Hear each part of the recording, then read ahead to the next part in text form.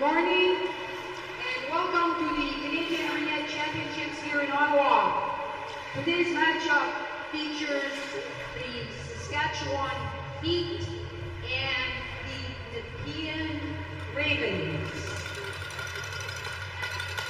Bon matin et bienvenue au championnat canadien de Ringette ici à Ottawa. Le match aujourd'hui oppose l'équipe Saskatchewan Heat et les Nepean Ravens. Préparez-vous pour une ringette de haut niveau.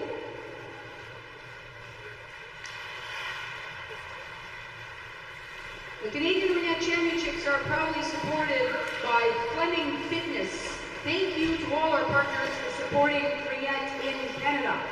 Le championnat canadien de Ringette 2025 sont fièrement soutenus par Fleming Fitness. Merci à tous nos partenaires pour leur soutien à la Ringette au Canada.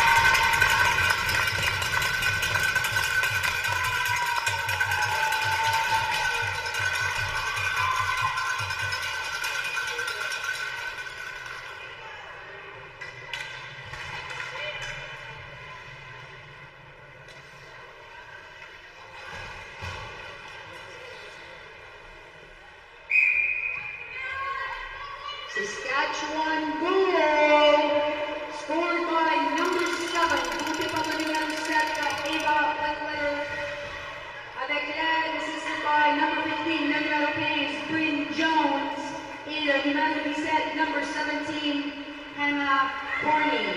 Time of goal in 11 minutes, 8 seconds.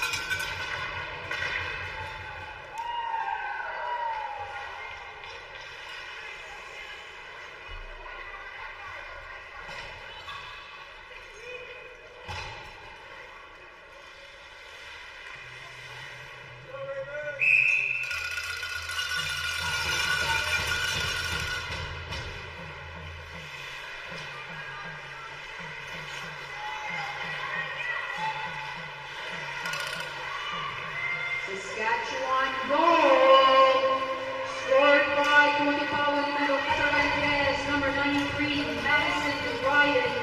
Avec l'aide, assisted by number 11, Samantha Starr. Contribute time of goal 9:03.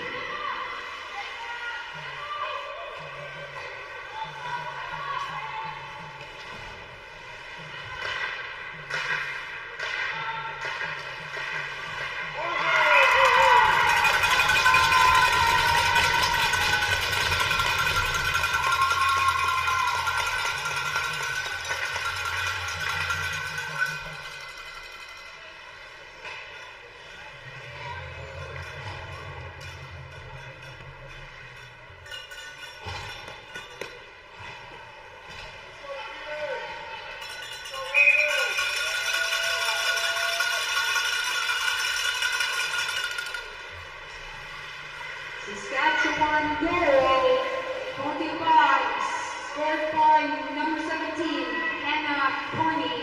Avec l'aide, assisted by Eva Linkletter and aid in number 15, Bryn Jones.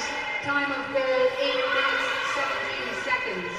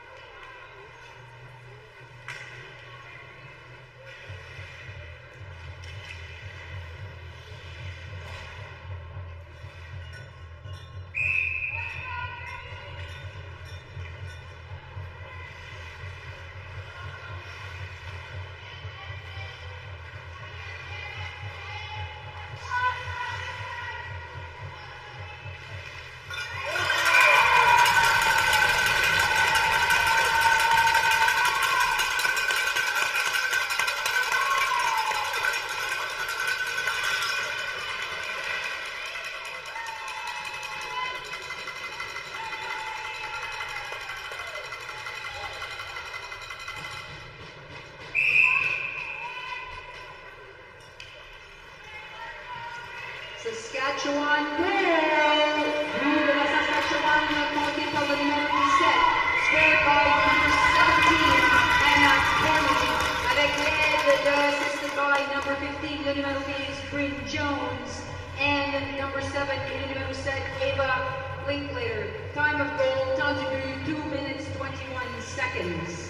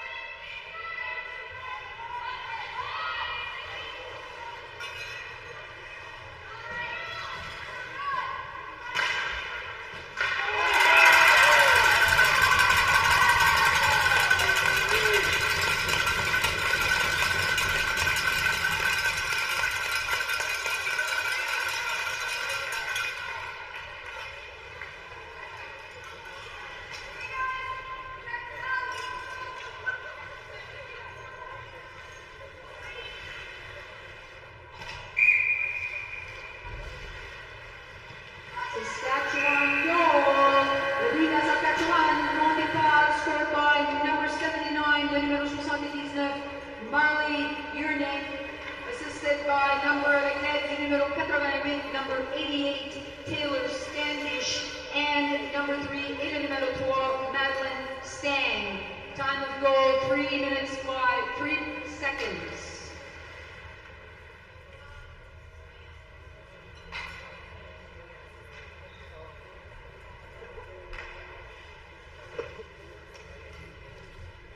Don't miss your chance to win our 50-50 draw live. You can purchase your tickets at the designated sales table or roaming sellers.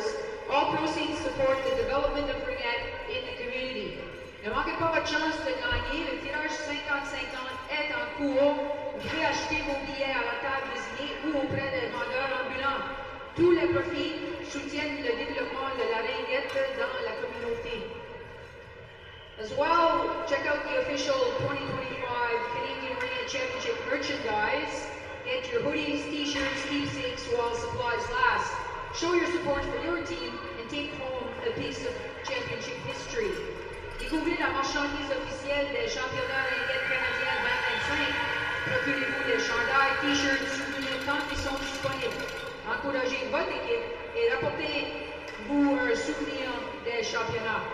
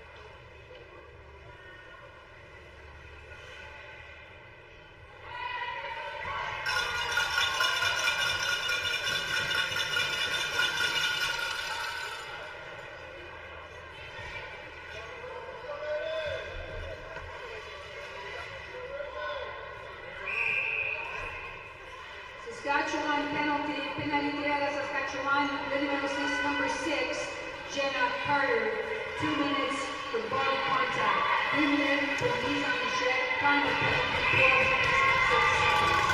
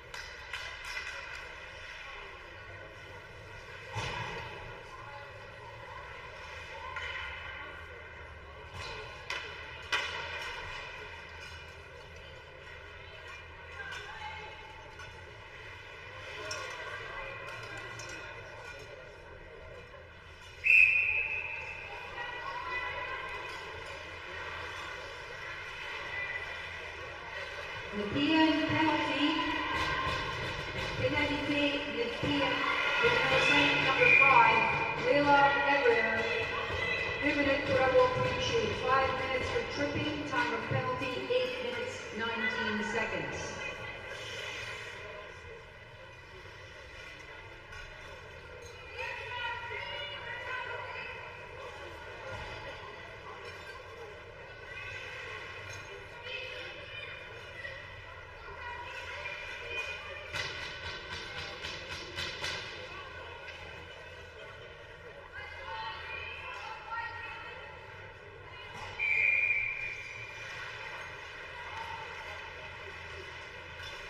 Saskatchewan penalty à Saskatchewan.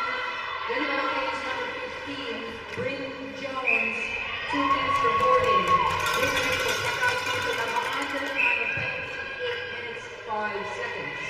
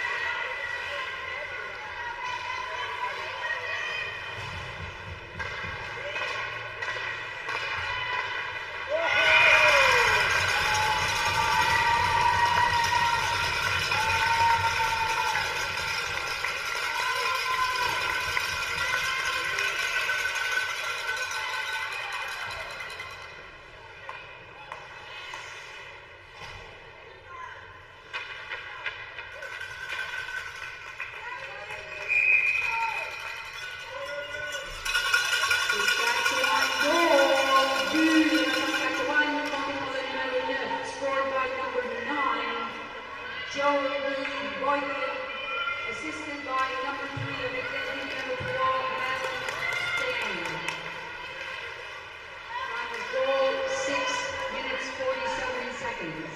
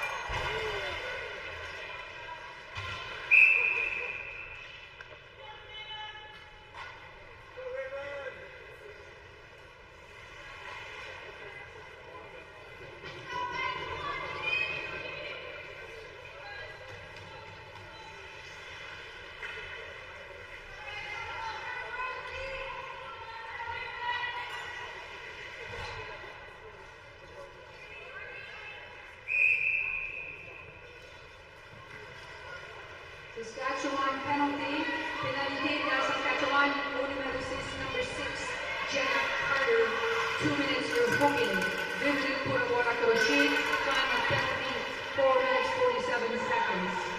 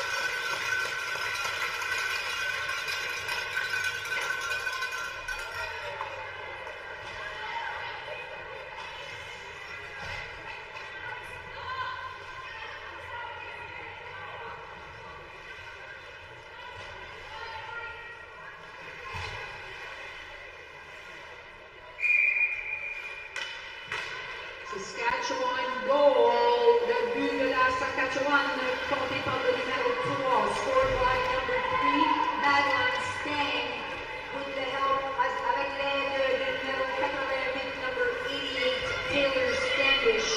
Time of goal, 48 seconds.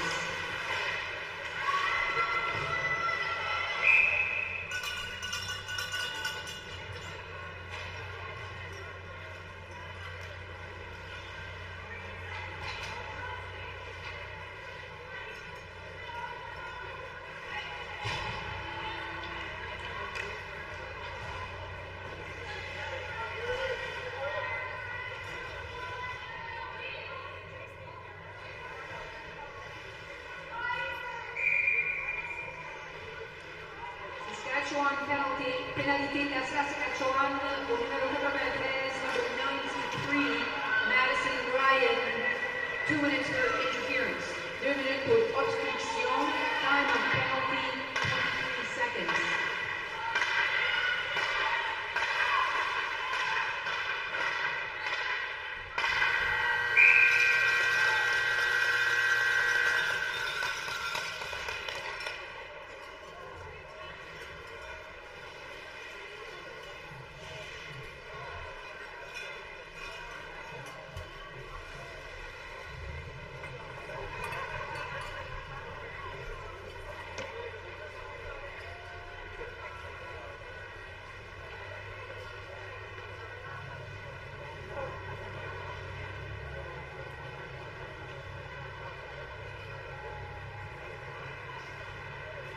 The 2025 Canadian Ringette Championships are proudly supported by Fleming Fitness. Thank you to all our partners for supporting Ringette in Canada.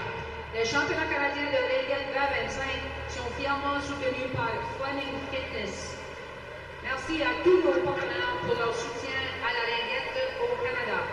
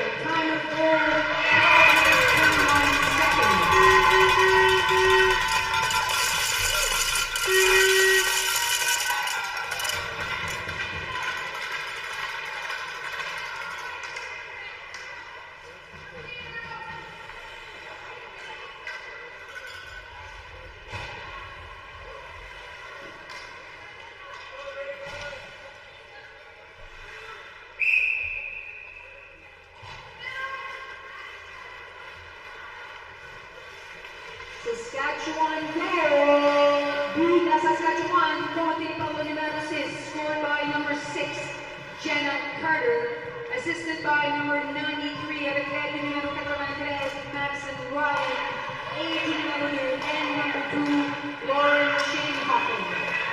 Time of goal, 12 minutes, 4 seconds.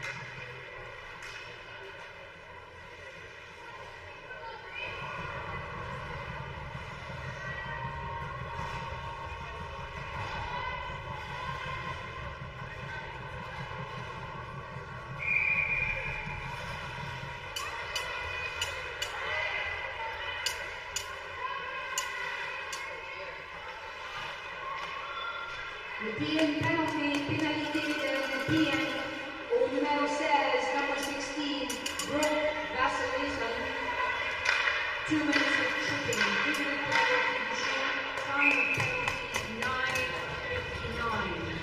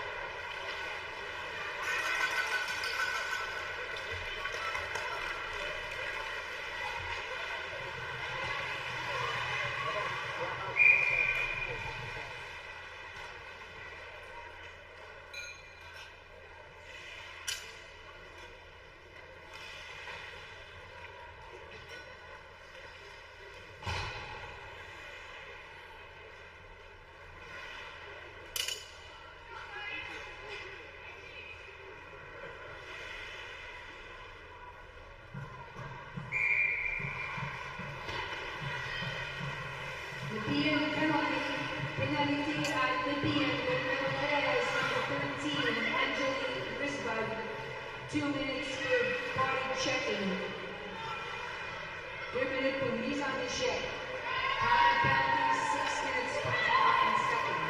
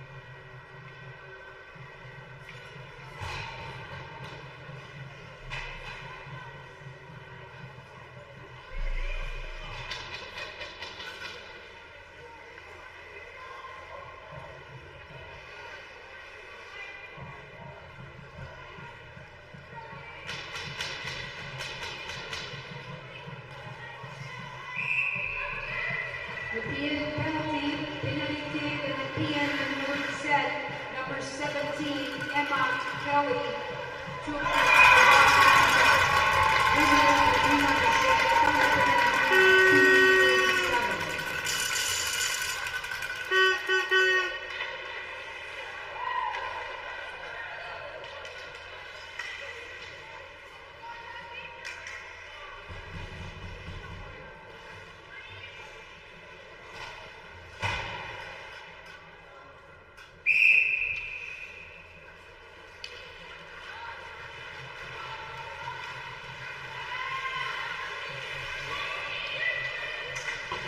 Saskatchewan goal, le but de la Saskatchewan, compté par le numéro 79, number 79, Marley Ringette, avec l'aide du numéro 88, assisted by number 88, Taylor Standish. Time of goal, 2 minutes, 27 seconds.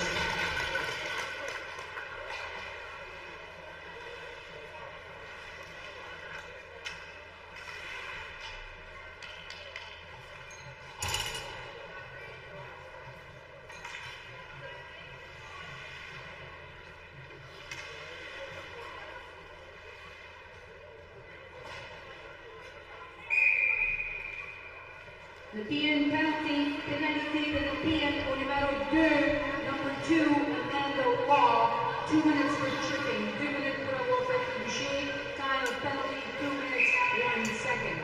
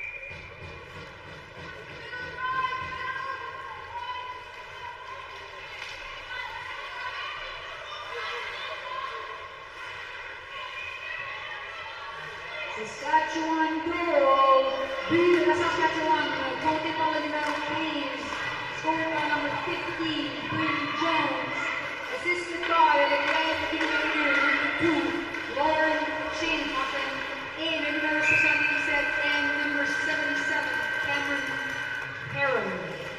Time of goal, 28 seconds.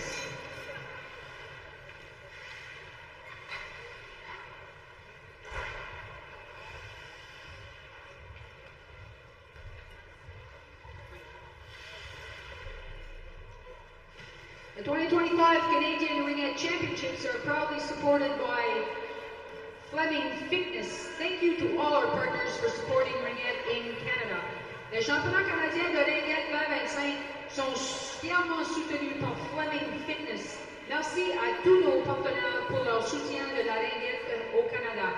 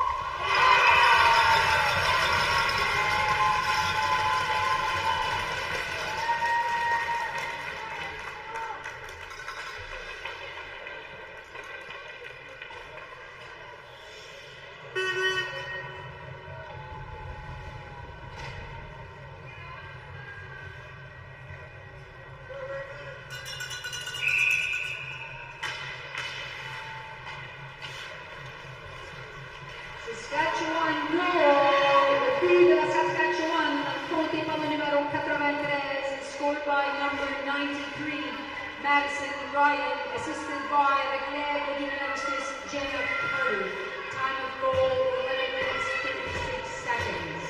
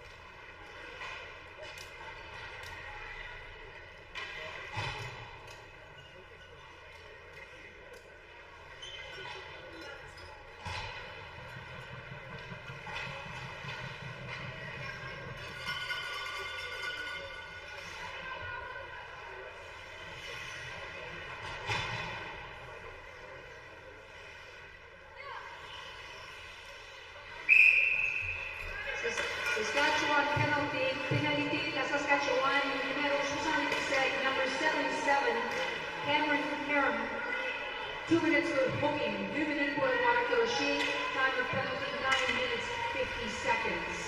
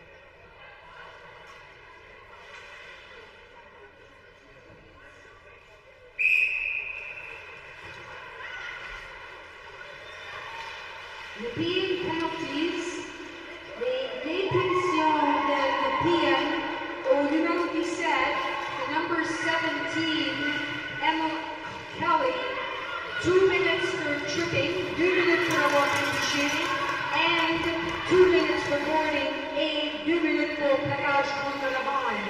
Time of penalties, 8 minutes, 55 seconds.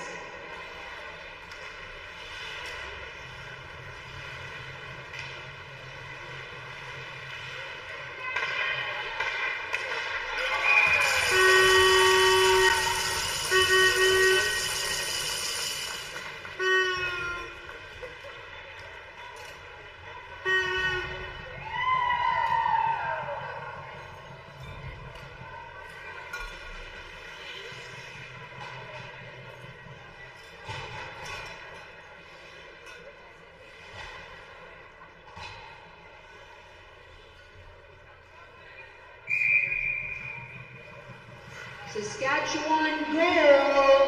Le but de la Saskatchewan, compté par le numéro 11, scored by number 11, Samantha Starr. Assisted by le numéro 3, Evan Stang, and number 77, et le numéro 77, Cameron Cameron. Time of goal, 8 minutes, 14 seconds.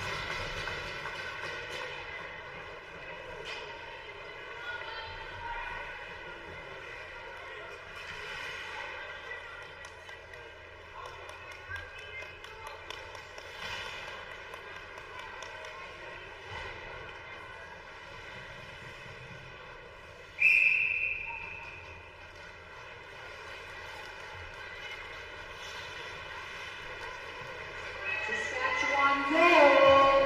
But de la Saskatchewan, compté par le numéro 17, scored by number 17, Hannah Corney. Assisted by the head du numéro 15, Bryn Jones, et du numéro 77, and number 7.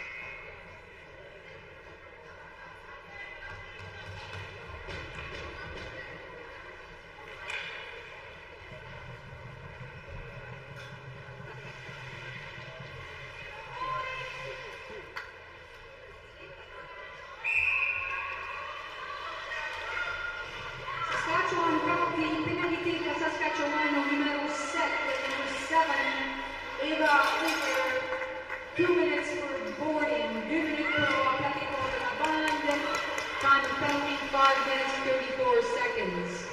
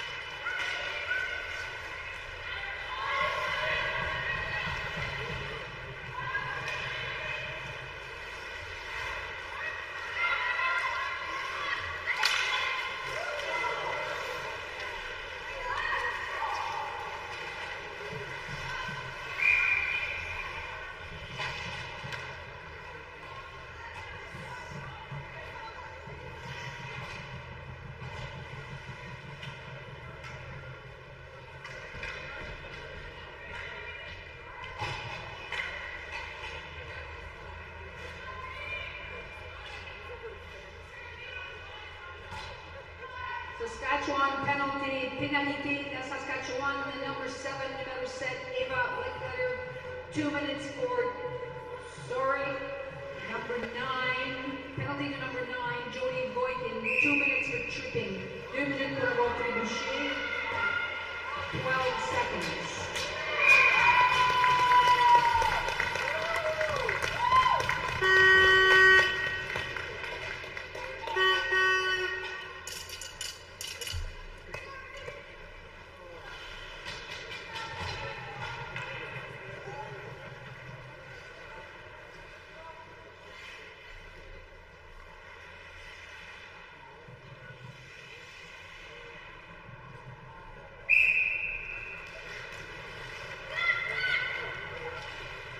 Le PM goal, Boom, the PM, monté par le numéro 14, scored by number 14, Molly Lewis, assisted by, avec l'aide du numéro 17, Emma Kelly, et du numéro 5, and number 5, Leila Evrier.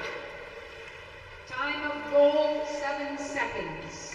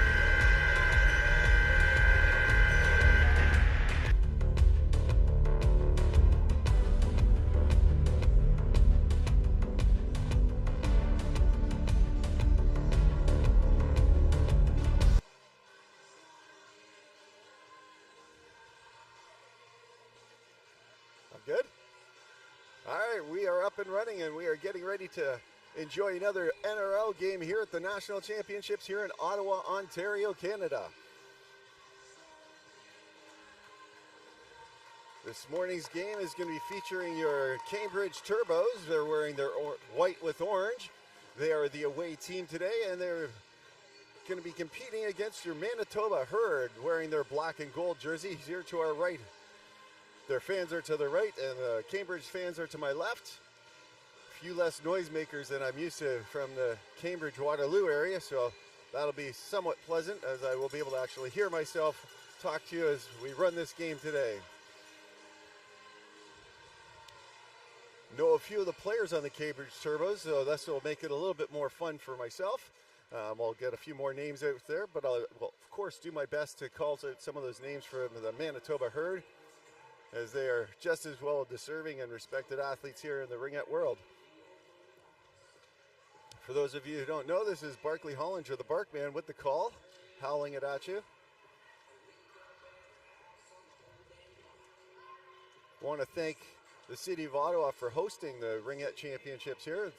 It's been a tremendous week so far for all these athletes, starting last Sunday with their skills competitions and opening ceremonies and all that fun stuff that they've had a chance to do. Had a chance to watch my daughter be part of some of that a couple years ago when Saskatchewan was hosting. It was a fabulous event there as well. Just ran into some of the organizers in the halls here as they had just finished their games, and it was great to see them once again.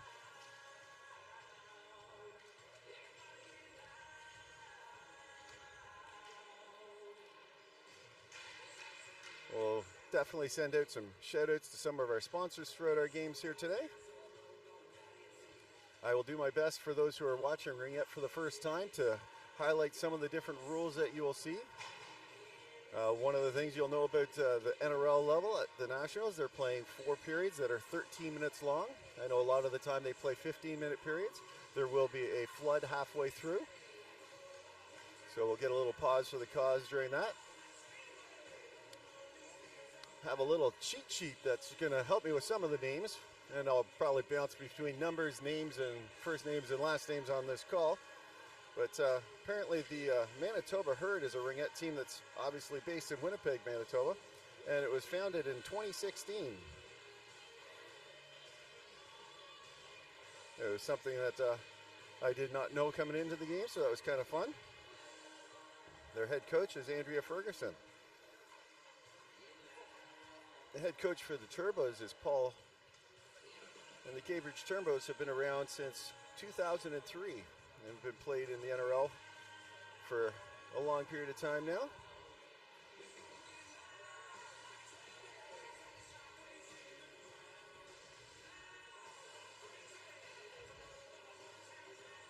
Interesting side note, as I mentioned, I know a couple of the athletes on the Turbos.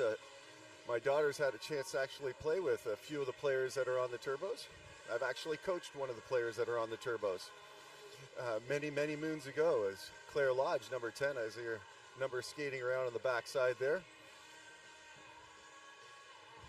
And Reese Peacock has had a chance to play with my daughter. And we missed her a couple years ago when she ended up taking her first position in an NRL team. But another wonderful athlete out there.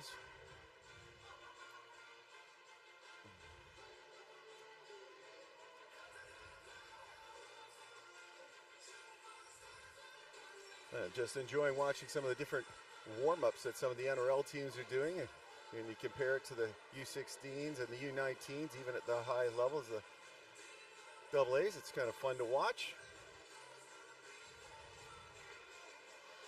Running modified box drills on half ice and 3-on-2s, 2-on-2s, and larger snake bite drills.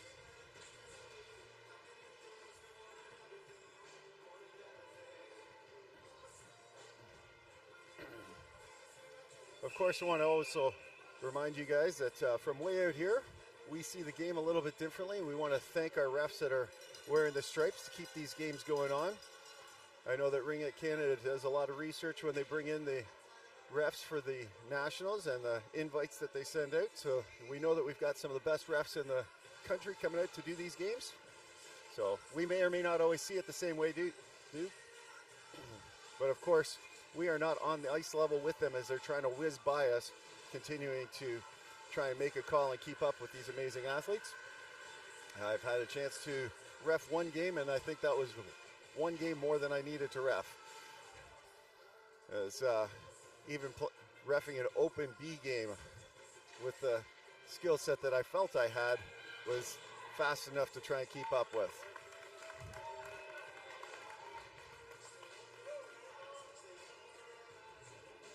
Having an opportunity now to be around this amazing sport of ringette for 12, 13 years or something like that. My daughter started playing when she's 4. She just turned 18.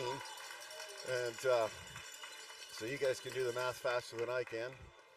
And opportunity to coach with some amazing people. Opportunity to watch a lot of ringette. A lot of different levels. All right, ladies and gentlemen, the dance is about to begin. The lights are gone.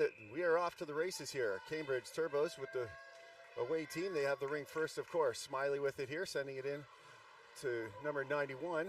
It bounces off the stick, and number 52 for the Herd sends it down the line here on the near side. Number 66 cuts it across on the backhand. Couldn't get the one-timer. There's a one rip on the far side. It's blocked down, but the Herd pick up the rebound. Circling here on the near side, referring to number 18 for the Herd. Sending it all the way across. A ripper off the block end. Or number 31 in net for your Turbos.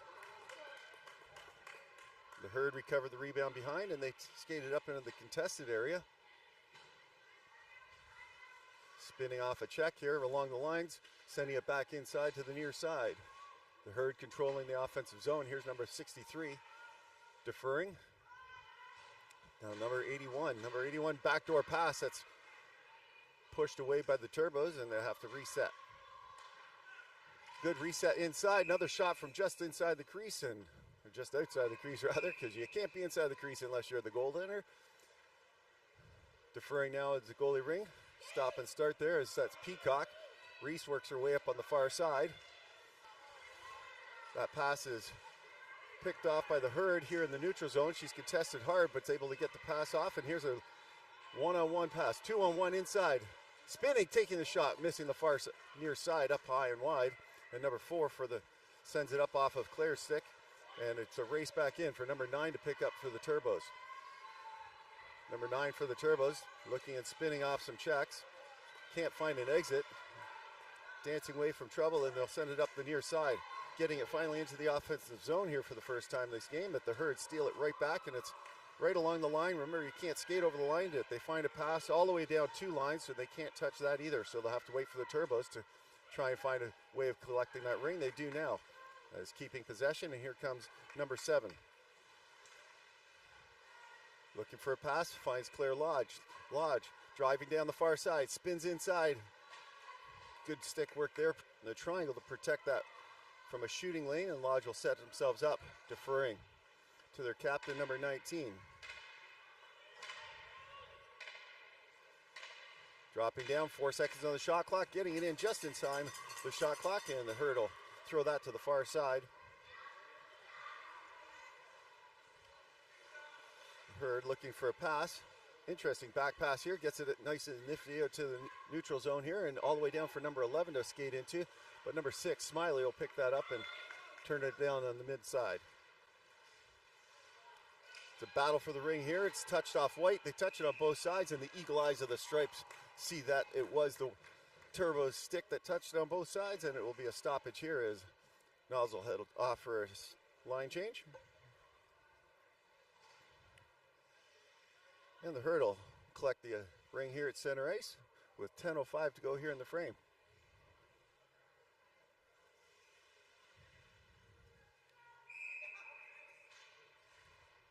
Herd dishing. Turbos trying to guard the line. Easy pass down to the far corner. They pick it up. The Herd deferring to number 4 here on the near side. Drop pass down. Number 18 turned away at the last seconds. Low pass down, spin, big stop there by number 31 as a good reaction on that spinorama. Hard to pick up those rings as a goalie on a spin move, I'll tell you. Number 18 with it once again here for the Herd. Tries to find a pass inside the triangle. Back door just outside of the stabbing reaches. It came in hot and heavy, but the Herd collected. Now a shot ripped up into the breadbasket for the Turbos, and she'll gobble that up. Dish it to the far side. Number 17 skates hard into it for the Turbos. Looking to find an outlet pass now as she comes up towards the Ringette line. Finds Lodge. Lodge sends it right back in. A give and go. Number 17 cuts in. She's checked hard, and there's going to be a penalty coming to the Herd here as they grab that, and it'll be a hooking call. And the Herd will head off to the sin bin for the first time in the game at 9 minutes even. And number 4 for the Herd, looks like Kaylee, will be heading off to the sin bin. Number 19, Nozzle with the ring. Looking at number 91, another Nozzle. Setting up here on the near side. Taking a wrap all the way up to the top of the Ringette line on the far side. Inside the triangle, ripping it here on the near side, and that'll drop inside the crease as it bounced hard off the glass. 5-second count delay. Remember, they only have 5 seconds to get it out, and a short 5 there benefits the Turbos, and they will reset their set play, adjust their defensive line, and try to do this one more time. Number 91 sends it in. Quick pass there, and a great shot by number 19, Nozzle. That was a wonderful little fake move here to the neutral zone, to the center ice pass, and getting it down low, and a great stab at a quick shot there. The goalie was not fooled and hadn't been moved over quite enough. Minute 35 left here on this power play, brought to you by Gatorade.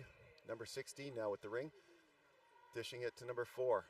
Back to 16. Across the top of the triangle there for number 17 as she'll spin that off. The defer cuts inside the triangle, top of the triangle. The shooting lane collapses, and number 4 will send it across inside, and the Herd are going to pick up that rebound as it bounces off a skate. Good stick check there. Not able to control it, and they send it all the way down 2 lines. So Reese will screen back and pick that up. Can't grab that ring, but touched it, so the Herd can now grab that. Number 81 for the Herd. Defers. Number 11 tries to cut inside. Shoots. Flips that one high and wide. Goes for a field goal. That's going to drop outside. And it will be a goalie ring. But since they don't have it inside, it will probably be a defensive free pass, as it's a stoppage in play. Another set play from all of these free passes. They'll go full athlete on the coverage for the Herd on the defensive free play. Finding a gap, and they send it up into the neutral zone here for number 14. Down here now for number 66, spinning off, taking it, can't get that shot off as she was checked up hard. And there's another penalty coming here for body contact, and this one's going out to the Turbos. So for the next 36 seconds, we will have a 4-on-4 action. Number 66 for the Turbos heading off to the sin bin. That's Kyla. I watched Kyla play a little bit at the AAA level not that long ago. Another great athlete. All right, number 16 for the Herb. Faking it, deferring for the control on the far side.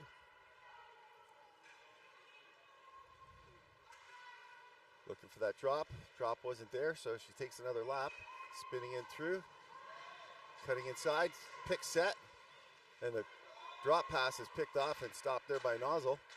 They'll send that across the crease, trying to get a reset. 6 seconds left on the shot clock for the Herd. The Herd trying to set that up. They try and rip another one in, but it's just going to bounce behind the net and a goalie ring, and the goalies will have a chance to have a set goalie ring pass. Looking for a pass. There's good coverage, but number 19, Nozzle, picks that up. Defers. Hemmed into their own zone. Smiley now with it, and Smiley will look for a pass. She'll get it back to Nozzle.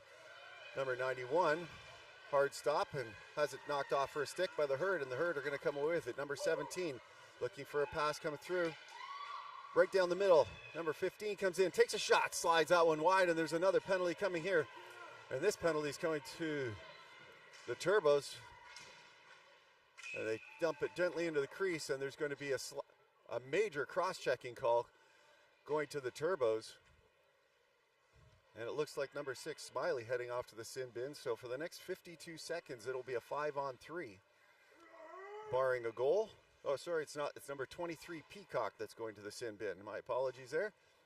Reese Peacock for 4 minutes for a major cross-check. The Herd fans are happy about that to my right.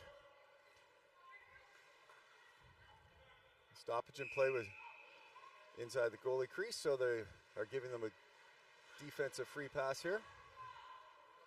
They probably actually had someone slide through the crease is what most likely happened, and it just happened to miss it.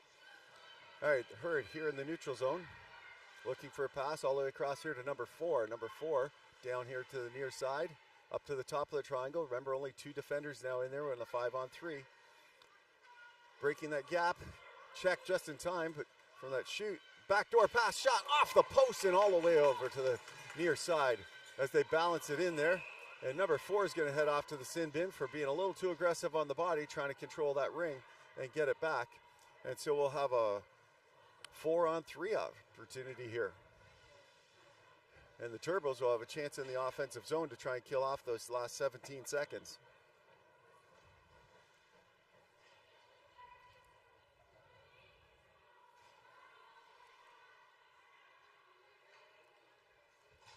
Number 4, Claire Wiley, right there with the Nozzle sisters. 19 and 91.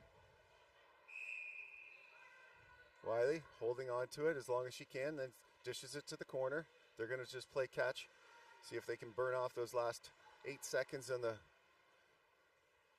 penalty to their teammate there to help offset the 5-on-3. And that is done, so now we're back to 4-on-4 for the next 141. Number 19. Cycling it around, sends it down low, shoots, big stop there, and it gets batted out to the neutral zone. And here comes number 6, Smiley. She's going to pick it up and grab it from the spinning off one check. Now trying to drive by the check, looking for a pass. Doesn't have it there, dumps it down the line, but Wiley was heading off for a change, so it has to go all the way down, and Cambridge is able to pick that up. Number 91 sends it across to 19, takes a shot, just missing the... And Lodge picks it up. 7 seconds, she'll get that shot through, but not all the way to the net. They send it into the crease, they get the reset on the far side. Some good work there by number 24. The Herd steal that pass inside here, and the Herd are now coming away with it. Dump it up into the neutral zone, it'll be a race for it. Everybody's checking those sticks hard, and number 24 picks up the loose ring, sends it into Lodge. Lodge, she's checked down, and there'll be another penalty coming to the plays. The Herd picked that up, a little bit too physical in the body contact there. And now the Turbos will have a short 5-on-3 for the next 40 seconds. Or sorry, 4-on-3, because they still have Reese Peacock in the box for another 2:05. So 4-on-3.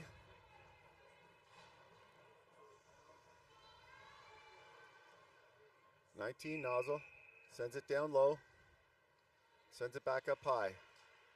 Down low, all the way across.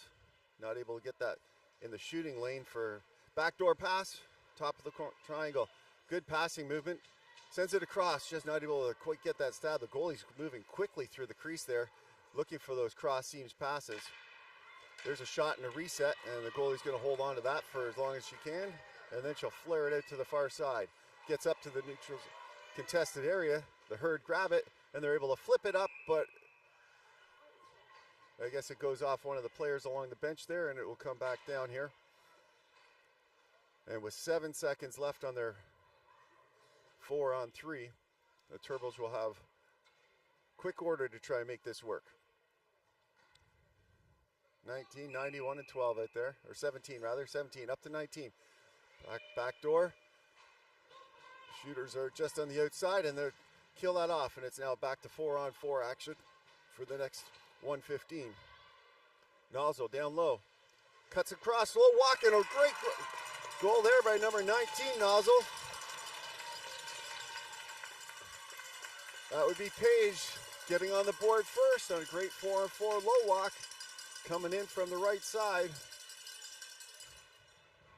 Gives me reminiscence of what my daughter likes to do when she sits there on that low post. But I'll tell you, like a pro she is, Paige Nozzle rips one home for the Cambridge Turbos.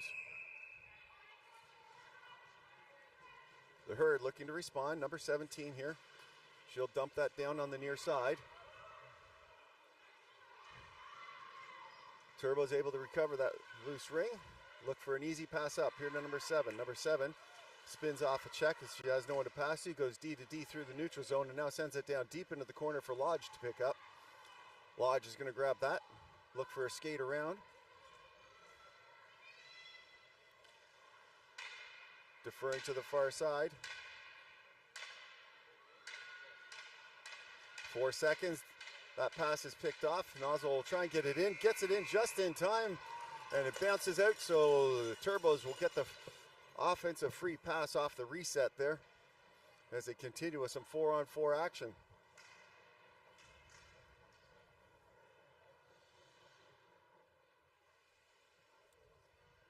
Number 99, Sid Nozzle here, sending it down to Paige. Smiley in center, cycling it around, coming in with some speed, takes a shot on the short side, gets a reset. Cross, Smiley, top of the triangle, takes a shot. Big stop there as the goaltender had to reach up and stand up just tall enough to hold that one in. Smiley now on the far side. Cross to Sid.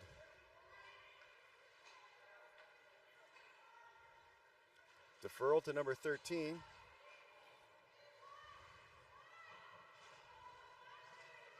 Back down in here to number 4. Sending it inside the crease, spin move, and a great stop there. A huge reactionary stop there on number 16. But the Herd dips it right back to 16, and she'll get a chance to reset and try that one more time. Cutting inside the triangle, takes a shot, scores! She's able to do it, driving through the triangle, number 16. Katie, she's able to drive that right through. An errant pass by the goaltender for the Herd, and the capitalization for the Turbos there. With 2:05 to go, the Herd looking to respond. They've had some great chances early in this game, and they'll look for some more here. Turbos coming up a little more athlete coverage, still giving them some space. Number 52 here looking for a pass in. It gets deflected into the corner and drops into the crease. Here on the near side, Peacock spinning off a check. She'll dance it up into center to the neutral zone with a great pass up here to number 66. Gets checked off her stick, and it's a loose ring. The Herd control, and they send it all the way down into the crease, and she'll just push it aside for number 9 to come and gobble up. Number 9 now sending it back into the neutral zone. There's a nice easy pass. Another breakaway pass. Taking it off into the corner here. Number 9, Paige. Dropping it off to Sid. Sid has no shooting lane. Back up to the top for Paige. Paige is a ripper. Blocked down in front, and the loose ring gets batted into the crease. This time holding on to that. Finding a little bit more space. Number 4 goes D to D. And the Herd will have some time to get it up into the neutral zone. Bounce pass off the far boards into the soft zone. Number 19 able to pick that up. Sending it down deep into the corner for pal number 22. That pass is picked off, but number 22 able to recover and grab it back. They'll send it into Smiley coming in as they were starting a line change. Up to the top of the Ringette line. The free play line, as it's officially called. Back across, number 17 looking for some space. 12 seconds on the shot clock to work with.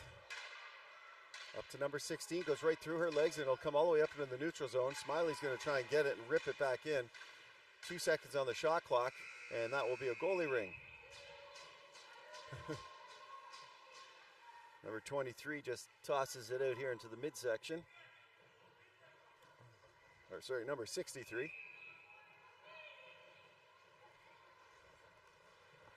The Herd now looking for a pass. She's turned back.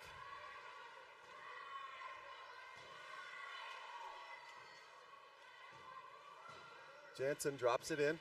Number 16 rips one just high and wide as the clock was coming down to the end of the period. And after one, some great action on both sides, a little flurry of action.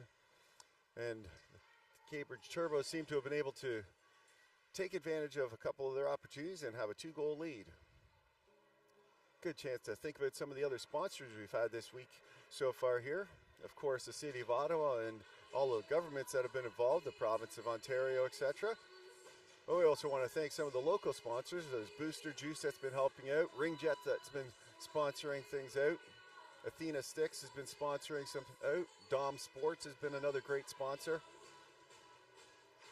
So we'll send some more kudos out to them as we continue along this game.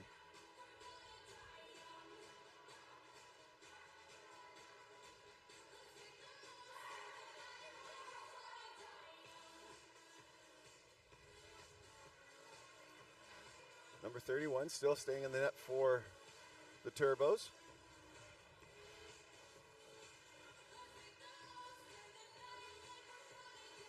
Rachel Beatty's been strong so far.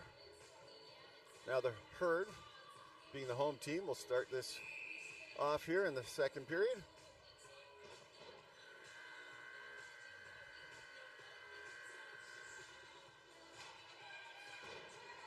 Number 29 in net here still for the Herd.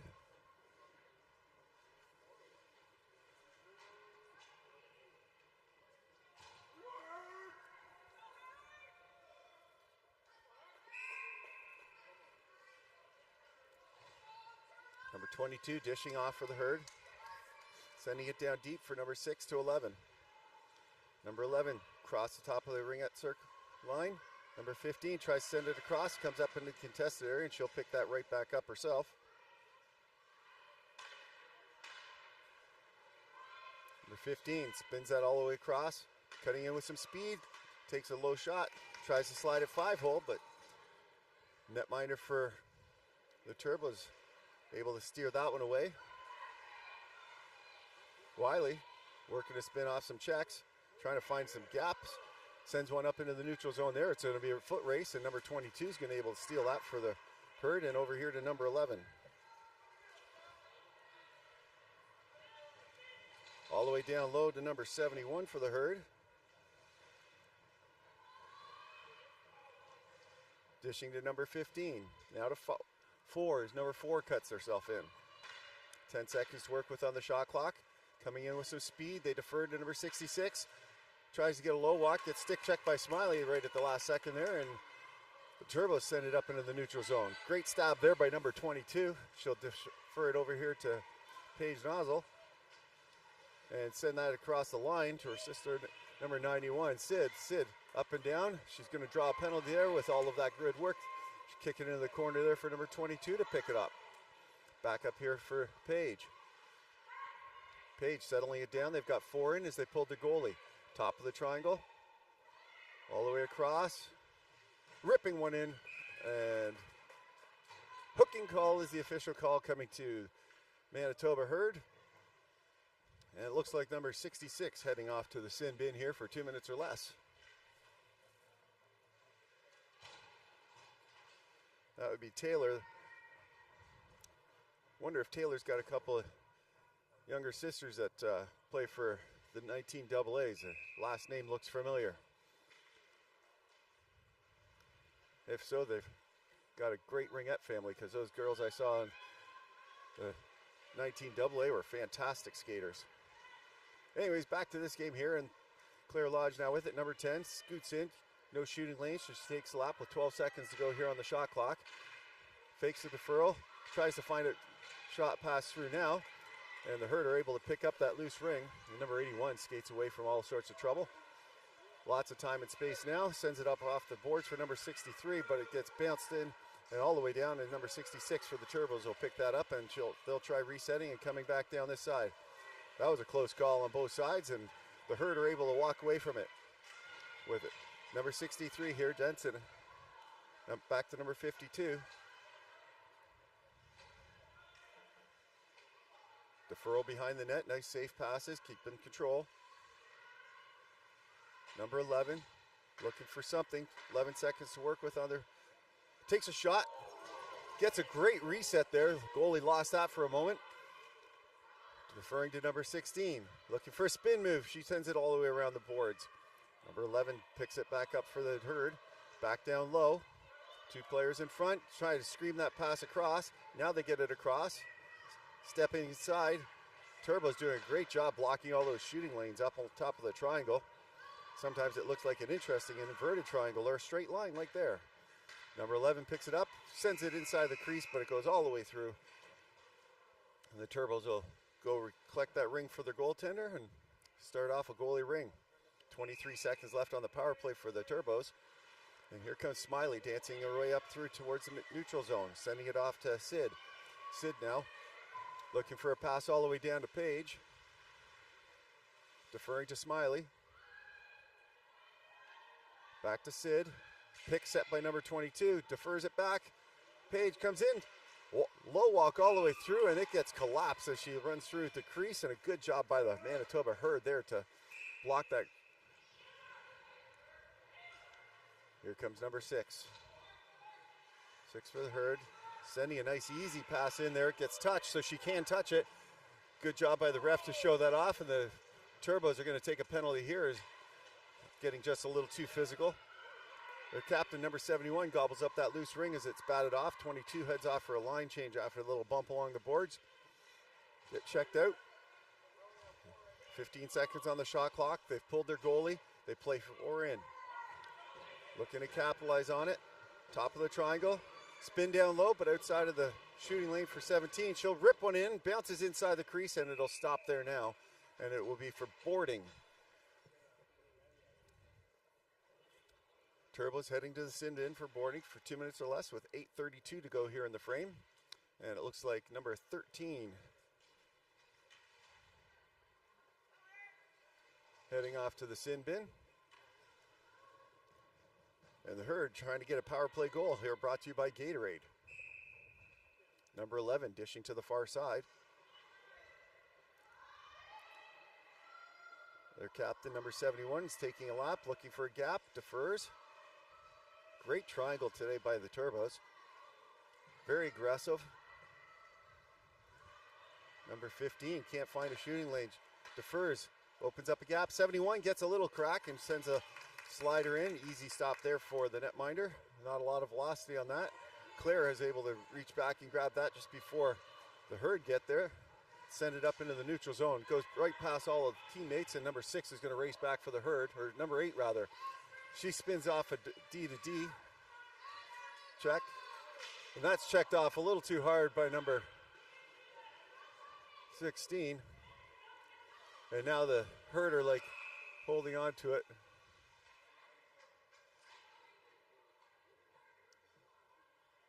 Both refs are going to talk about what they saw there. There's definitely a penalty on the call, but I think there might be a 4-in on the call as well. So the 4-in call is why the stoppage in play with the Manitoba team having the ring, and with a 5-on-3 opportunity for the next 107, the Turbos will have possession in the offensive zone to try and eat up some of that time. Wiley with it. Out there with Smiley and Page. She rips one in, grabs that rebound and sends it up to Smiley. Smiley's able to pick that up, and she'll control that down, bounces it back door, goes right past Wiley's skate, and the Herder have a chance to come away with it. It's a 2-on-1. Now it's a 2-on-2 as the Herd slow things down and look for a pass. They send it in now.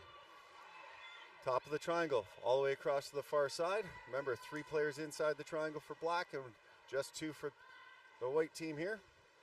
Looking for a shooting lane. Top of the triangle, the shooting lane gap closes way outside there. 32 seconds to work with. They've got a shot. They wait.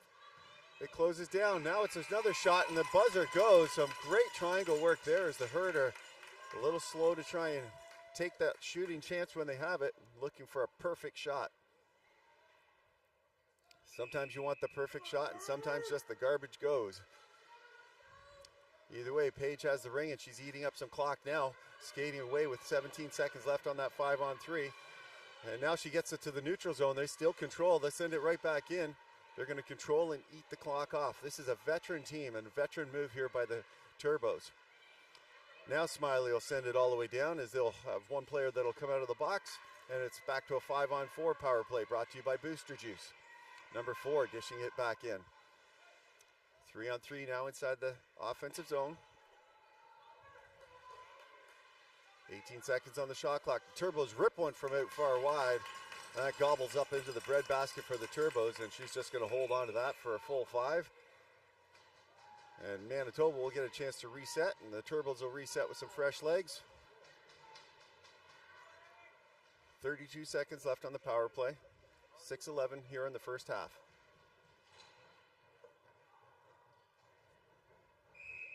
Manitoba looking for a fake draw, deferring to the far side and gaming for control. Pass comes inside. Number 63 gobbles it up. Rebound. Great shot there and just gets a knob end of the stick and bounces out to the far side. They get the reset. They're coming in again, knocked off the stick as they try and set this up. 12 seconds on the power play. Deferring that pass in. Number 63 has a shot. Tries to go short side. Goaltender had all of that covered up, and it'll be flipped up in the for number 9 to pick up. She's contested, blows the tire behind, and able to grab that. The Herd missing an opportunity for a quick pass in front from way out here, but hard to see through the players whether or not you could actually get that pass through, but they control with 16 seconds on the shot clock. Manitoba deferring to 71. 71 takes a shot, gets a good reset there on the nice low pass to herself off the boards. Deferring down low, takes it across a pass, and 20 seconds to try and get through that triangle. Number 15's got a gap and a great shot into the breadbasket there, and number 19, Paige Nozzle, will pick that up, and she'll try and start an exit strategy for the Turbos. It gets up into the neutral zone. It bounces off everybody's sticks, and the Herd are able to grabble that right back up. The Herd doing a good job with lots of control in this game. That pass is picked off. Number 22 sending it in one-on-one, and Paige turns it away. Her friends and family to my left not happy about that decision as she goes for a line change, understanding where her body was. A little too tired to go for that rush. And they drive that in, flip that in themselves anyways. Number 17 here on the near side. Takes a shot. Big kick stop there on the far side. Tricky one to go. A lot of those we've been seeing going in, so great stop by the goaltender there. Another shooting lane. Goes off the catching hand and up and over the net. Wiley will pick that up, number 4. Spinning off. Back pass. Picked up here on the near side, and they'll try setting this again. Number 17, back pass to Wiley. Wiley takes a shot, and that one goes up and over. Number 16 picks it up behind the net. It was deflected off, so they had the reset on that. All the way across. Coming in is Claire, and they call 4 in on that. And it'll come all the way out. The eagle eyes of the refs got the line watched. That's on lock today.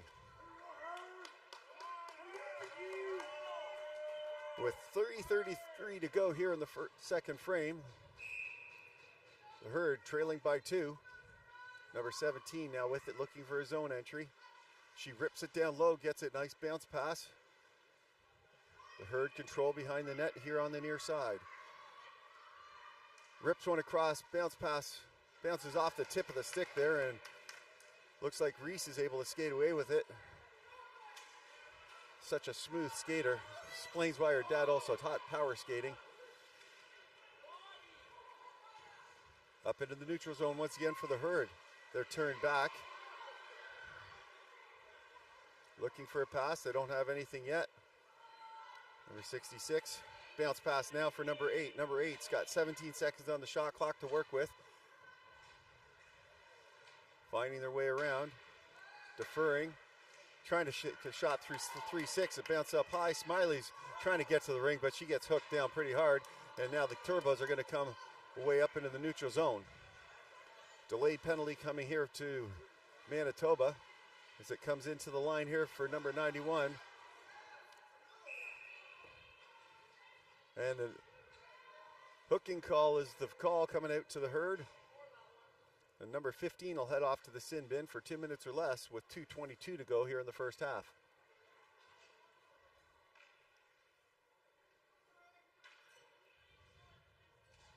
This power play brought to you by Ringette sticks. Number 22 dishing to the corner here for Page. Back up to number 22.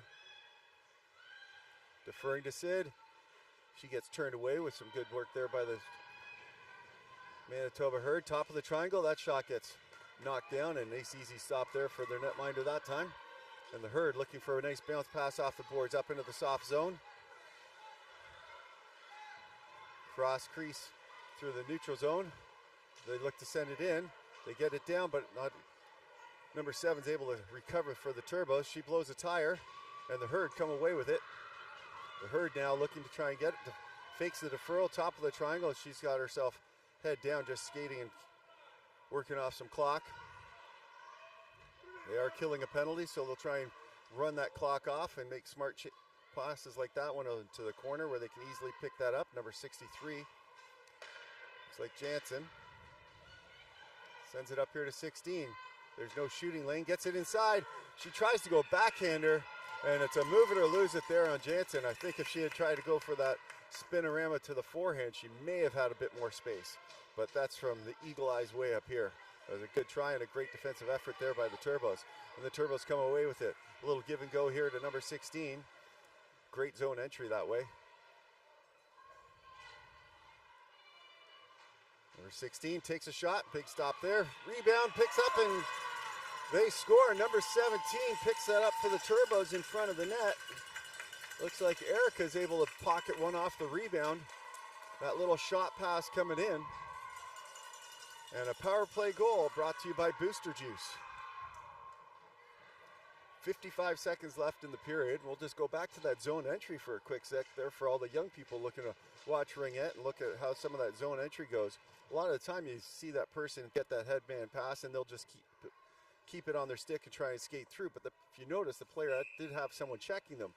So by dropping it back, it creates some gap and space for the trailer to pick that up and have more space to work with. It was a great move there by the veteran team for the Turbos. The Herd now in the back corner. 40 seconds to work with in the period, 14 on the shot clock. Looking to get on the board here before the end of the half. Nice pass inside, and the Turbos are able to knock it down. Remember, up into the neutral zone here for the Turbos. Number 22 deferring here to Page here on the near side. They're just going to eat some of that clock and defer. Working away in front, take a shot. Blocked off and comes up into the neutral zone here. 10 seconds to work with. They get it up into the offensive zone. 7 seconds. Looking for a shot. They try and get it through the triangle. And a huge block there by Peacock to help shut that down at the end of the period for the Turbos. And both teams will go get some refreshments, some words of wisdom from their educated coaches. And we'll be back with you after a short pause.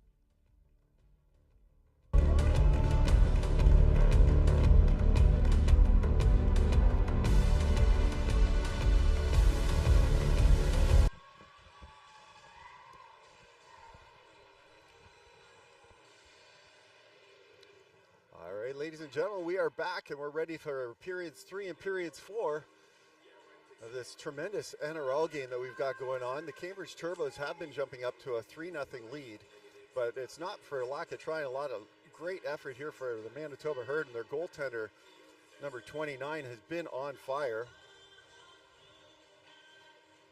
Amanda Van, she's done a great job. I do apologize once again to some of the Manitoba fans and stuff. I do find it a little tricky to read the back of the jerseys on the fly, and so I will do my best to continue to add a few more names in there for them because they definitely deserve it. We've had a nice safe game. The refs have been on the ball helping keep these athletes safe, so they've got lots more games to play. And I understand I've been mispronouncing one of the names for the Turbos. It will probably become now the nickname as we move forward, but it's Wyville, not Wiley, and I apologize about that, but hopefully they have a good chuckle and they will enjoy being Wiley to me. And yes, we can think about the Wiley Coyote, and had other nicknames that I've sent out to athletes like Mighty Mouse and different periods of time. So we're going to be back to action here. We got 5-on-5. The goalies are ready. The players are just about ready. The refs are ready. The all clear's going, and the whistle goes, and the dance has begun. Smiley with the ring once again, deferring back here to number 19, Paige Nozzle. Sending it up here to Peacock. She'll send it back into the neutral zone and go all the way down 2 lines, and here's a dangerous pass, and Smiley, as a veteran, is going to pick that up. Wasn't over 2 lines. Okay. All the way down. Number 19 takes a shot, scores! A ripper from outside as they were working on a shot clock reset, and they're able to rip one on this smooth flashing ice here. And number 19, Paige Nozzle, racks up another one. The Herd now looking to try and respond. Number 22, Sam, looks like she'll jump in here to grab that ring.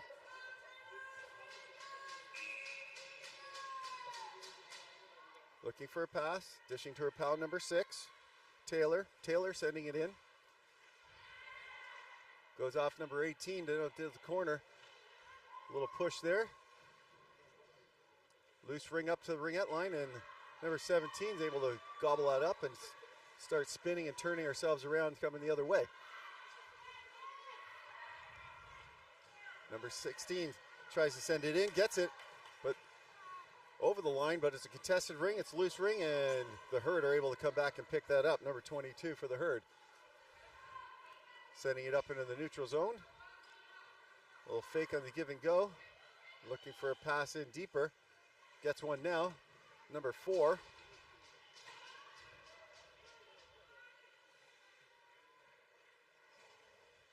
Kylie there looking to defer. 6 seconds on the shot clock. They're going to have to work with it. She blows a tire and it turns it over to Lodge. Lodge will pick that up and send it up into the neutral zone. Wyville sends it in. She heads off for a line change. Number 7 goes D to D through the neutral zone. 16 seconds left on the shot clock, and that's played on both sides, and the refs are going to grab that this time.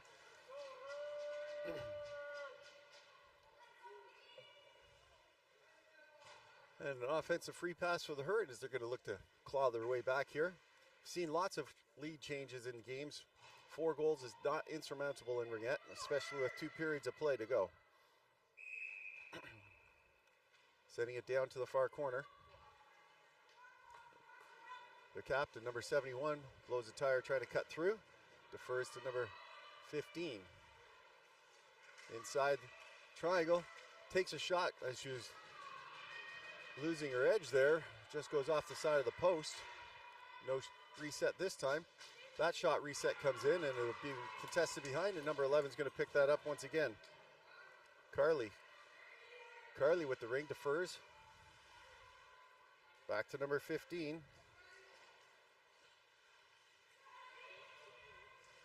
Michaela, number 15, dishing it back up here to number 71, their captain. Deferring. Takes a shot through the traffic, and it's a loose ring, and Lodge able to pick that up.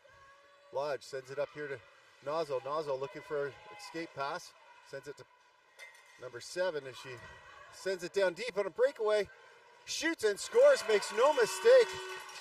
The Cambridge Turbos, number 91, able to jump in there behind the defense on the line change. The Herd not picking up the line change, and Sid Nozzle is able to bury one from up in close. She had all the time in the world that time and made no mistake on that. And they jump up to a 5-0 lead.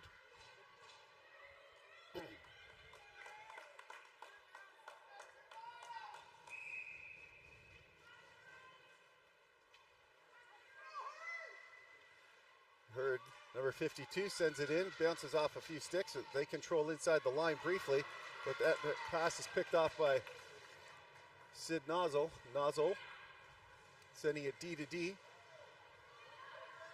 Up into the neutral zone. Good pass there, and Sid Nozzle races in for another chance. This time she's pushed away as the defense collapsed down there and take away a shooting lane. Defers to Smiley. Smiley sends it down low. Brings it up back high. Takes a shot, quick one there for number 16. And she rips that one home. As Katie sends another one in there.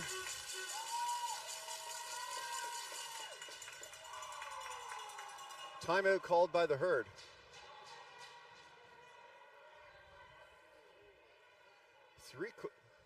Two quick goals here in the period for Cambridge. So Manitoba calling a timeout, get their thoughts collected here. I know that all of the teams, the NRL teams, as well as the 19 and 16 teams that are here, and your other home teams that are watching from home and around the world, there are over 5 countries around the world that have been watching these games, by the way. It's over 100 cities, which is very cool. But I was going to mention, all of those local teams have got local sponsors. And a lot of those teams do their own broadcasting. And, if you do those broadcasting and through Ringette.live, they can help you set up so your sponsors can also get put up on your live streams for you, show you how to do that. And why not have a good thank you to your sponsors? I know in the Durham area where I'm locate from, some of the great sponsors like Amco Auto's been up on my screen for a long time when I do our team's games. JBH Insurance has done another great job for us locally. They're servicing in Ontario, BC, and soon to be Alberta. Anyways, we're back in action here, and it's a contested ring behind. The Herd are going to come away with it. 16 seconds to work with on the shot clock.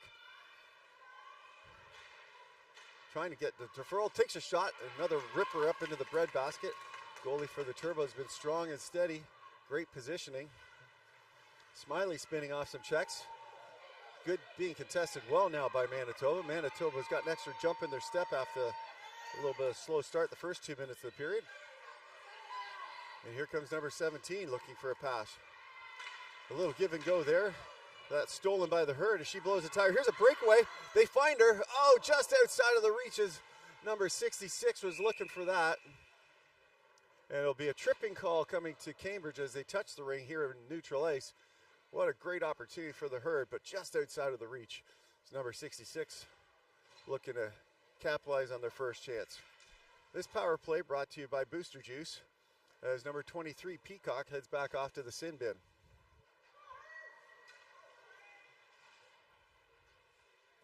All right, the Herd, number 11. Kirsten sends it off to her captain, number 71 here on the near side.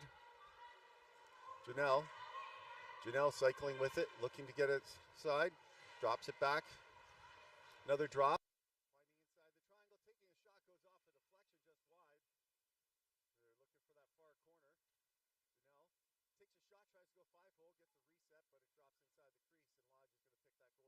Finding inside the triangle, taking a shot, goes off the deflection just wide. They're looking for that far corner. Janelle takes a shot, tries to go 5-hole, gets the reset, but it drops inside the crease, and Lodge is going to pick that goalie ring up at the neutral zone. She gets to find a pass. Hard to find the pass, does a good job controlling it. She's being pressured right back. A little give and go, and now this sends up into the neutral zone. Cambridge not able to control, and here comes number 17. She rips one just wide on the far side. That was a great ripper, almost put a hole in the boards. That was such a power on that one. I think Cambridge comes away with it back into the neutral zone. Knocked off a nozzle stick briefly, but she does a little fancy behind the back move there, and Paige is controlling. Back into her own zone there for her teammate to pick up number 9. Number 9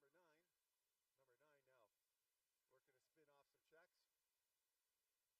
up here in the neutral zone. Looking for a breakaway pass. Nothing there, and it bounces off the boards, and number 52 is going to be able to pick that up. Go D to D inside the zone, and they'll get a zone entry exit here. They'll rip it all the way down the boards behind the net. Just missing the stab is number 16 as she was racing over it too quickly. Smiley picking it up for the Turbos. Turbos coming it back. Smiley now with it. Smiley defers. Number 4, Wyville. Wyville with it. Taking some time. 16 seconds on the penalty here. Good job by Manitoba to steal briefly. Wyville steals it right back. Dances away from trouble. 25 seconds here. 5 seconds on the penalty, and they'll just sit in the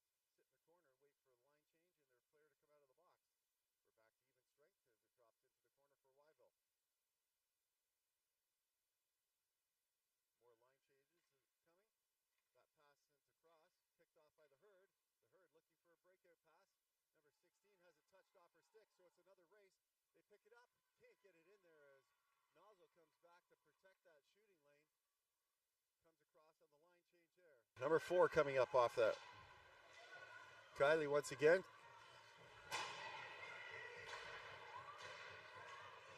Deferring to number 16, takes a shot. Blocked down in front. Kaylee picks up the rebound, tries to send that through. And a crease violation there to the Turbos. And the Herd are going to have an opportunity once again to set themselves up with an offensive free pass. Set up looking like they're going to control on the outer rim. Players on each side. Down in the corner, here it goes. Up top. Deferring. Backdoor pass. Deflected as it went through the triangle, so not able to get the quick one-timer stab. Takes a shot, resets the clock. It's a loose ring, and number 66 is able to pick that back up again. Sam looking for a pass. Defers, takes a shot. That one gets blocked. Sam picks that up in the far corner. Number 66 for the Herd. Spinning off another check. Tries to go 5-hole. Blocked down by the pads. Drops inside the crease. Deferred for Paige Nozzle. Nozzle trying to find some gap. She's able to skate it out briefly. Knocked up to the loose ends. Using her speed to recover there as she was able to outskate the Herd player. Spinning off some checks, 8 seconds to work with, and they're still stuck inside their zone. They get it up into the neutral zone briefly. Nodge, and a great diving play by the Herd to prevent the breakaway pass, but with just the dying seconds of the shot clock, it ends up being a shot clock reversal because deemed possession by the Herd.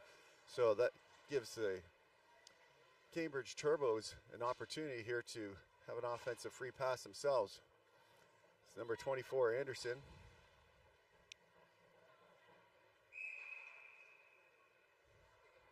Up to Wyville. Back to Anderson. Back over there, Wyville.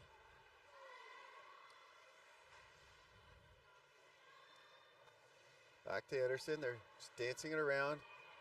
Shot gets knocked into the crease and quick release out there, and the Herd come up into the neutral zone. Goes off a few skates.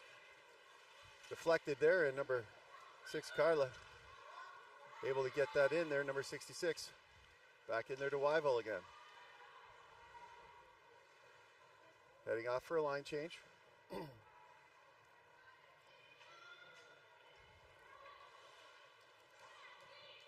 Back up here to number 16. She looks for a shooting lane.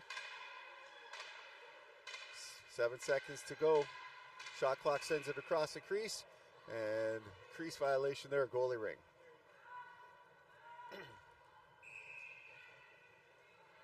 First to number 17. 17 getting a nice easy pass coming in there. Sends it all the way down there. Turbos rip that one up here. No one there to pick up that pass, but the Herd. So the Herd are going to skate through their zone looking for another pass. Number 71 is going to grab that nicely. Has a blow off her stick as she tries to make the pass. Her teammate, number 9, is going to pick that up and help her out. She'll flip it up into the offensive zone. It's raced in. And number 71 now has it back on her stick. Janelle defers as she heads off for a line change. Some fake drop passes there. Number 63 looking for something, being pressed out. There's nowhere to pass, nowhere to go. 10 seconds on the shot clock. Top of the triangle, rips one into some shin pads. Rebound, shoots, and that one gets deflected just off and wide. They get the full reset now. Number 16, something to work with. No shooting lane, and it comes up to the contested area, and it is contested. Everybody wants the ring, and Turbos toss it back into their own zone there. And number 13 starts to skate away with it. Number 13 sends it up all the way down. It'll be a two-line pass. Page coming in to contest that. Number 52 picks it up, sends it around the boards. It comes right up to the ringette line and just over. It's touched, and Lodge is going to grab it in the neutral zone. Lodge taken down by the Herd. There'll be a delayed penalty here as they try and get the zone. Peacock with it. Peacock looking for his zone entry now, sending it in. Their goalie's off, and they've got 4 inside the zone. 4 on 3, 15 seconds on the shot clock. Up here to Page. Page sending it across to Claire. Down low, takes a shot. Big stop there by the Herd on Sid. Claire sends it across. Page. Back pass. It goes by everyone. 21 seconds to work with here. Top of the triangle. Shooting lane. Takes a shot. And that's gobbled up by the netminder for the Herd. And Manitoba heading off to the sin bin for 2 minutes for hooking. Or sorry, body contact. Number 16. Alexa is going to head off for a body there. And the Cambridge Turbos, once again, will have themselves a power play brought to you by Athena Sticks. Wyville with it now. Kyla in front, dropped off to Anderson. Anderson on the far side. That pass is picked off, stolen briefly by Peacock, and they're able to get it back to Anderson. Kyla playing in front of the net. She's got a bullet when she gets a shot and winds up with it. Kyla's got it now, deferring. Nozzle picks that up on the line change.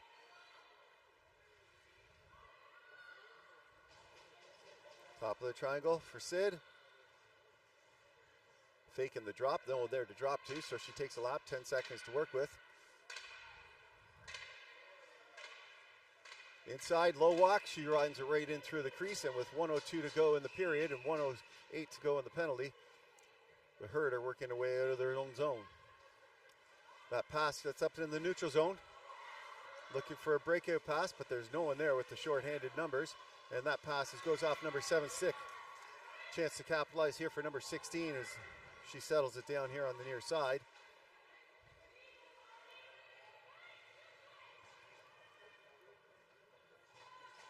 Sending it across on the far side for number 17. Back to number 16. Cuts inside.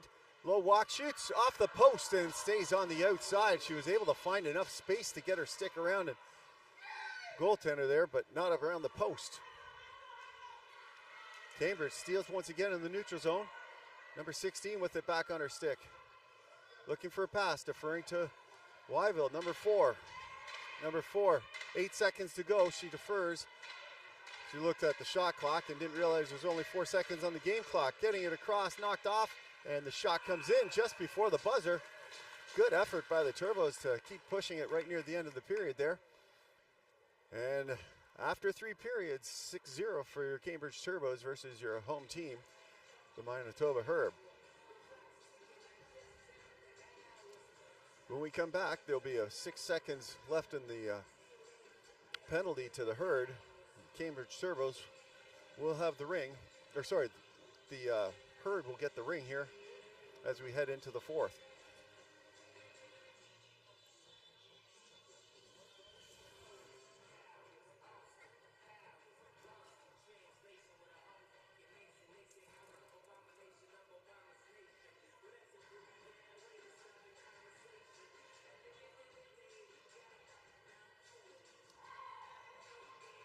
Manitoba Herd have themselves some team sponsors I want to give some respect out to, because I love giving respect out to all our sponsors. And back in Manitoba, Black and McDonald have done a good job helping them out, as well as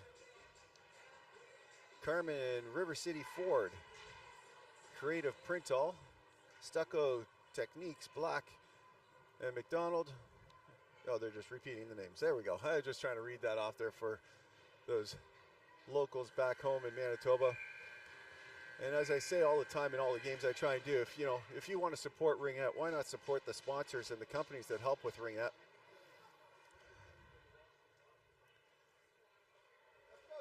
They help keep these athletes going at the NRL level all the way down. The national programs, can't do it without all these sponsors, the big ones and the small ones. So I appreciate all the sponsors that continue to do that. And with that, we're back to the races here as number 17 for the herd. Sends it down deep into the corner. Nice easy pickup. It bounces funny on the corner, but they're able to control it now. Top of the triangle, bounces off the herd stick, and Cambridge comes away with it, spins off one move. Strong through the stick work there and drops it back to Smiley. Smiley looking for a pass. Sends it up here for the Turbos. It's a loose ring, and it'll be a goalie ring as a move it or lose it call there. And the herd dish behind. Cambridge giving them some time to try and find an outlet pass. They get the outlet pass, goes all the way down two. Smiley's going to race back and pick that up easily. Back up here into the neutral zone, goes off of Lodge's stick, so Smiley's going to try and come back and get it. A little bit of guarding there by Lodge, but not enough to draw a penalty out. And Kyla with the ring, spins off to Furs. Cross to Anderson. She takes a shot through the screen and right through, just above the pad. May have been below the pad. You guys will see that on the replay, but it was a great shot through a screen. Not much chance there for the netminder. Amanda's been playing great in there. Just couldn't see that one to make the stop. Another fast goal here at the beginning of a period for the Cambridge Turbos.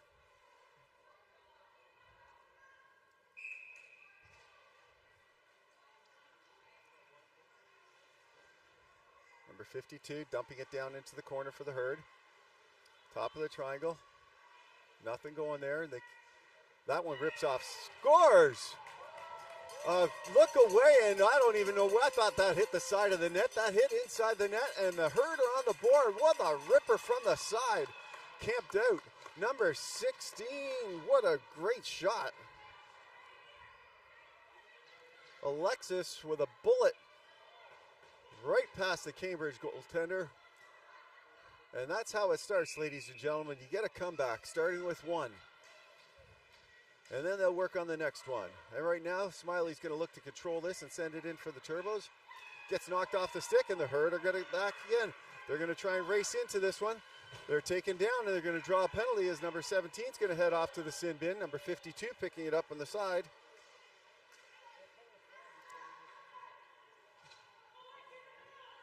The herd, they've pulled their goalie. They've got 4 in. 15 seconds to work with, passing along the far sides. Inside the triangle, back door, taking the shot, trying to go 5-hole, but they get the reset. Great ring movement here by the herd. Deferring, number 4, sends it a back door pass, and number 13 is going to pick that up, and it'll be a body contact call here to the Turbos with a good pressure there by the Manitoba herd, and an opportunity to get one more back.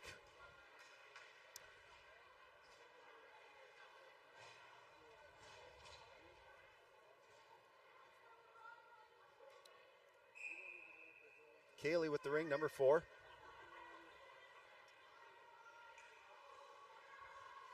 Gets it inside the triangle, just goes right through everyone's legs and bounces into the crease for the Turbos. Goalie ring on the far side. Nozzle able to grab it quickly. Looking for a pass outlet, gets one on the far side. Spins off a check. Sid sends it right back in here for number 9. Number 9.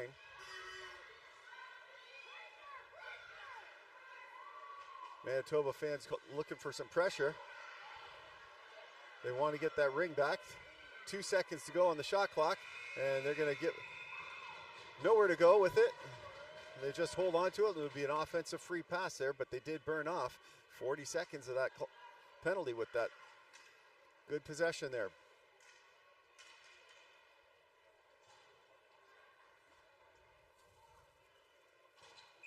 Jayla with the ring, dishing to her pal number 15. Michaela, back to Jayla.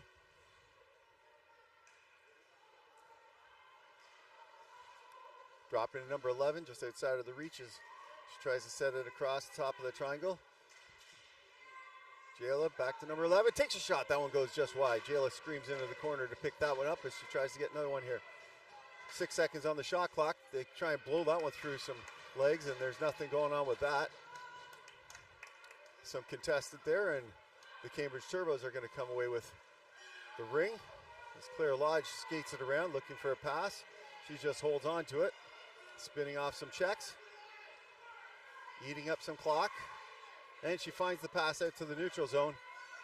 Contested along the lines, and the Herd get it back and bounce off a stick.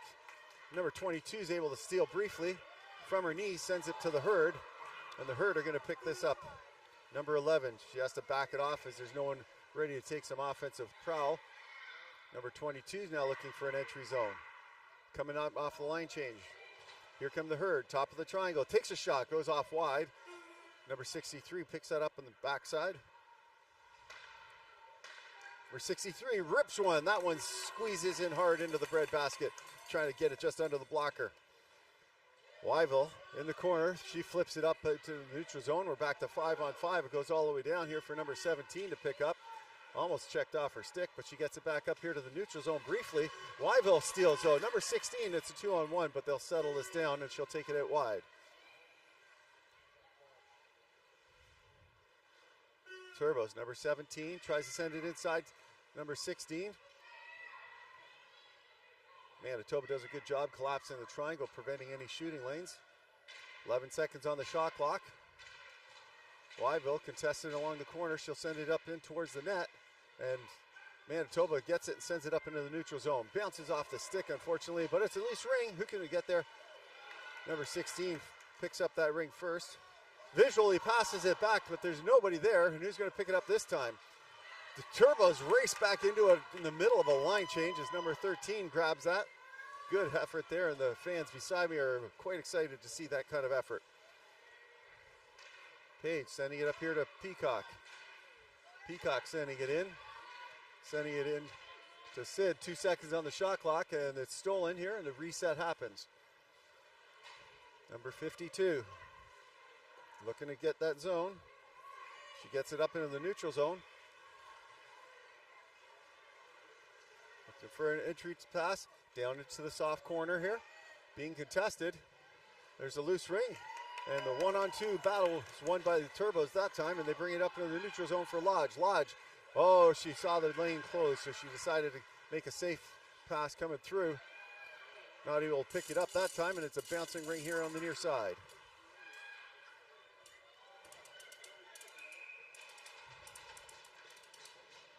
Turbos play that on both sides, and it will be an offensive free pass here for the Herd.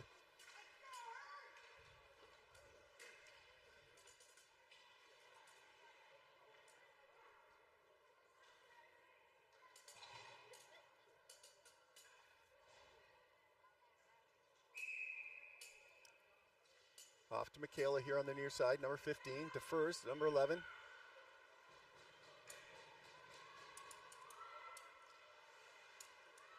With some speed, trying to flip that through. Just flipping it just wide. 17 seconds on the shot clock. Number 11 ripping it all the way across again. Top of the triangle, takes a shot, and a great one-timer that time, just missing wide. That's the idea. They need to try and create some of those. And it'll be a goalie ring as they try and crash through the triangle, and Lodge and Peacock collapse on top. Looking for a pass. Flares it out to the line. Herd steal. Trying to cut back inside. One-timer not able to swing and a stab that time as number 71 will settle that back down. She'll head off for a line change and defer it into the corner. Some fresh legs coming out with 18 seconds on the shot clock for the Herd. Drops that pass in, just outside of reach, almost stolen that time by the Turbos. And they rip that inside. Another stop there for the netminder for the Turbos. Smiley looking for a pass, sends it across there for her pal Paige. They've been playing together for a long time. And they get it up here to Sid. Sid now.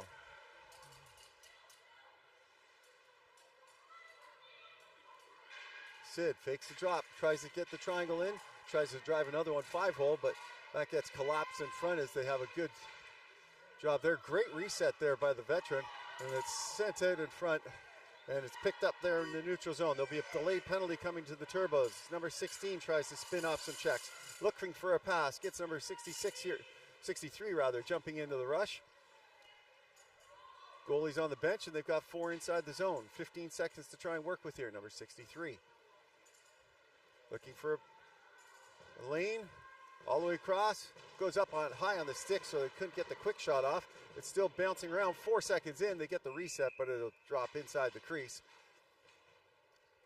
And Cambridge Turbos head off to the sin bin for 2 minutes or less for a body, as number 13 will serve that one, getting just a little too physical. The refs want to keep it safe. Everyone's got to play a little bit more and go to work again next week.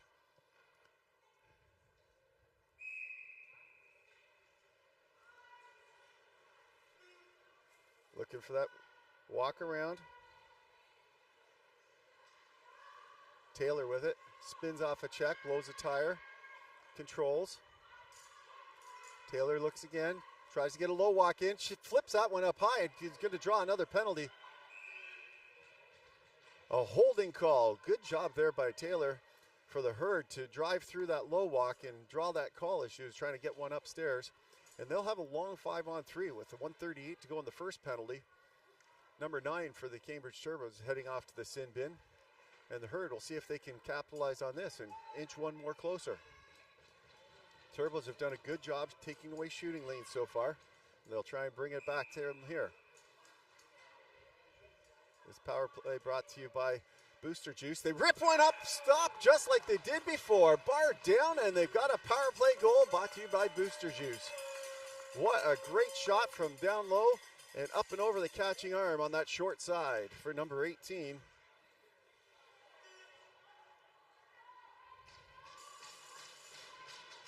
Alana, good job there with a nice bullet up top, capitalizing on the power play, and they'll still have a little bit more of one for another 54 seconds if they can get the ring back from the Turbos.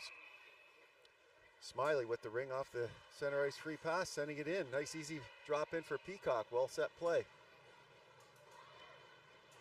Peacock looking for it, defers, just goes over the skates and they have to battle for it, and a move it or lose it will be a goalie ring as the Herd shut them down from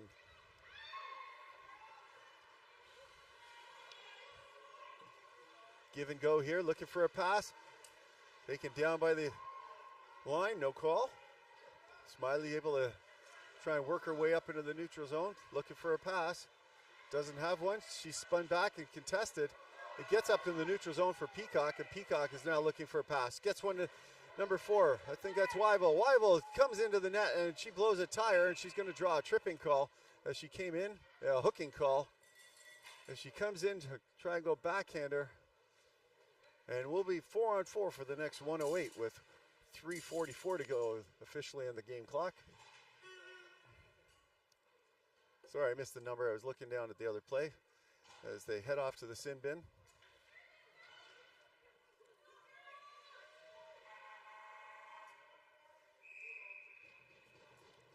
Wyville picking it up here. Number 4. Dishing it to 16. Back to Wyville. Stepping around. Tries center pass for Claire. Claire rips one, goes off the blocking arm. Big stop there by netminder. Good job there to steal it just along the Ringette line. And the Herd look to come away with it into the neutral zone. Blowing a tire, sending it in deep, but it stops just inside the line as you slid over the line with it on both sides.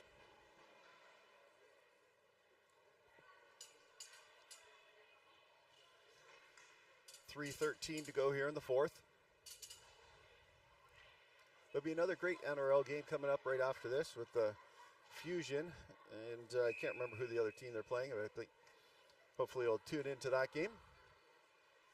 I'm going to stick here with you on the call. Sid now with it, number 91.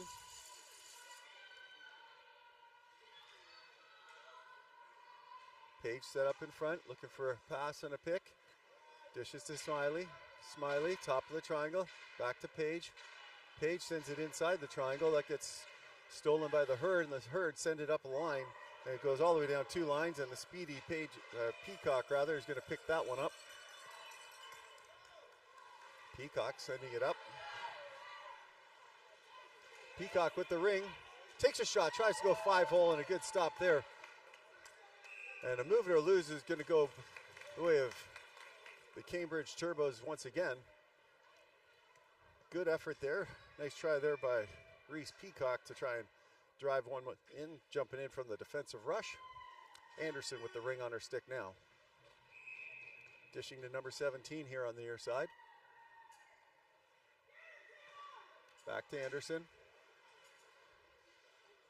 Kyla hanging out in front, walks inside the crease as she was trying to lose the check, and it'll be a goalie ring. The Herd looking for an exit. Turbo's doing a good job covering that line zone. Herd blow a tire there trying to get that stab, but they're able to control it now and get it inside the zone for number 4. Kaylee looking for a pass, looking for something. Sends it all the way across. Inside, there's a shot going short side. Just missing it once again on that near side. 15 seconds on the shot clock. Sending that pass all the way across. Spinning through, taking a backhander to try and get that short side. Another big stop there. The Cambridge Turbos netminder. Everybody's close on that one. It's a bouncing ring. No call in the play as everyone was going for the ring. Taking a shot, just ripping up over that glove. They beat her there twice and tried to go from distance on that one. 24 seconds on the shot clock. Little dingle dangle, inside, outside. Spinning, top of the triangle, back door. Slides 5-hole. Rebound, takes another shot. Rebound comes in front, and number 7 will dump it into the crease, and the goaltender will have a nice, easy goalie ring set play, and they squirt it over here back to number 9. Number 9 for the Turbos. Looking to try and exit. She's got a pass, send it down into the zone. We're inside the last minute of play here. And we're up into the neutral zone here for Peacock. Peacock feeding that up there. Good job there by the Herd to deflect that breakaway pass, but they did end up forcing the reset on that deflection. And the Turbos content to pass it behind the net with just under 30 seconds to go here. 15 on the shot clock.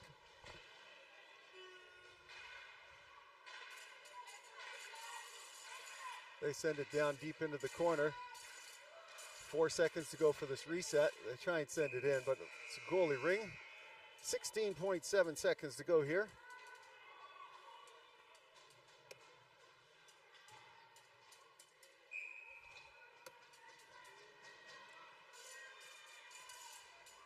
And the Herd send it up into the neutral zone. They'll dump it inside the zone. It's 8 seconds to go. One last rush for number 15. Cuts across, tries to scream it through. It'll drop inside. She'll hold on to it, no time left. And there you have it, ladies and gentlemen. The first NRL game on the pad here this morning was a good one. This one here was another good game. Hard-fought battle on both sides. So until next time, this is Barkley Hollinger, the Barkman, with the howl, howling off. And we'll see you soon.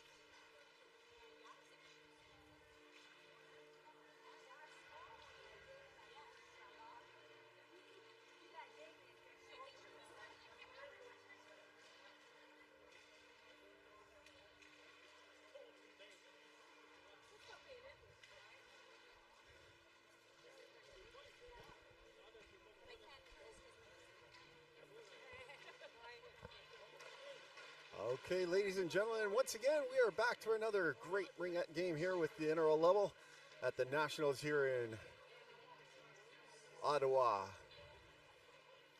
Just had a mind blank there. I've called a couple games and my head just froze. We're going to have a great game here. We start getting down to the nitty gritty here. Must win games for teams as they start to want to advance further and further. We're going to have ourselves the Gatineau Fusion. I do apologize to all of our French fans over in Gatineau. My French is not what it should be for a Canadian. I apologize.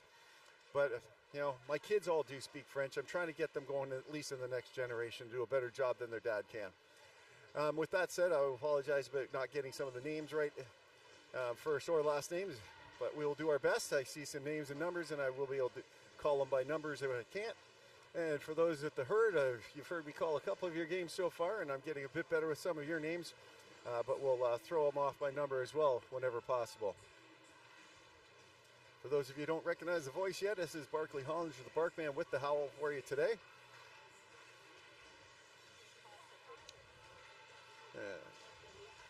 It's been a great week so far. I came in yesterday to start doing some of these games for everybody. A little drive in from the GTA area. Fortunately, able to find some friends in the local area that I've had a chance to work with and meet through this amazing Ringette community that offered me a place to stay so I could come do some of this with you guys. And I'm very happy to be here.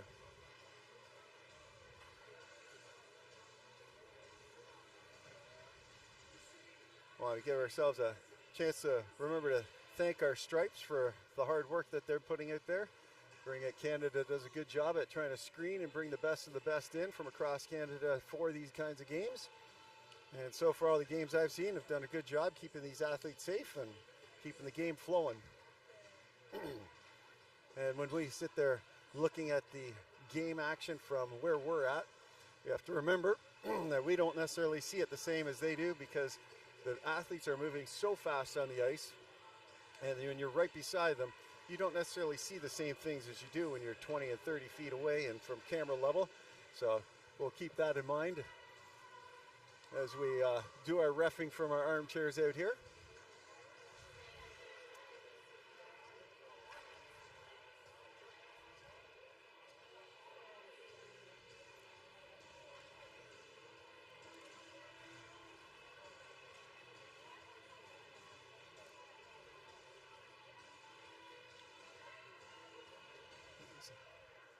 I've had a chance to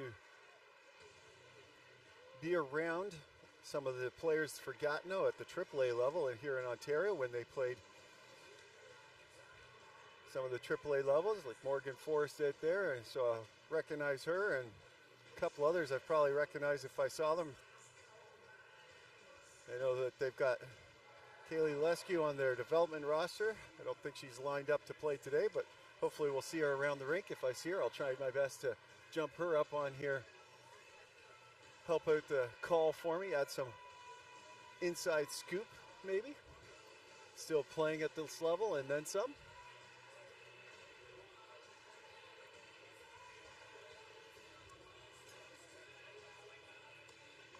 As I was mentioning to a couple of the people in the last game, people were asking, or people have asked what kind of experience. It's like, oh, you seem to know the game. Some of the fans on the side. It's like, well, I've had a chance to be around the game. My daughter still plays. She's the U19 age.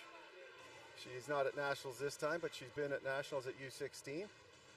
And part of the La Rev program at one point. And so she's been around some of these great athletes for, 12 years or something like that, I think.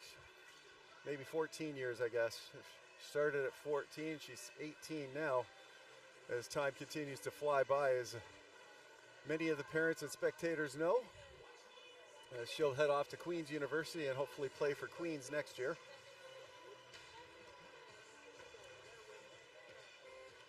With her dream still to make her way to the NRL. So we're going to call some NRL games and have some fun this week.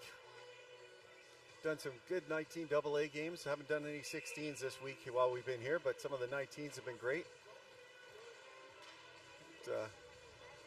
I've had a chance to coach at some great levels, coach some athletes, and I've even put on the stripes for a game once And hopefully that'll be the last time. I don't think anyone wants me to keep doing that one. Oh my goodness. It's a tougher job when you actually have to do it. I often joke around with, the powers that be that I think it would be a great serve for punishment for coaches or athletes that want to abuse refs, to force them to have to take the reffing course and put the refs and stripes on themselves for a change or as part of their learning and disciplining. But I digress. We've got two great games ready for you here with the Gatineau Fusion and the Edmonton Black Gold Rush. So it'll be the Rush and the Fusion coming to you. They'll play 4 13-minute periods.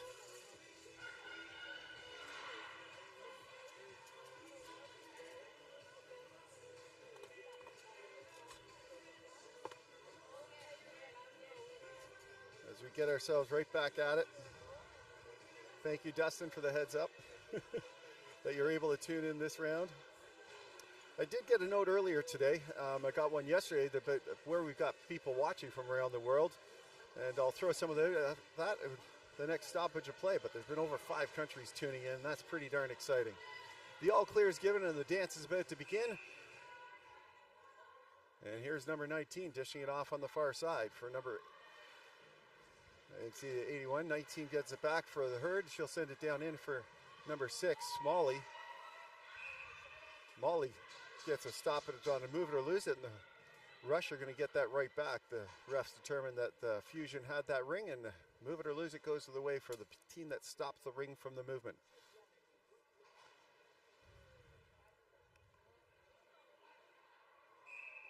And the Rush step into it, sending it across to Molly on the far side, number 6. I always had a hard time with their last names, so I found the first name, and I think I can get that one right. They were joking around about it with some of their fans yesterday when I had a couple of their games. Anyways, it's a battle here in the corner here. The Rush come out with it, settling it down here, number 10.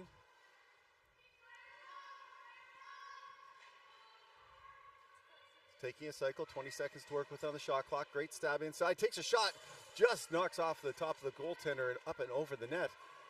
And the Rush continue to get a reset and settle things down here in the offensive zone. Number 7 here. Down low with a one-timer there for Janie. I've called her JJ for the last couple games, but I think I can go with Janie as I was looking at some of the game sheets here. And Gatineau gets a goalie ring, and they start to try and get outside their zone for the first time this game. Up into the neutral zone. Good pass over the line. They'll have to pass it back in to prevent the move it or lose it. And number 8 rushes back into it. Contested, sends a pass up here. And they'll go D to D inside their zone. 8 seconds left on their shot clock here to try and get it all the way down. She sends a shot all the way down, gets a shot and the reset, and is going to able to grab that off the reset.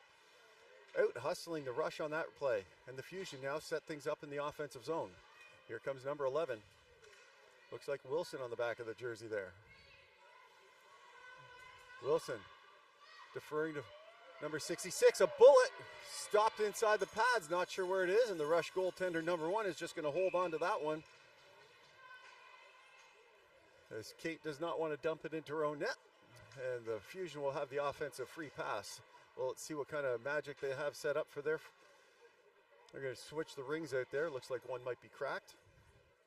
Or an extra one from the warm-ups.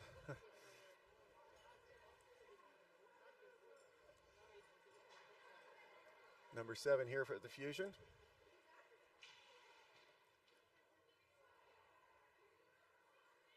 Both players for the Fusion here along the boards. Goes down to the far corner. Back up to the top of the ringette line. Number 91 trying to wiggle it way through. Good triangle there by the Rush. Fusion down low. Goes behind the net. The Rush are going to beat them to the ring. Can't quite get the stab, so it's a loose ring in the corner. The Rush do come up with it. Contested as they're trying to come all the way out. The Rush get pulled down, and they're going to draw a penalty on this one. And as number 26 reaches into it, there will be a penalty on the play, and it'll be a tripping call going to the Fusion. So with 10:41 to go, the Fusion will head off to the sin bin first. And number 7 is the culprit. Looks like Heidi heading off to the sin bin. I recognize that name. I think she coaches. As Heidi heads off to the sin bin, the captain there. And Molly sets up for ring, dishes to the far side for Sparrow. Sparrow tries to low walk, but nothing there. George out there with the near side. Deferring back to Molly. Molly cuts across the top of the triangle. Knocked off her stick. It's a loose ring there for George. George sends it to the near side here for Molly to pick back up. Molly looking for a shot. Gets a reset off the side. Sparrow jumps back. Number 55 for the rush. Sending it back down and around. Down in the low corner. Sparrow looking for a pass. Gets a reset, but it drops inside the crease, and number 2 is going to pick that up for the Fusion as they start to try and get it up near the far side. Up into the neutral zone here. Nice stab, reaching stab here by number 6. And they'll send it all the way down there for number 66 to pick up. Molly contests her well against the boards, but the Fusion maintain control for now. Gets knocked off the stick on a change of play, so reset there as the Rush come away with it. Rush sending a long pass up into the neutral zone, steps right on top of the ring, but Chestnut be able to pick that up for number 8 rather, for Gatineau. Gatineau contested along the edge, sends it up in the neutral zone, in the contested area I like to call it. 14 seconds on the shot clock. Screams a pass across, it gets deflected up into the neutral zone. The full neutral zone here. Q gets taken down as she tries to control the ring, and it comes up here for Scott. Scott with it now. Steps across. Off the line change, rips one up into the red basket. Knocked down and dropped down inside the crease. Gatineau, quick goalie ring. Drops it on the far side as they start to cut up through the midsection. Hooking call coming to the Rush on that play. Number 27 dropping it in for number 28. 28 rips one. Another big pad save there by the Rush netminder number 1. And power play coming here for the Fusion as number 15, Q, will head off to the sin bin for 2 minutes or less. Oh, we've got 4-on-4 for 3 more seconds.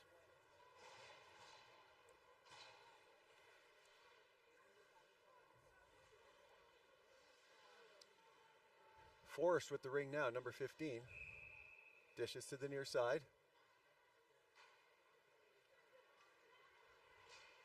Back to Forrest. Forrest looking for a pass, looking for a play. Kenai drops it down, low walk. Tries to go low walk, it gets blocked down, sends it up high. Contested, and it's up into the contested area. Fusion are able to recover the ring. Looking for a play, setting themselves back up. 26 seconds to work with on the clock. Number 26 dishing it into the near side corner. Morgan sending it across the far side, and it's a race for it. Fusion able to maintain. Looking for a pass, gets a shot, big kick save there just on the far side of the pad. Wonderful job there by Kate. Bouncing that ring up here to Morgan Forrest. Forrest with it. Number 15, looking for a pass, inside, shoots. Just missing the top shelf, maybe getting a nick off the glove as they set the reset up. Another shot, big blocker stop there on number 7, and they'll start a line change. Too much contested there, so she had to send it down in the near side corner. Number 66, dishing it across. Shaking up those numbers. Far side corner, good control here by the Fusion. There's a shot, big stop as Kate comes sliding across, number 1 for the Rush. Right off the mask on that one. This will play both sides, so she can't touch it. Protects the ring a little bit there, and there'll be a stoppage in play. Move it or lose it going the way for the Rush, and they'll have it at center ice here with 7:11 to go. And 27 seconds left on the penalty that they've got to kill off. Their penalty kill brought to you by Gatorade. The Rush looking for a pass. Number 88 dishes. Dumps it down into the near side corner here for Janie. Called her JJ for so long, I just want to stay with it almost. Here comes Byers, number 88. Sends a pass inside, goes right through. And Gatineau able to get it up here to the neutral zone. Sends it all the way down for number 27. She's going to settle herself down. Looking for a line change. Contested, defers. Back. Pass just outside of reach. She'll pick it up off the boards. A 15 seconds shot. takes a shot off the side of the net. No reset that time. And now number 19 steals briefly. That causes the reset, and Gatineau didn't notice that and throws it into the crease. Defers behind the net on the goalie ring. Reverses the play as she was checked up well. And now trying to create some space. Forrest doing a good job staying on their athlete right there and sends it up into the neutral zone now. The rush, trying to send it all the way down. Gets a bounce pass here for number 7. 4 seconds to go on the shot clock. Janie rips one, gets a shot reset, and they're able to control. Number 3 defers as she heads off for a line change. Number 7. Down low post, that almost gets deflected, just missing the net there. And number 21 jumping into with the ring. Defers.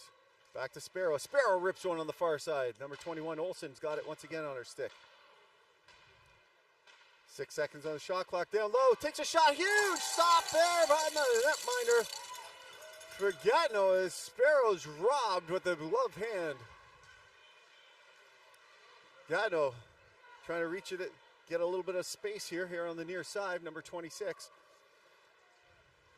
Now finding a pass off the boards here, just on the line. Chestnut sending it in. Spins off that check. Defers. Top of the triangle. Chestnut rips one into number 14 shin pads. And no time on the shot clock, and it'll be a goalie ring. Kate will pick that up, and they'll try and set something up for the rush from the goalie side. Good athlete on coverage here for Gatineau. 2 players dropping that low pass. Got the rush able to get it up here to the near side here for George. George sending it up here. A defer pass back to George. She was cutting to the inside. Didn't expect the pass there from Molly that time. And now Chestnut, number 7 comes in to pick it up. And there'll be both sides of the line call there. And the rush will take it here at center ice. As the Fusion decided to try and get a little too tight there and not give enough time and space for that play. So the rush will take it here from center. Number 77 for the rush. Wood sending it across. Number 16. Dumped down deep into the corner to contest with.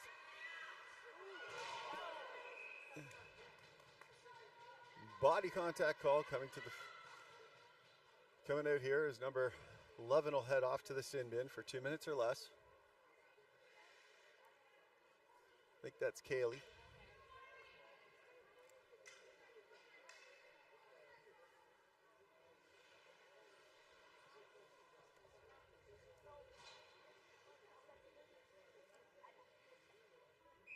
Fusion set themselves up down to the far side corner, controlling the ring. 26 seconds as they got the full shot clock there to work with. Defers to number 66.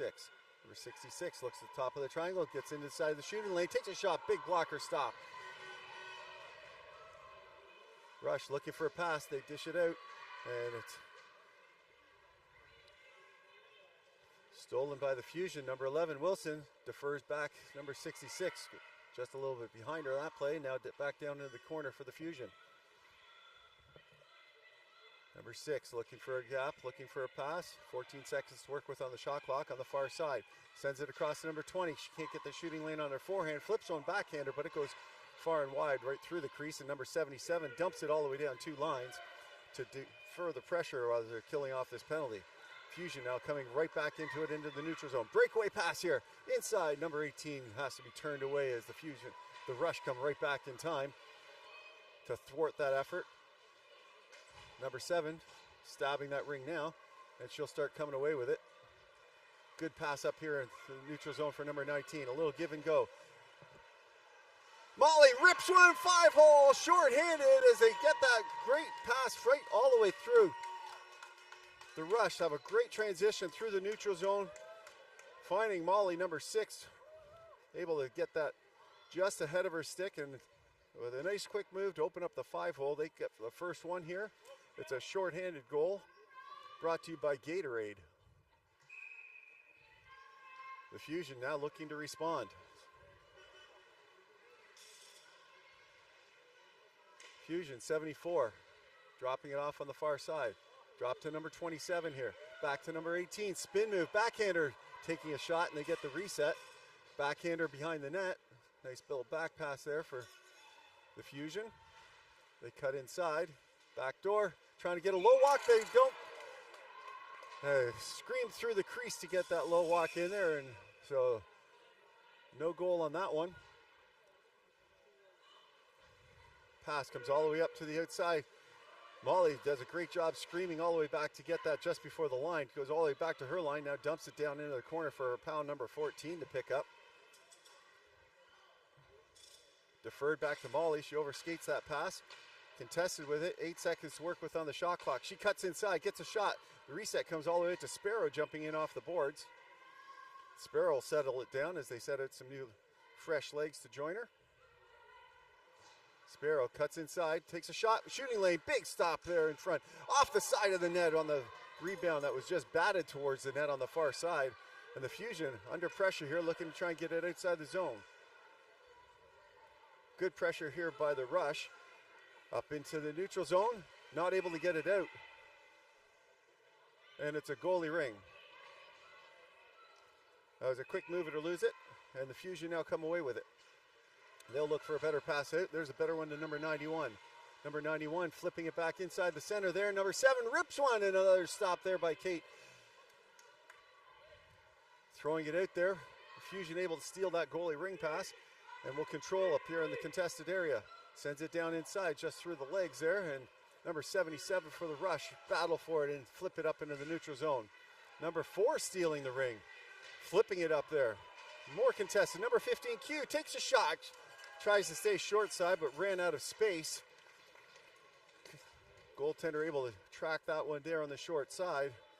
But as the Gatineau Fusion cut through the crease, it will be a goalie ring, or an offensive free pass rather, for the Rush. Number 15, Q, out there with Olsen and George. Coaches for Edmonton just touching base, make sure they understand how the game's being called. You all clear? And the tango begins once again. George with it.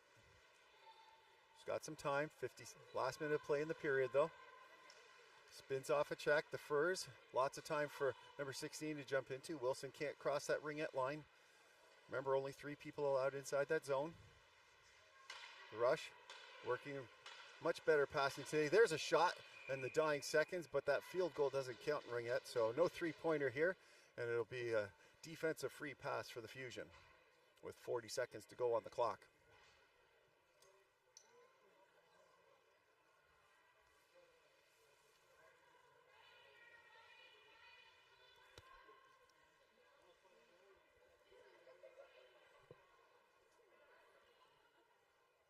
Playing full athlete on coverage. On the defensive free pass, giving them just enough space. The Fusion able to get it off the free pass up into the neutral zone. Nice give and go here for number 25. She cuts across in triangle, takes a shot. Big stop, and stops on the goal line right there. Just enough of a stop there to create the momentum from going all the way over that goal line. And the Rush coming up to the neutral zone. 16 seconds to work with. They send it inside. The Fusion steal. Number 66 is going to skate around with it and get it back here to her pal number 22. That gets batted down there. Number 19 will grab that as the time expires. And after a fast and furious period, good action on both sides, your Edmonton Rush hold on to a 1-goal lead over your Gatineau Fusion.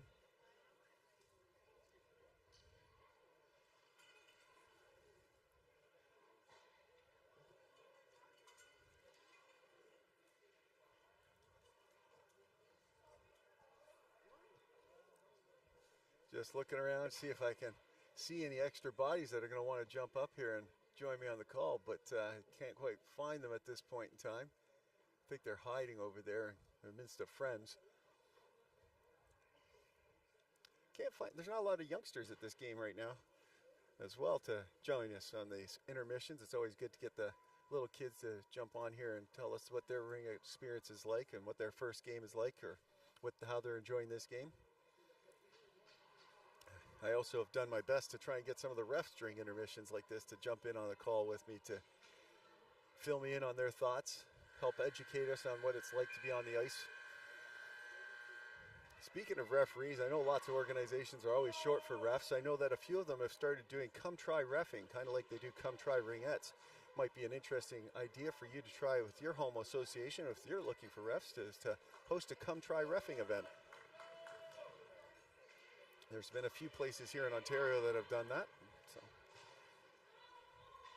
all right, as we come ourselves back into play here in the second frame of 13-minute periods, the home team wearing blue, your Gatineau Fusion, will have the ring.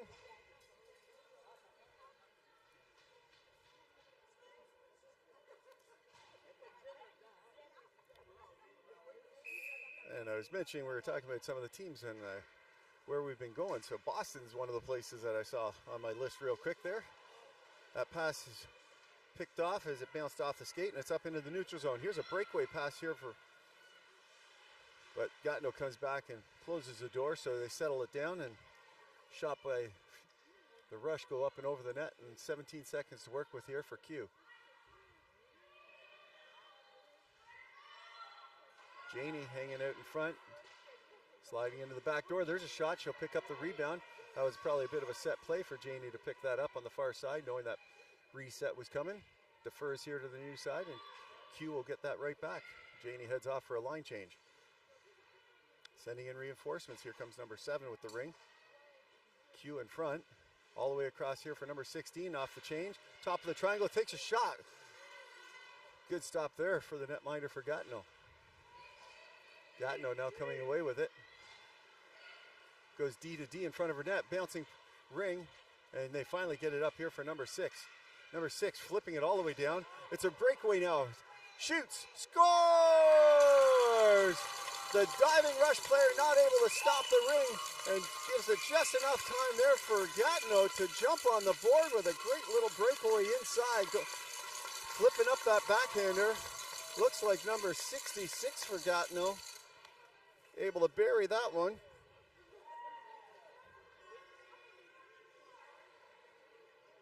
Maximum.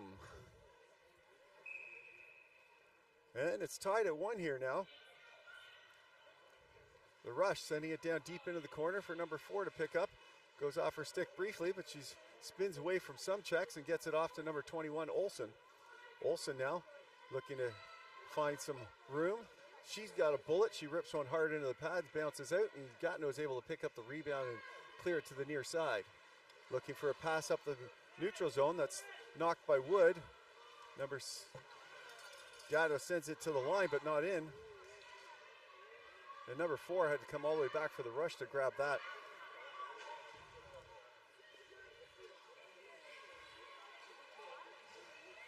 Number 88, dumping it off the boards to Olsen. Olsen sending it in here for number 4. Pettersson rips one just above, trying to break the glass behind with that bullet. Sparrow sends a reset inside, and she's going to pick that up.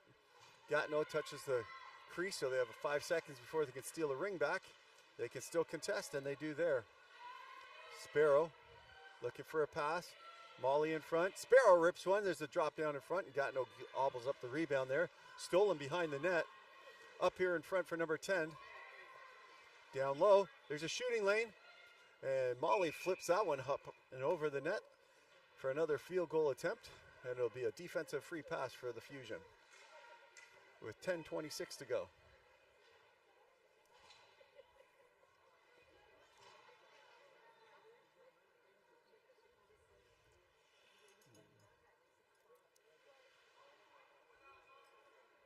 See if the Rush decide to have a little tighter coverage this time. They loosen up the coverage as the whistle blows, and they send it all the way down there for Gatineau to steal. A great stab on that far side. Good zone entry inside all the way, and big shot. A 1, 2, 3, 4. Good passing, and no misses on those stabs, and a good opportunity there for the Fusion. George with it now. She'll send it all the way down deep into the corner for her friend Molly. Molly battling with it, loses that battle as she blows it edge. Gatineau comes up with the ring. Staying contested, and it comes up near the near side boards. all the way across rink ice. And they flip that one down to the near side corner here for number 18. It's Forrest. Forrest settling it down. She's got a bullet of a shot if she can get one. She comes up into the contested area and defers it up and over the line here for Chestnut. Chestnut flipping it back in there to their captain on the far side. Spinning off a check, getting the shot in and a reset. What a great shot from outside, but gobbled up that rebound easily there by number 7. Spinning off some checks, using her fancy skating skills, but that pass is errant as she tried to get up to the neutral zone, and Gatineau comes right back inside. Gatineau contested behind by number 7, and once she touches that ring, number 7 will head off to the sin bin for boarding.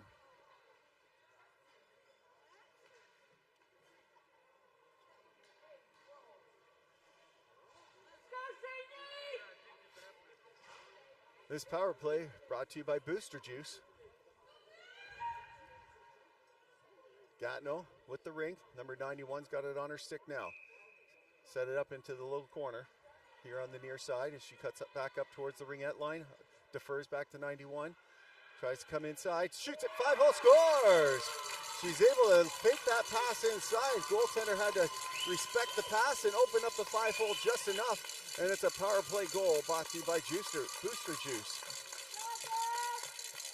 Number 91 for Gatineau, ripping that one home.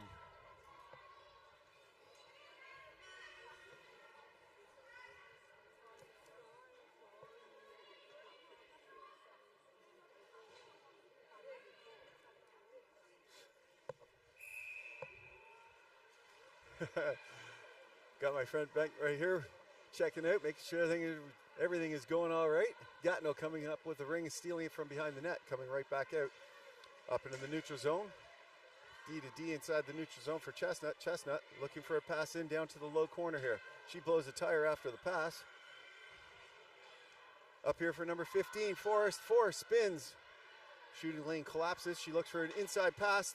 Backdoor pass. And just outside of the reach on the back door. The timing just could not get any closer there. And the Rush able to shut the door in the last minute there from that shooting lane, but draw a penalty in the process. And number 19 heads off to the sin bin for 2 minutes or less. And it will be a 4-on-3, as that last penalty that was given was for boarding was a major, so there's a 3:18 on that one. So it will be a long full 2 minutes here for Gatineau to work with. Missing the one-timer on the short side, on the far side.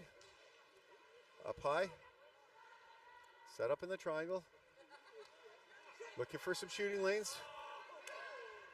Gatineau having a challenge stabbing a couple of these chances. Sends it all the way across. Once again, just outside of the stabbing reach. 5 seconds on the shot clock. Rips one. And 2 seconds on the shot clock. Sends it inside, and it'll be deemed it will be a offensive free pass as the shot came in just in time, even though it stopped inside the crease. We've seen that called both ways this weekend. Gatineau sending in some reinforcements, some fresh legs to work with after the good 30-second possession there.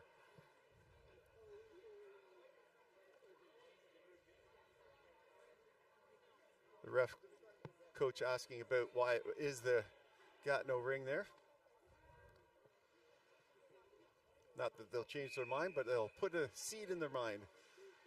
Pass comes back up to the top of the triangle for 27. Sends it right through the legs. Not able to stab it that time was their player on the far side. Top of the triangle. Back pass goes off to the bench. Backdoor shot off at the time in the world, and she makes no mistake with that one. Ripping that across the top of the triangle and buries that one for a 3-1 lead. A power play goal brought to you by Booster Juice.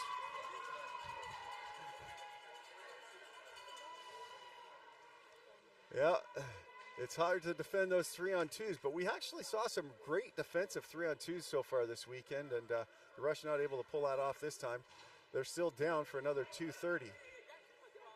So Gatineau will play full athlete on coverage here as number 88 steps into the ring. Byers sends it down into the corner for a race. Gatineau getting there first. Knocked off the stick, but has it now. Here on the near side, they'll get it up into the neutral zone and get back to the offensive zone. Pass comes all the way across top of the triangle, cuts inside the first. Backdoor pass, shoots. And a huge stop as Kate, number 1, slides across. Number 1 here, number 1 on the hearts for the rush after that stop. And the ring gets dumped out into the neutral zone for the Fusion to pick up once again. Sending it down here for number 6. They'll send it across. That was a little hot and heavy. Couldn't pick that up quickly. And now the rush are able to get it, and they just dump it all the way down. And she touches it on both sides. She knows to defer, and number 12 picks it up for the Fusion.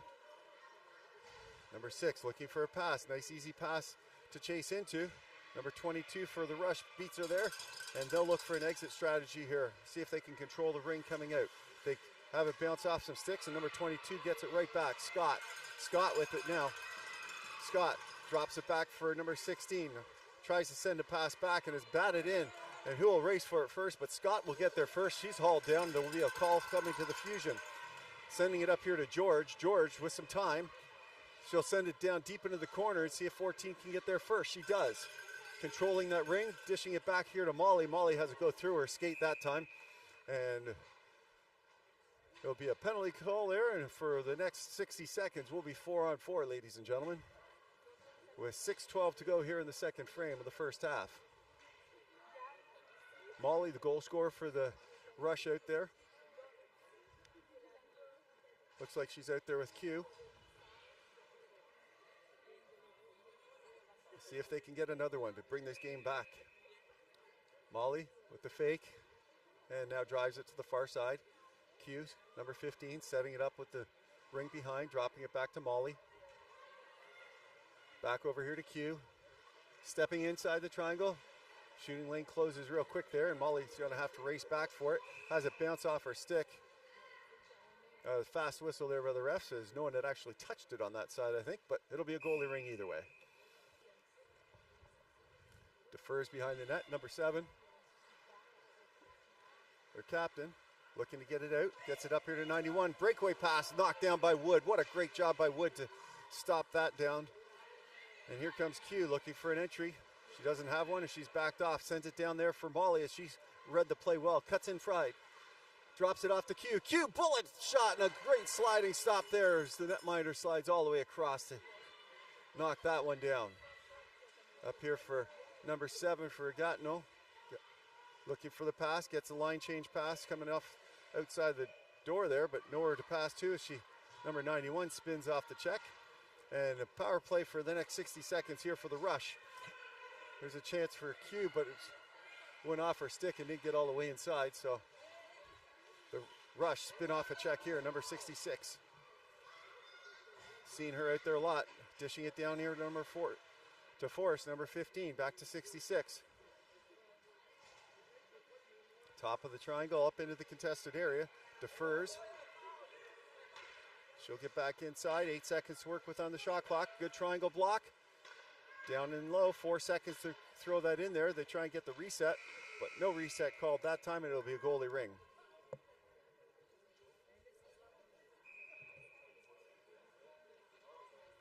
Byers, number 88, looking for a pass.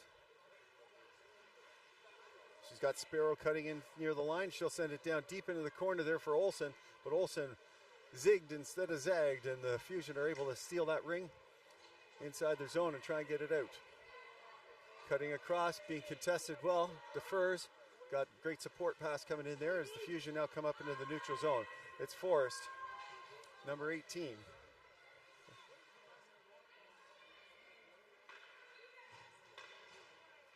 Back to Forrest, top of the triangle, takes a shot, that gets deflected wide. Battle for it behind. Fusion come away with it. They take the shot in front, try to get a reset. They have the reset. Teammate calls them to call them it down. There's a shot. Good chance there from the near side, and they're taken down in and the Fusion are going to draw a penalty on that. Inside the triangle, spin, shoots, and off the crossbar. Holding call coming to the rush on the play. Just as they got back to even strength for everybody, number 14 heads off to the sin bin. There's a crease violation, so the rush will have the ring here first. The Fusion will go full athlete on coverage, see if they can try and get this ring back before it gets to the Fusion to kill off some clock.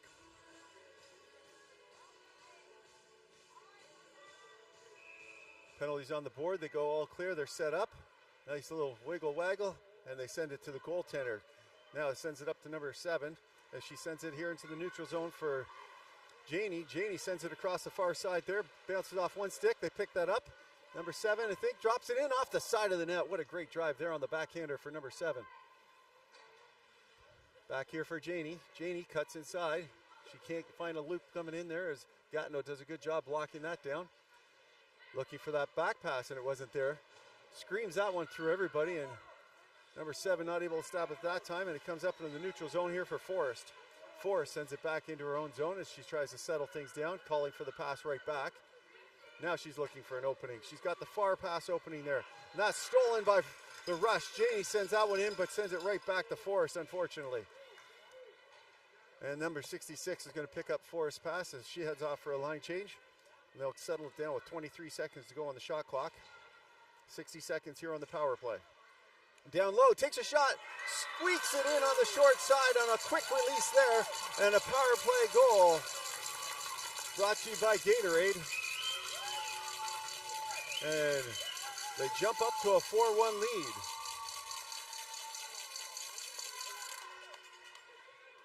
With 2:23 to go here in the half, the Rush threatening a few times, but not able to get it past the netminder for their second goal. And another power play marker here for Gatineau Fusion. They send it down deep into the corner this time again. The Rush able to pick it up. Molly's going to grab that. Molly comes across the top. She sends a back pass in, but just outside of the reach, and the Fusion are able to grab that. The Fusion now settling up here on the near side. That's picked off. And it rides right up number 14's stick. Number 14 looking for a call as she was contested strongly from the backside there.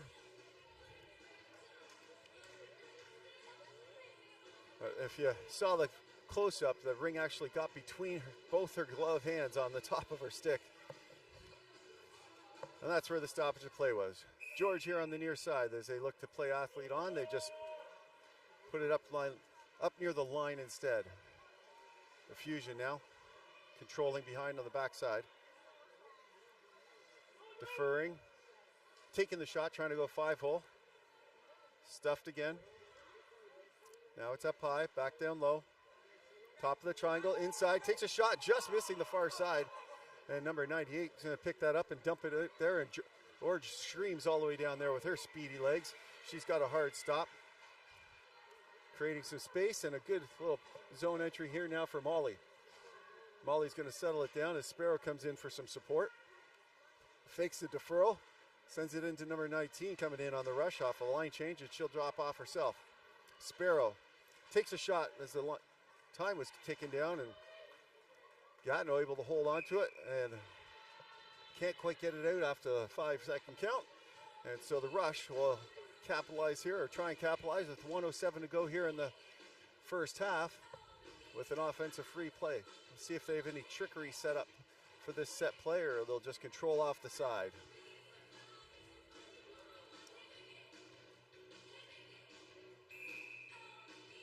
They have the fake. Sparrow steps in, but they control on the far side for Q. Q with it, sending it across. Number 11 now with it, sending it back across. That pass is picked off by the Fusion, and they get away up into the neutral zone. A breakaway pass here for number 7. It's a 2-on-0. Fakes it, takes a shot, and scores. Fakes the forehand, able to drive it through on the backhand, and with 4 seconds to go, the Fusion bury another one on a nice breakaway pass there for number 7. Emily getting on the board.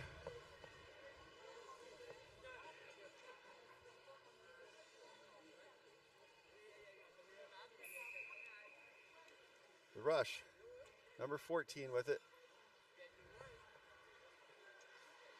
Looking for a pass. They've got time to work with. They get it to the line. Richards, number 7, drops it to Olsen.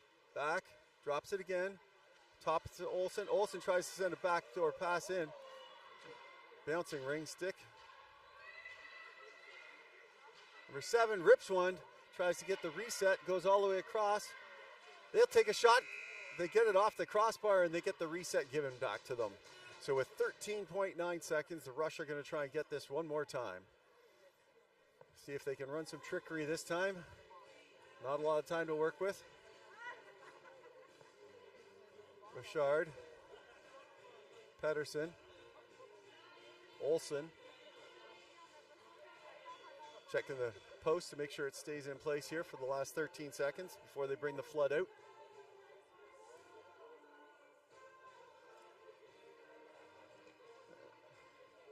The ref's going to do a little maintenance on the ice as they're having a hard time getting that to stay in place.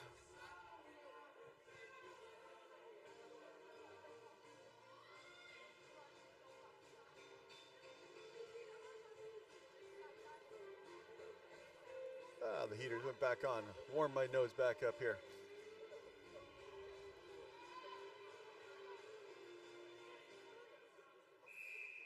Shard steps in. Sends it back door. Olsen has to collect it. 14 seconds, tried to drive it into the net there. Can't get it past the triangle. And they blow a tire there. 2 seconds to work with. Comes up to the contested area. And no harm, no foul. Nothing able to make it work there on any trickery plays, and with the end of the second, they'll come out, they'll flood the ice, and we'll be back with you shortly. For those who didn't know, this is Barkley Hollinger, the Barkman with the Howl, and we'll be back with you.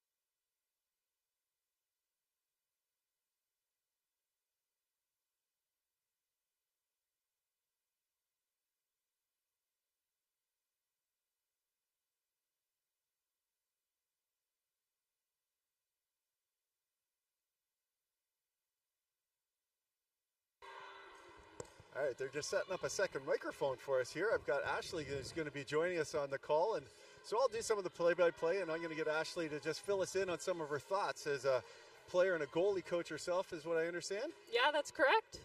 Haven't played in 2 years. Hung up my pads about 2 years ago, but this is my first year that I haven't done any coaching. Oh, wow. Yeah, it's hard to give up that coaching biscuit, isn't it? Yeah, it is. All right, here we are back off. Sparrow's got it, dropping it off to Scott. Scott looking for his own entry for the rush, and they sends it all the way down there for George. George now looking for a pass, drops it back to Sparrow. Sparrow sends it across to Molly. Molly sends it down inside. A chance, they can't bury it inside the line as the Fusion shut the door there on the lower triangle. Another reset coming in, and that gets picked up, and as they skate through the goalie crease there, it'll be an offensive free pass for the Rush. Getting off to a quick start here after that slow finish. Did you watch some of the first half of this game? Yeah, I was here just for the second period. Really good game. Fusion are looking pretty quick, and we'll see how the Rush answer. Yeah, exactly. It's amazing to see who's going to step up and when, but that's a good start for the Rush. Here comes Pedersen, dropping it back to Olsen. She has it knocked off her stick. Had a hard time stabbing that ring for a real quick moment there, but number 88 does it. Good job here. Number 96, rather. Olsen flips it in, gets another reset. Olsen skating it around here on the near side. Comes up into the contested area, sends it screaming across. Defers back to Olsen. Shooting lane deflected just outside the goaltender crease area, and the Fusion will try and reverse it here. Stolen by the Rush. Pedersen tries to drop it up over on the short side. There was no room on that, I didn't see. No. But, you know, from way up here, sometimes I do find every once in a while, we don't see any room, and it still ends up going in the net somehow, so you never know. Yeah, especially at this level, they can find any hole if there is one. Q with it now. Q looking to defer, dropping it off to Broussard. Broussard takes a shot, tries to slide a 5-hole, gets to the back of the pad, but it gets hammered down there. The Fusion go D to D in front of their net, dropping it in. Oh. The eagle eye of the ref says she pulled it out of the crease. Hard call from way up here for us, Yeah, but hard call. But I'm sure that the Rush fans would have liked that one to count as they're trailing 5-1 right now. But they've had good effort. Here comes the Fusion now. Fusion backdoor pass just outside of the reach, and the Rush are going to come back up into the neutral zone here for Q. Q with the give and go here for Broussard. Broussard steps in, drops it back to Q. Q rips one up high and wide, trying to go for a field goal. There's a lot of players here who think they get 3 points for that. They just don't. Settling it down as they start their line change here as Sparrow jumps in off the ice. Pushes off a check with 9 seconds left on the shot clock. Sparrow rips one in, gets a reset. Not given to her, but now it gets turned over, so Gatineau comes away with it with their reset. Sends it up into the neutral zone, some sliding all the way across. Who's going to come up with a bobbling ring? Fusion's able to hold on to it for now. Deferring back along for some support passes behind. Number 26 dancing her way through some checks. Getting some hap and sends it all the way back in. Number 26. She'll send a shot in there, and number 1, Kate's going to hold on to that. Not quite sure where it is under her pads. And so what do you find when you as a goalie, we've seen this happen a few times in this game where you're just not sure where it's going to be, you always still just sit here? Yeah, for me, it depended on the shot. Best case scenario for any young goalies out there listening, if you don't know where it is, don't move, because you might knock it into your net if it's behind you. I always do a quick check, shoulder check to see if it's behind you, and yep. If you can't find it, yeah, just stay still. All right, here comes the Fusion here on the near side. Defers, number 6. 16 seconds on the shot clock to work with. Taking the drop all the way across. Can't get that shot through, and Janie sends it up into the neutral zone. Nice little defer pass here for her pal. Janie with it once again down into the corner here for her teammate. Looks like number 16 is going to gobble up that ring, sending it back up here to Janie. Janie, top of the triangle, contested, nowhere to move. Thinks about the back pass to Olsen, gets it there now. There's a shot, big glove save there through the screen. The Fusion start to skate away up into the neutral zone. There's a penalty coming as Burchard touches it, and a slashing call coming to Janie, it looks like, as she takes a slow glide to the sin bin. That was a beautiful play there by the Fusion defense when the rebound went right into the hot spot, just passing it to the goalie and having her dishing out. Smart defensive play there. Now, she also picked up that shot through the screen pretty well. What do you find is, when you talk about those young goalies that are looking for things, what do they want to find to try and see through screens? A lot of the time I like to get low. You can see through the legs pretty easy. You can sometimes cheat to stick side. Sometimes that'll work too, depending on where the screen is. Words of wisdom, ladies and gentlemen. Alrighty, the Fusion sending it across the top of the triangle. That pass gets picked off, and the Rush look to try and get out. Burchard spinning in her own zone. There's no help, and that seemed like a fast 30 seconds. Yeah, it did. I think it was a lack of a reset, hence the reason the Rush are getting it back. You and I are right. It was a fast. All right, here comes number 88. I think that's Byers. Gets it knocked off her stick, and the Fusion steal inside the zone. Their captain now dishing it top of the triangle, sending it right back. Number 7. Inside the triangle, spins off, tries to go low post. Gets deflected, so there's no one-timer there for her, and they'll settle things down with 13 seconds on the shot clock, looking to get inside. That pass is a reset as it gets knocked away. That one's ripped through. Right through the screen as well on that one. Through the screen in that perfect placement, right just above the pad and below the catcher. Yeah. Right, given a little extra time to work with. As a player, obviously I haven't played much Ringette, but you've had a chance to play. What are your thoughts on the reset calls when you're just tapping it without control, like we saw there? You've seen it go both ways too, haven't you? Yeah. Yeah. All right, it's a 6-1 game here now for the Fusion after that bullet on the power play goal brought to you by Gatorade. And here comes Scott with the ring now, number 22. Defers to number 14, looking for that pass. They still can't get the entry. Now they have it all the way down there. Great job by Molly to pick it up just behind her, but not in her shooting position, so she takes a lap. Defers to George. George looking for that lane. Down to Molly. Molly sends one up high and almost handcuffs the goaltender. She's able to get the glove up just in time. And a quick move and or lose it will go the way of the Rush with 7:29 to go here in the frame. Yeah, that was a nice shot. Good save by the goalie on that one. Yeah, I noticed that's, they're doing a goalie swap here for the Rush. Number 31 coming in. Number 31's had a brilliant game. I've watched her play a couple of the games, and she's been super solid for the Rush, coming in relief and starting. And I guess just a lot of shots that number 1 there for Kate's been taken, so they swap the goalies out here. When we have a next stoppage, you can give me some insight on your thoughts on that. There's a bullet there. Oh my goodness gracious, we got so excited about the goalie change. We were looking at the players as they go tic-tac-toe with a behind the back and a rifle to the bar down. Yeah, that was a beautiful shot. Bar down, perfect placement. I mean, other than basically cheating and standing on that side with your whole body against the post the whole time, you're not stopping that. No, that was a perfect placement. You just, at that point, you kind of hope you can get over and close the top corner, or your defense can hopefully delay the pass a little bit and give you a little bit more time. Mm-hmm. Here comes number 11 looking to answer. Takes a shot and does. Able to squeak one by the cold goaltender. That's a hard first shot when you're coming in cold off the bench. Yep.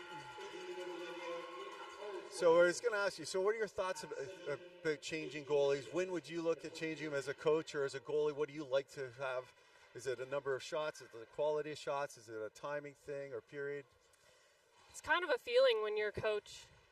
You know, the vibe of the team, if they need to, if the vibe needs to change. Ideally, you want to change it during a period change, that way you can get the cold goalie some shots off the bench. Mm-hmm.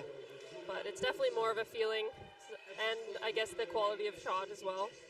Well, it did work at first, right? Because they had enough of a delay. They set something up. They scored a beautiful goal, and now they're going to try again as they run through the crease that time. But right, so it did give them a little bit of a vibe change right off the hop. Just an unfortunate little one-timer through a screen and a perfect placement. Here comes Gatineau coming right back at us. Number 74 for Gatineau. She's taken down behind the net, and number 88, Byers, going to head off to the sin bin for 2 minutes or less for tripping with 6:30 to go here in the third frame.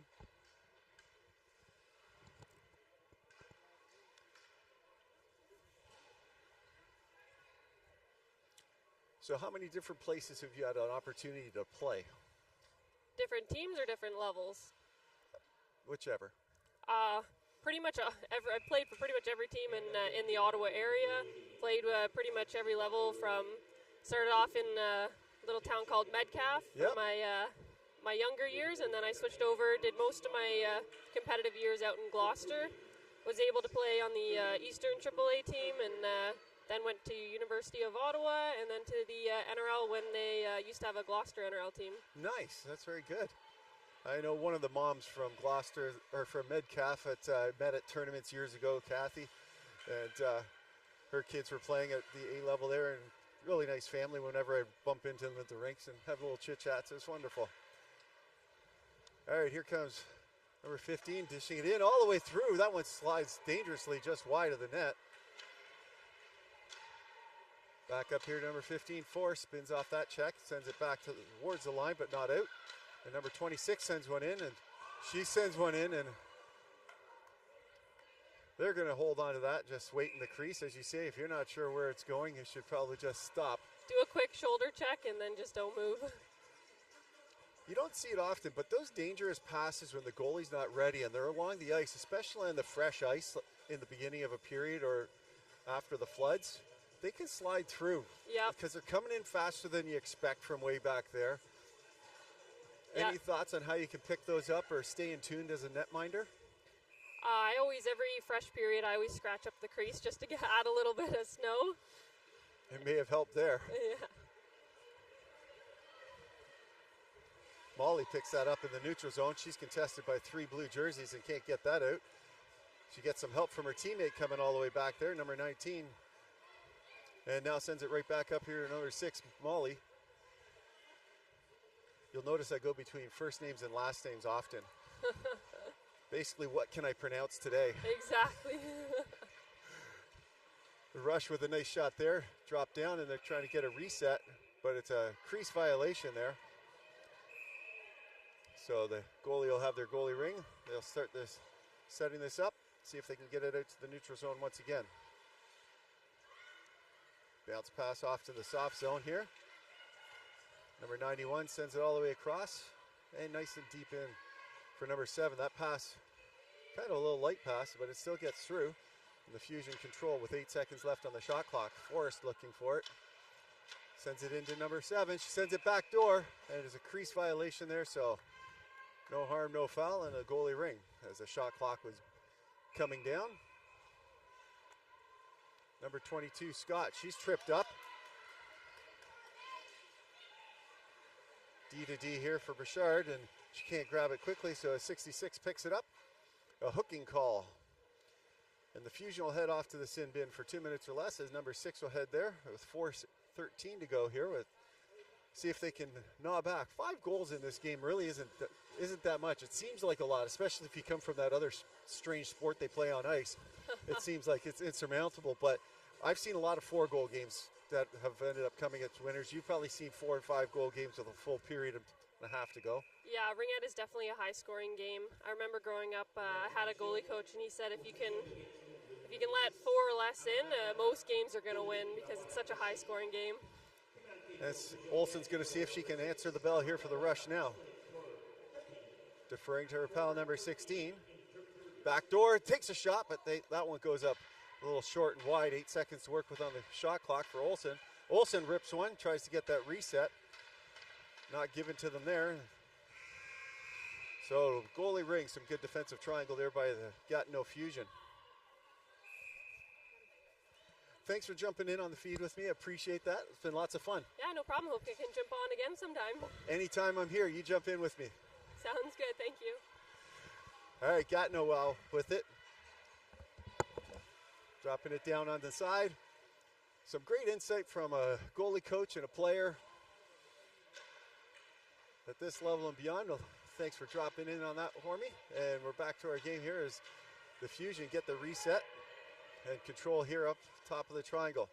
They're shorthanded, so they're got a little bit more room to work with.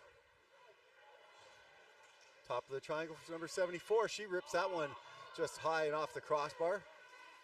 Missing just by a hair. Gatineau able to pick up that loose ring along the boards. They'll go support pass it across the far side for number 27. Number 27 screaming that across here to the near side. Molly contesting that line well. And it drops inside the crease and she'll dish it off here. And the rush sent it up to the neutral zone here. Molly with it, looking for George. George is contested, so she brings it all the way back for Sparrow. Sparrow down here to George. George with it. Sparrow, number 55 for the rush. Looking for a shot. Tries to screen 1-5 hole, gets a reset. Molly pulls it back once she saw the reset was done. Looking for that back pass. Sends it all the way across to her pal number 10, George. George inside, takes another shot. Bounces to the ring. And the Fusion start to come away with it. Errant pass to the neutral zone, and the rush come right back in with for Molly. Molly sends one in. Sparrow's going to pick up the bouncing pass. 21 seconds to work with here on the shot clock. Deferring to Bouchard. Number 7, Bouchard, looking for the line change, looking for the gap, drops it to the top of the Ringette line. The back pass comes outside the Ringette line. There's shot from way out wide, and that was easily stopped by the netminder for Gatineau. Gatineau now coming around on the near side. Looking for that pass up. They get it up into the neutral zone nice and easily. Nice give and go down the line. Gatineau stopping, creating some space. Up here to number 15, Forrest.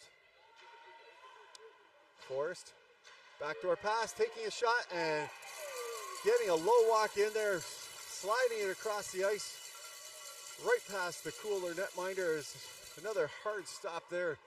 The deke coming in from that close, and it's 8-2 with 54.8 seconds to go here in the third frame. Gatineau capitalizing on their chances in close.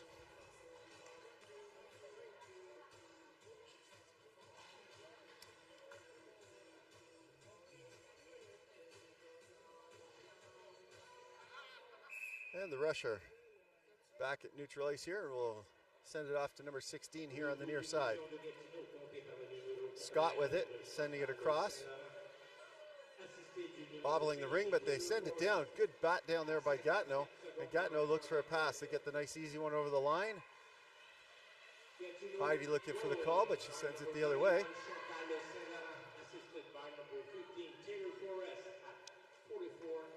Number 6 dropping to 11, sends it across, but it's a bouncing ring as it flipped up there. Number 14 for the rush sends it all the way down 2 lines.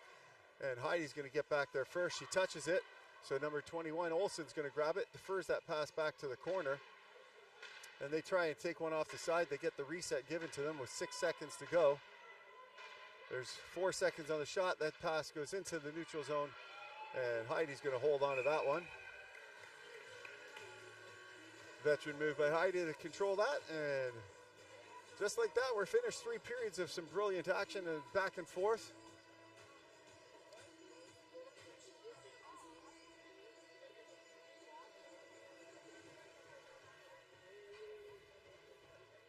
It was great to have a little bit of extra insight there from some Ringette players that are going to pop in on a few games here and there throughout the games for the rest of the weekend. And I can take a look here at this list that I was sent off by the head office here of some of the great places that have been watching the games this weekend, like Kitchener, Ontario, Labella, St. John, Waterloo, Indonesia, Lisbon, Portugal, London in the UK, Chicago, Dallas, Fruitville, just to name a few. And of course, we've got local ones like Toronto and Montreal and Calgary who are competing in the events.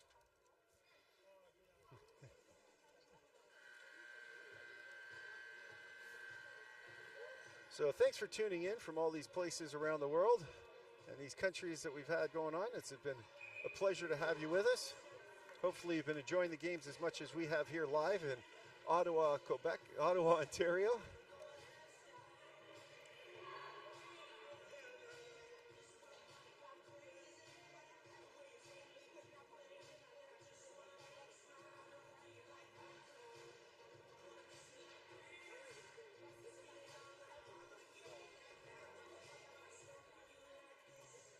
All right, the home team will have the ring to start this fourth period off.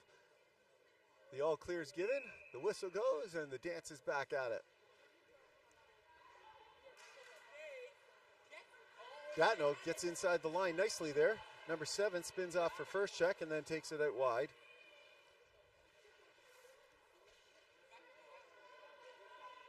Looking for that pass down low, goes back door, controlling the ring.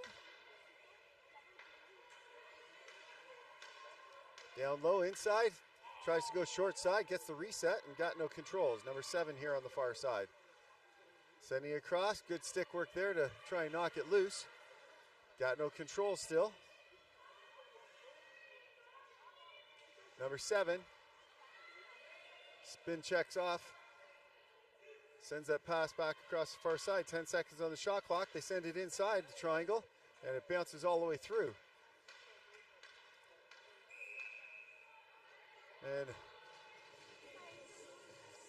as the Rush were trying to control the ring and protect their net, they skated through the crease to get that through. So it'll be a full set of changes and an offensive free pass here for Gatineau.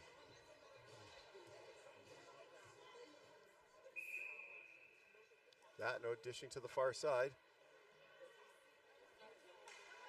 Cutting inside the triangle, but can't get it through. All 3 players are by herself, and support passes come and it gets kicked out there for Byers, number 88, and she's going to send it up here to the neutral zone.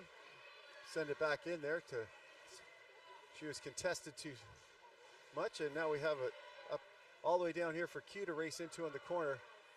Gatineau gets the inside edge and is controlling on the bounce pass up to the neutral zone now. For number 6, has it knocked off her stick, but right to another Gatineau player, and she sends it across. Gatineau controlling here in the neutral zone. And now number 6 has a chance to jump in. Low post. Not able to stab and take the quick shot. 6-goal lead, they control the ring. Off the line change, 5 seconds to go. Number 27 has it knocked off her stick. Comes up to the neutral zone, and here come the Rush. The Rush sending it in here for number 16. Number 16 defers to Olsen. Olsen takes a shot. Almost handcuffs the netminder, but sends it too close to the middle of the net, and she stuffs that one down. 16 picks up the rebound. Picking it up for Janie. Janie tries to slide it across the backside of the crease, but can't get it all the way over there through the sprawling pad of the netminder. Another great stave by Gatineau. Up here in the neutral zone.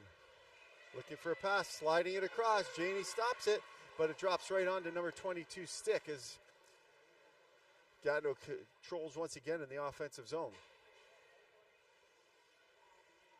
Gatineau down here to the near side.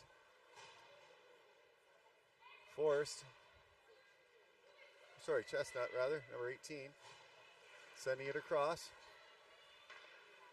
Number 27. Tries to send it across. It's a bouncing ring and a hot potato in front, and looks like the Rush are going to come up with it this time. Sending it up here for Olsen. Bounces off her stick, and there's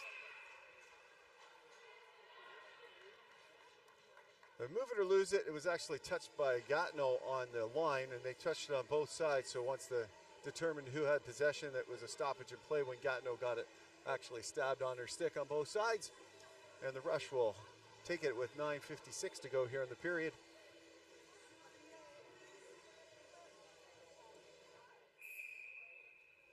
Sparrow jumping into the circle, dishing to her pal Byers on the far side, number 88. Dishing it back. Hit. Number 88, 16 seconds to work with. Molly trailing her. Defers. George comes in, back up to Molly. Molly on the forehand, takes a quick shot. Another great stop there by the netminder for Gatineau. Gatineau sends it behind the net. Stolen by the Rush briefly. Goes D to D behind, but that support pass just a little too far for Molly, and Gatineau recovers. Gatineau up on the far side boards, looking for a pass. Spins off some checks and brings it here to the near side boards. Battle for it. Gatineau comes up with it. Sprawls it out there with two blue jerseys to pick it up. Number 15 picks it up. Top of the triangle, down low. Sends it in. There's a rebound that comes right up in front, just outside of the stabbing reach, and they couldn't bat it outside the line. And so Gatineau controls once again with lots of time on their shot clock. Down on the far side. Now top of the triangle. Inside, she's pushed out. The low walk and a big stop there is the netminder Scott slides across, tracking that one well down on the low walk. Number 18 steps up and away from that. Sends it down deep into the corner for a pass. That's stolen by Gatineau just in the hair of time. Or the nick of time, or by a hair. It's touched on both by Byers, and number 11 was going to pick it up cleanly on the inside. Cycling behind her own net, looking for an outlet pass. She finds Q. Q defers as she's checked up, and 18 will send a bounce pass off here on the near side for Bouchard, and Bouchard couldn't get that pass to Q on the give and go, and Gatineau steals, bringing it back up D to D behind, and here onto the near side. That loose ring is stolen by Bouchard. Bouchard cuts across the top of the triangle, defers to Q. Q's checked up hard, and she'll be taking a penalty for that one, coming in a little too aggressively, and it'll be a major boarding call as they battle too hard and too hard from behind along the boards. With 7:39 to go, number 15, Q will head off to the sin bin for the next 4 minutes.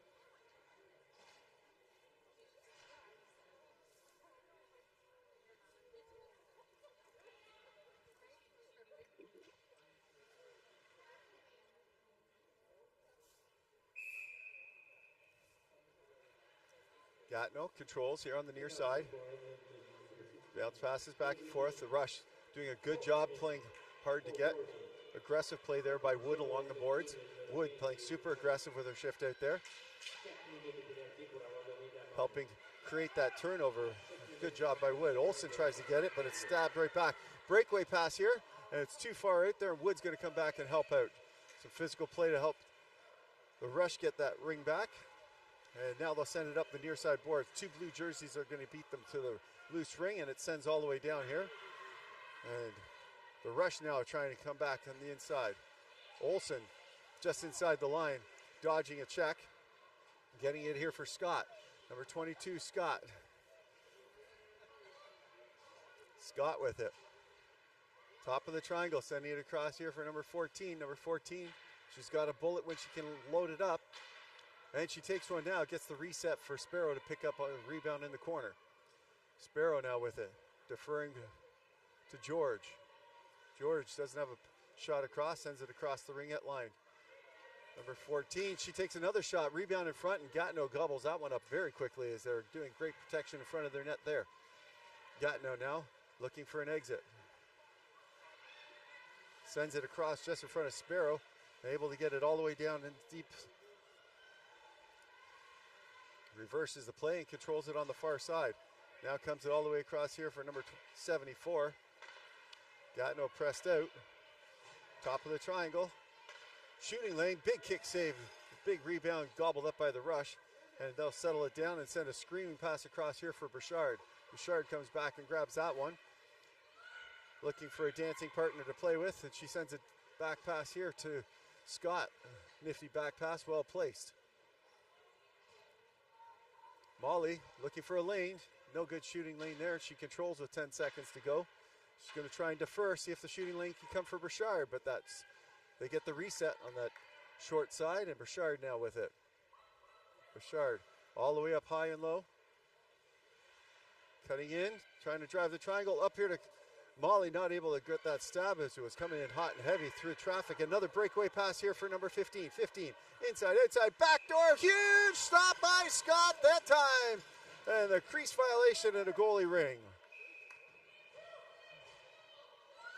Pass just behind the net pass just behind her teammate there, and Gatineau able to capitalize and control the ring. And it's going to be a crease violation as the rush cut through that. Molly tried to help out, cut through the... I know that the Gatineau fans to my right were looking for a call there, but the refs are going to talk a little bit about it, but I think they're on the same page. Either way, Gatineau's got another minute and 12 seconds here on power play at 4:51 to go most likely in the game.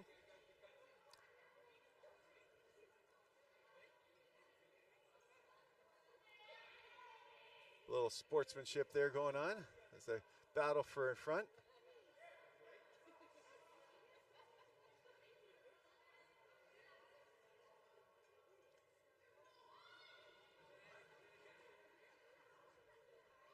Ref telling them to separate themselves. Don't see that all often. Anyways, number 15 sends it up outside the contested area, and now it brings it in for their captain. Back over to the far side. Pass across here for number 15, Forrest. Forrest sends it inside the triangle. The loose ring's controlled by Gatineau. Gatineau behind the net with 9 seconds to work with. Wood doing a good job protecting the front of the net. And a great pass there, and Wood comes across, and she's going to draw a penalty. And the Rush are going to have a chance to send this up into the neutral zone here for Janie. Janie spins off a check. She's checked hard. Defers, keeps it inside the neutral zone this time. 16 seconds to work with on the shot clock. Gets number 98 to come in here. 98 deferring back to Janie. Sisters there, I think. Number 88, 98 rather. Spin checks. 1 second to go, and that's not going to make anything happen. And so it'll be a slashing call going to Gatineau. And with 11 seconds of 4-on-4 play at 3:50 to go here in the frame, number 7 heads off to the sin bin. It'll be a defensive free pass as the shot clock was the reason for the turnover. So Gatineau with the 4-on-4 defensive free pass. Gatineau dishing to their goalie and get it right back. Nice simple play when you can make that work. Pass comes to the line, but not all the way out. Battled for. Gatineau's able to pick it up. Gatineau here on the neutral zone, sending it back inside their zone and back up to the neutral zone. Battling for it along the boards. It should be a move it or lose it, and the Rush will take control at center ice. They've had a couple good set plays off center ice. We'll see if they have one here set up here as we get late in the game, and they're looking to get some goals on the board.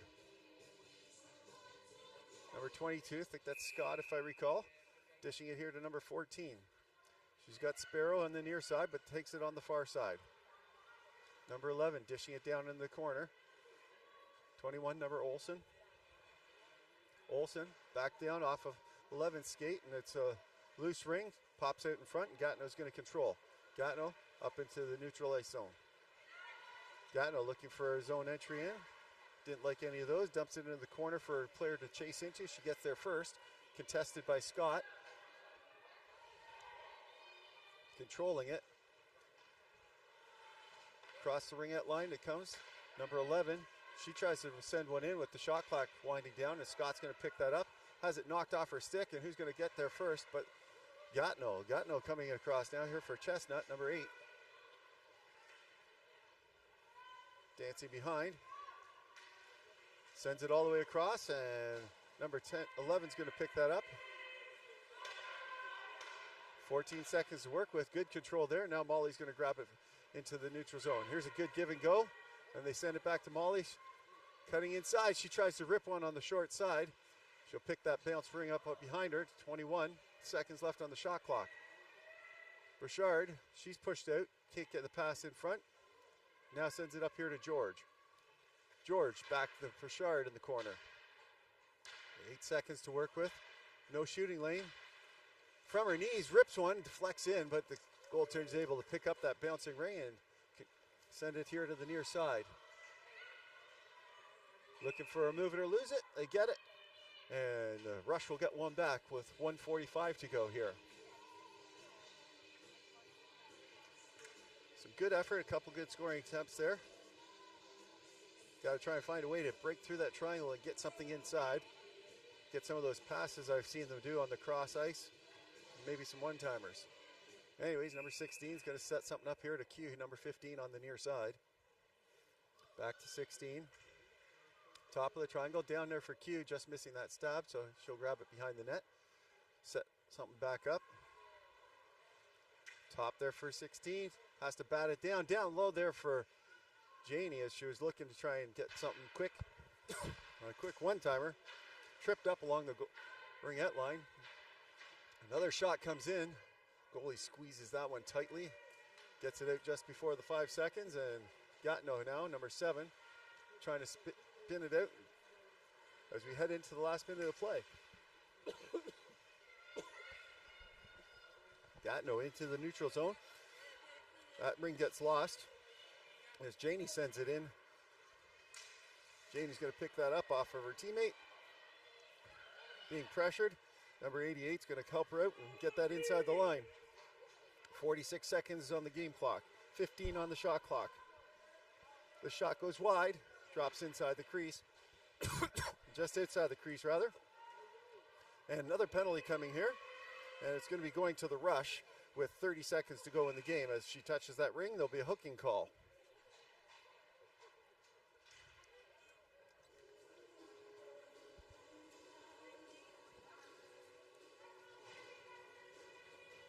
There's been lots of ringette associations around here in the Ottawa area. You heard us talking a little bit about some of them earlier.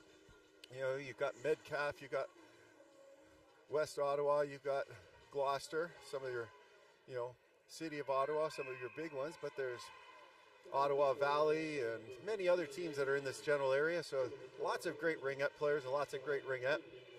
And a lot of these players from on Gatineau live in Ottawa or play in Ottawa at different points.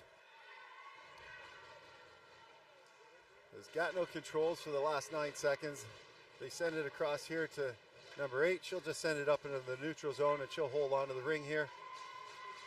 And with that, ladies and gentlemen, this is Barkley Hollinger, the Barkman, howling off. And remember, if you support Ringette, why not support the sponsors that also help support your athletes at Ringette? And until next time, take care, be safe.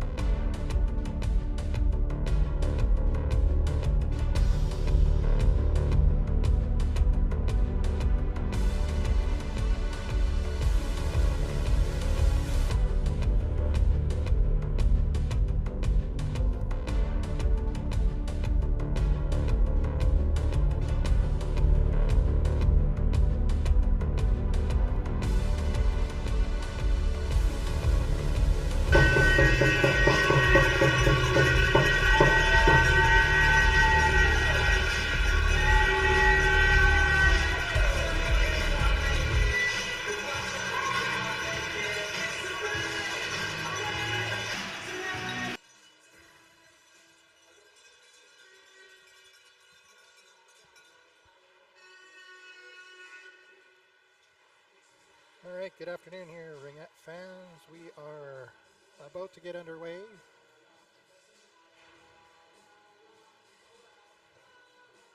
You are tuning in to an NRL game, again, Edmonton Wham versus Atlantic Attack.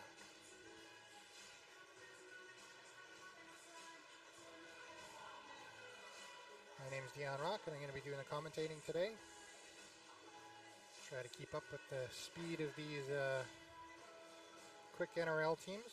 Hopefully I can call it accurately. We got Atlantic Attack here wearing the dark jerseys, black and maroon. Their lineup for today, as far as I can tell from my list, is number 4, Jasmine Gallant on defense. Number 6, Alexa Beliveau on defense. Number 7, Jenny Snowden, center. Number 9, Emily Foster on defense. Number 10, Katie Robichaud, defense. Number 11, Julie Richard, center. Number 14, Dana Dingwell on defense. Number 16, Monica Collette, defense. Number 18, Madison Godot, forward. Number 21, Courtney Carter, forward. Number 22, Isabelle Cormier, defense. Number 23, Manon Vautour, forward. Number 27, Dominic LeBlanc, forward. Number 30, Sophie Daigle, goalie. 41, Jasmine LeBlanc, goalie. 77, Brittany Snowden, forward. And 99, Miguel Pro on center. The Edmonton Wham are wearing the light jerseys with blue and white stripes. Their lineup for today is number 1, Kaylee Woodliff in goal. Number 2, Jillian Dredger, center. Number 3, Annie Debahi, defense. Number 4, Jamie Bell, forward. Number 6, Dalen Bell, center.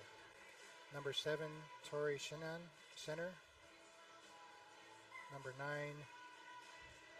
Nina Tajbarsh, forward. Number 10, Lauren Henderson, forward. Number 12, Kirsten Krochak, forward. Number 13, Sydney Fevin, forward. Number 14, Kate Henderson, defense. Number 15, Jamie Ferry on defense. Number 16, Kaylee Ryan York on defense. Number 17, Vale Ketsa, forward. Number 18, Melissa Masutka on defense. Number 19, Erica Lee on defense. So forgive me if I mispronounced anything. It's not intentional.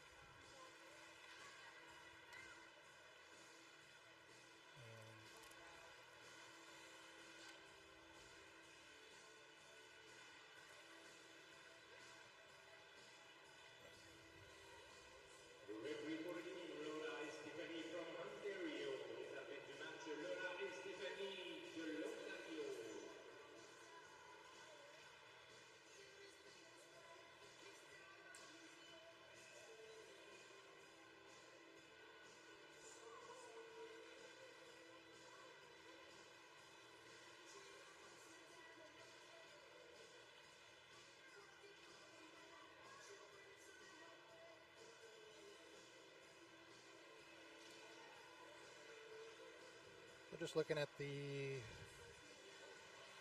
scoreboard here. Edmonton Wham is in first place with 3 wins and no losses, 9 points.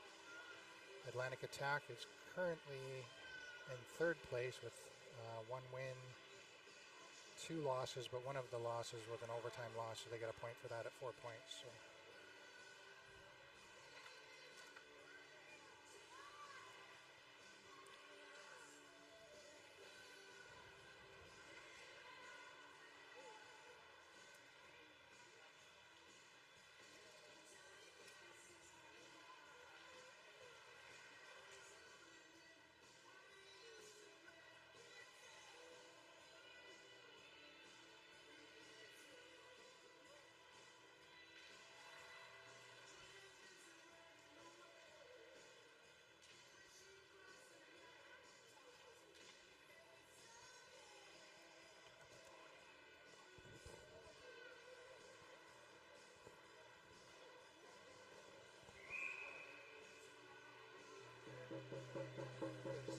testing the volume here, seeing if we can get a bit more volume.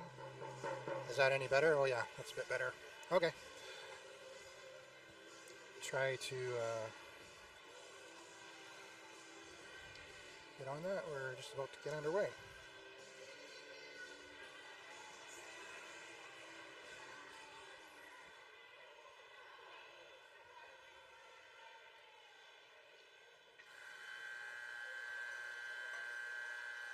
That is the buzzer to start the warm-up. 13-minute quarter about to get underway.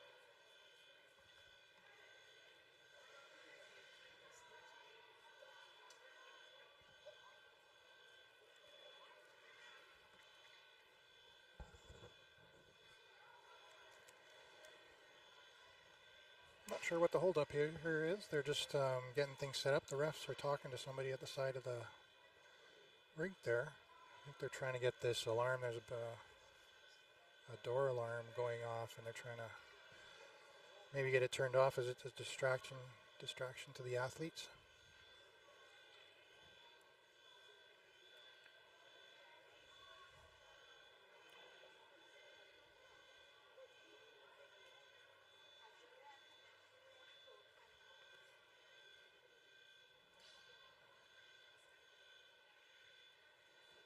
Refs are waving to somebody in the stands about something.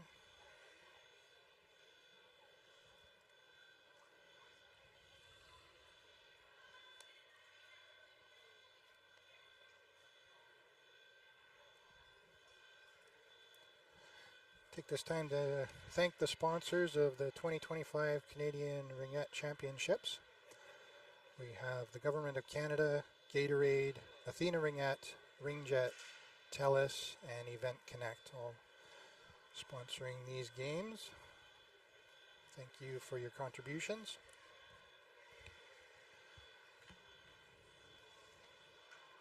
Takes a tremendous amount of time, effort, and money to get put on an event like this. There's lots of games and lots of volunteers and lots of hours. Yeah, it seems like the issue is the door alarm. They want to get that settled before they get started here.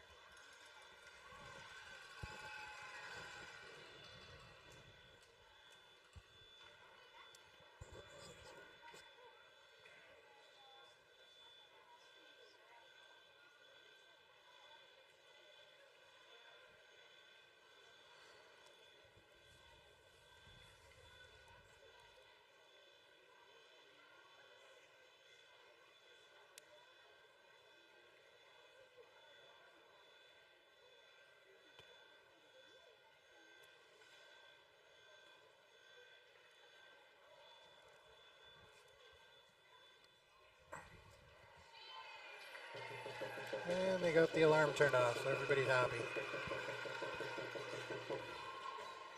Seems like we're ready to get this game underway finally.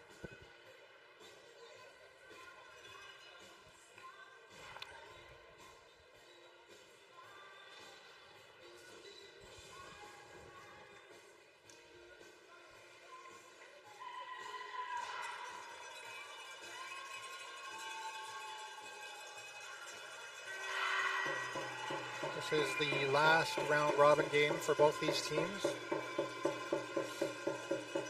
Tomorrow starts the quarterfinal and consolation final for the championship and the consolation sides. Looks like Wham's going to start with the ring. Wham sends it up the left side.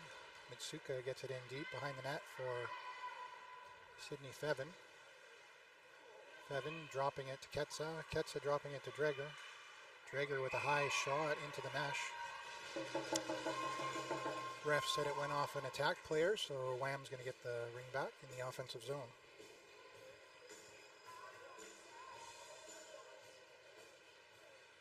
Evan's going to start with the ring. Evan fakes a shot, passes it to Draeger. Draeger in for Ketsa, that didn't connect, and the ring goes behind the net. Ketsa picking it up.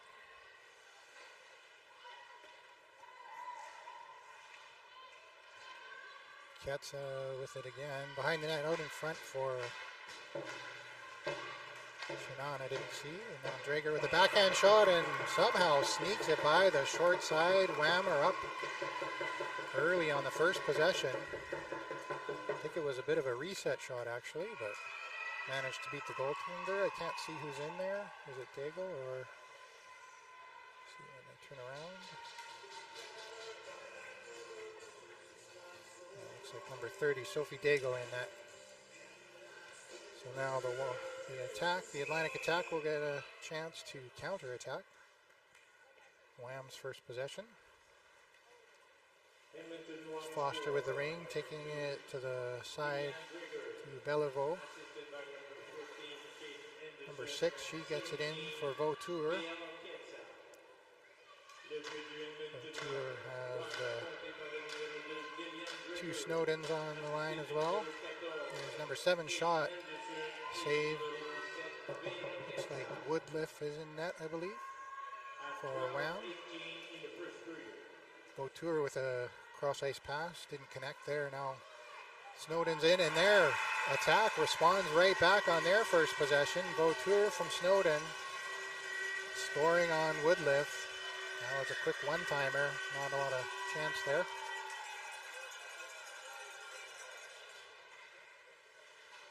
So this could be a high-scoring game if first two possessions are saying anything. 1-1.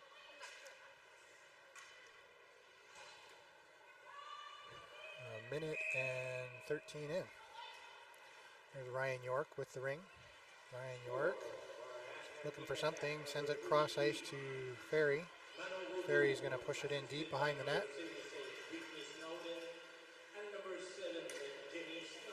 That is Krochak dropping the ring, and Atlantic attack pick it up. So first change of possession in the game. Attack with the ring in their own zone. Circling around, having a bit of trouble getting past the forecheckers. Now they get it out to center, but Ferry picks that up. Ferry's going to find Shannon at the left side here. Shannon cuts across the top, takes a shot. Daigle with the save. Rebound picked up by the attack. Attack up to center ice, cut off by Mitsuka. And now wide open in front of the net. Good shot and a good save by Daigle, and they say a crease violation against the attack. So it's going to be a Wham ring in the offensive zone. Looks like Bell is going to start with it in the circle.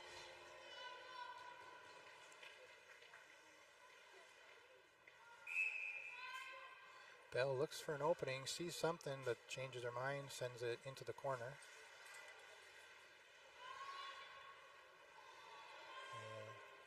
That is Taj Barsh. Back to Bell. Bell across.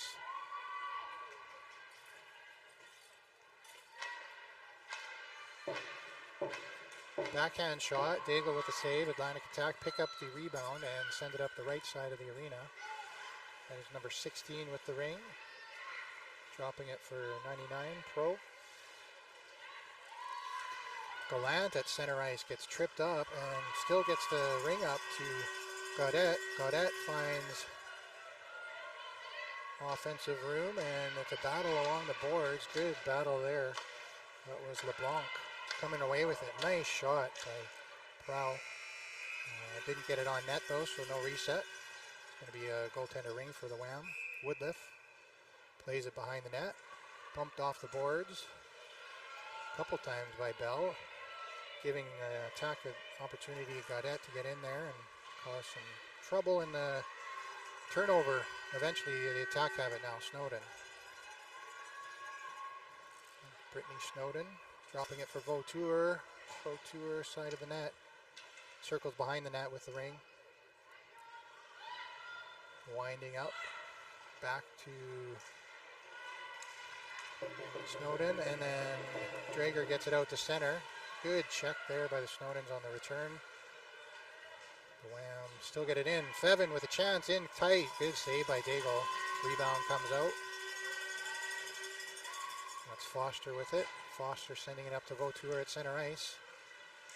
Vautour has to circle back and gets checked off the ring by Fevin. Pass in is intercepted by Snowden. Snowden in the corner. Jenny Snowden with it. They're going to change off. So 3 attack players went off and only 1 came on. Now 2 are on. Richard has it. Across. Shot. Misses. Wham are going to pick that up in the corner. Drager. Backhand across the ice. Debahi. And a battle behind the net is going to result in a frozen ring for the attack, so goalie ring. Daigle is going to drop it in close. I believe that's Colette, number 16. Taking the ring up to the blue line, doesn't get it over. Gallant has to pick it up on the defensive side. Colette again, over to Gaudette. Now they get it out to center, LeBlanc. And a long pass into the corner, gets through the Wham defender. And Wham are able to pick it up. Robichaud with it. Now 3 seconds on the shot clock, the attack. Oh, couldn't quite get the ring on net. Going to be a goaltender ring for the Wham. Woodliff picks it up and sends it out to Ferry. Ferry behind the net is checked hard by Prow. Cycles it back to Ryan York. Ryan York off the boards to Ketsa. Ketsa almost carried it over there, but just got it over the line in time, and then the attacker away with it. LeBlanc back into the defensive zone for Colette. And now an interception by Mitsuka of the Wham, and they find an open player in the corner. Shot goes wide and over the net. There's Henderson with the shot and picked up the rebound as well. Open Shannon wide, gets a shot backhand attempt. I think Daigle got a piece of it. They got to reset it anyways and picked up the rebound. Now across the top of the circle, Shannon with another shot. Sees an opening and puts it past Daigle on the far side. 2-1. Wham.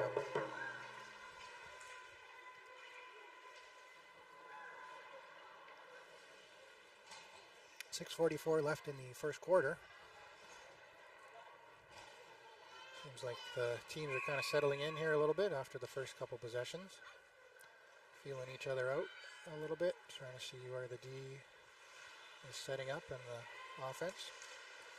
Now Snowden was checked off the ring, and Bell across center for Wham gets it over all the way across ice to number 6 Bell, and they're going to call it a goalie ring, frozen ring by the Atlantic Attack defenders. So good play there. Now Beliveau is checked right away and had to get it out. Now Snowden, oh, nice defensive play there by the Wham, sliding on the ice. Drop pass, Wham with it. Wham with a shot, Daigle with a save. Rebound comes out to Snowden in the corner. Snowden picking it up and racing behind the net. Has to do a spinorama move and checked off the ring by Bell, and they're going to call a penalty hooking on Bell. So first power play of the game is going to go to the attack. Bell trying to contest it. The call thing she got leaned into, I think. Haven't seen the refs change their mind in my years of watching Ringette, but I think it's more to get a favorable call the next time, hopefully.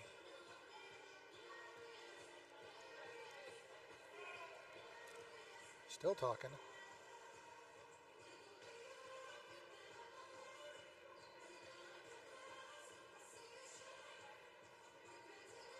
long discussion.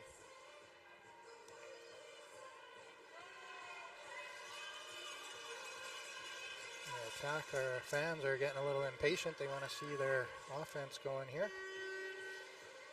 All right. Robichaud is going to start with the ring, number 10 for the attack in the offensive zone. Robichaud looks for something, doesn't find it, passes it across to Richard, the number 11. Richard behind the net, circling with the ring, dropping it.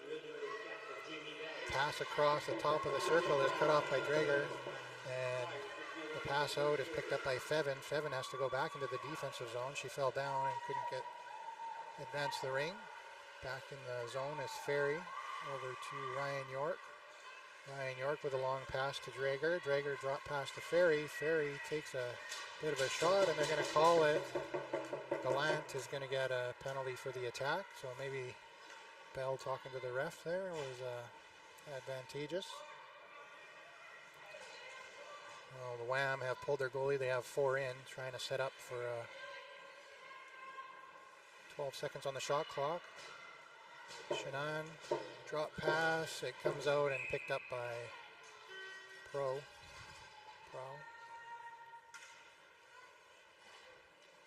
We'll draw the whistle, and the penalty to Gallant, I believe, number 4. It's going to get 2 minutes for holding. So 1 minute left in the Wham penalty, 4:51 left in the first quarter. It's going to be 4-on-4 Ringette here for a bit. Shannon passing it into the corner. I believe that's Ketsa with it.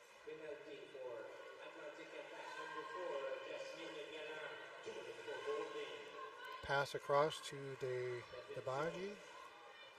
Back to Shannon. Over to Ketsa. One-timer. Doesn't quite connect. And Dingwell picks it up for the attack. And now the attacker out across the line, and oh my gosh, another penalty for the Wham. I believe that was a bit of a body contact. Hopefully she's okay. Don't think it was intentional, but now it gets interesting as the attacker going to get a 3-on-2 for 30 seconds.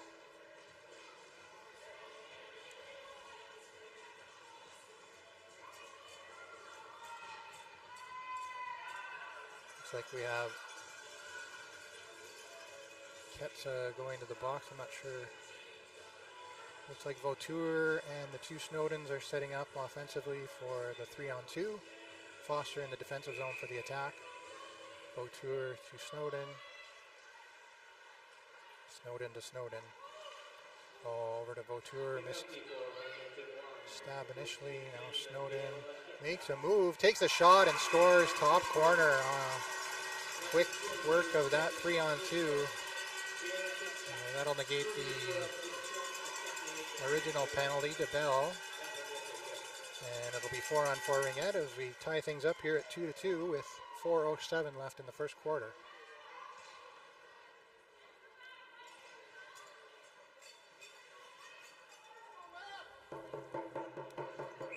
Debaji is going to start with it, number 3. Sending the ring over, give and go style. Still 4-on-4, so a defender is in the offensive zone. There's Bell. Back to the line. Oh, almost 4 in, but just managed to stay out. Now Lee is taking it in.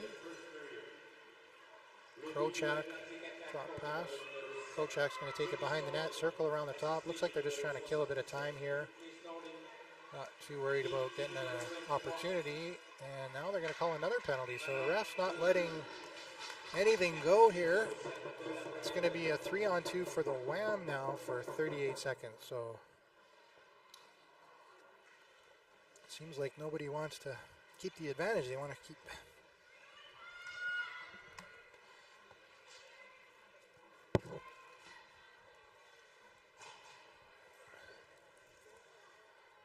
So Wham sending out their 3-on-2 line. Looks like Drager, Shannon. Oh, Drager finds the opening. Oh, pretty much the same goal that the attack scored, just on the other side, blocker side instead of glove side, top corner. from the top of the triangle. Wham not wanting to be upstaged by the attack. Trading tit for tat here, 3-2. Wham up with 3:21 left in the first quarter. And back to 4-on-4. Still for another minute. Now Colette with the ring at center ice, sends it into the corner. Prow picking it up, getting checked hard. Almost another call there. Ryan York picking up the ring after the check, dropping it for Drager. Drager into Ryan York. Ryan York circles back, top of the circle, big collision. No call. Henderson with the shot, attack, Daigle save. Rebound, sent out.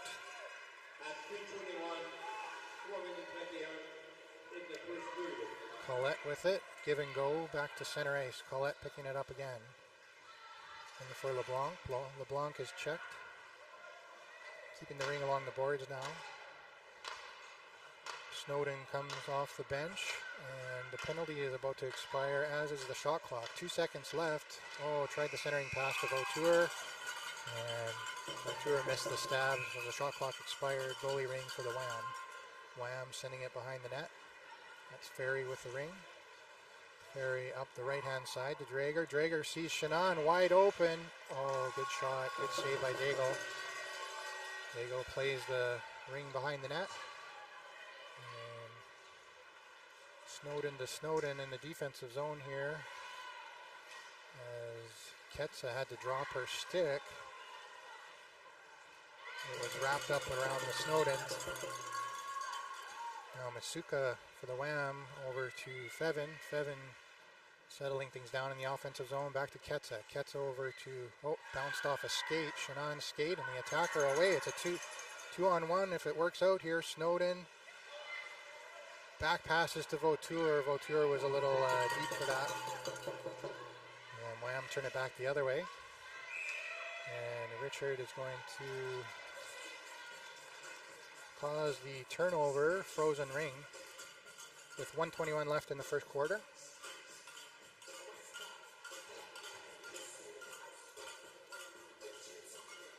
It's attack ring at center ice.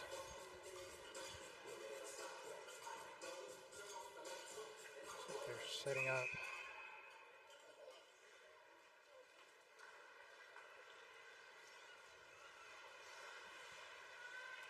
Cormier. Attack tried to get the ring in, and a nice pickup by Bell. Now Whammon's a 2-on-1. Oh, Deke and a shot by, is that Bell? Number 6. Leads Daig. So I've just been corrected. I've been pronouncing it wrong. It's just Daig, not Daigle. I apologize. So Wham going up 4-2.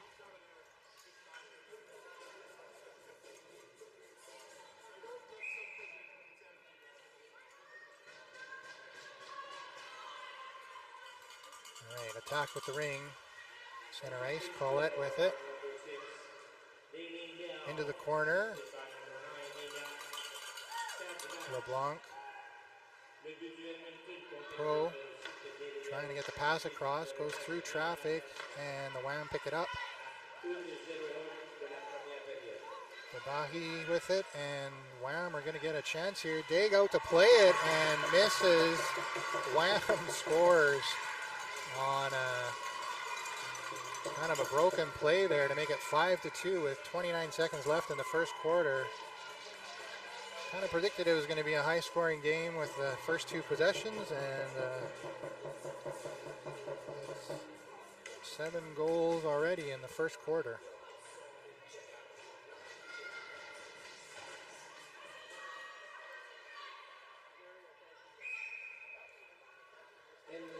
All right, attack resetting at center ice. Colette getting it into Snowden. Snowden behind the back pass to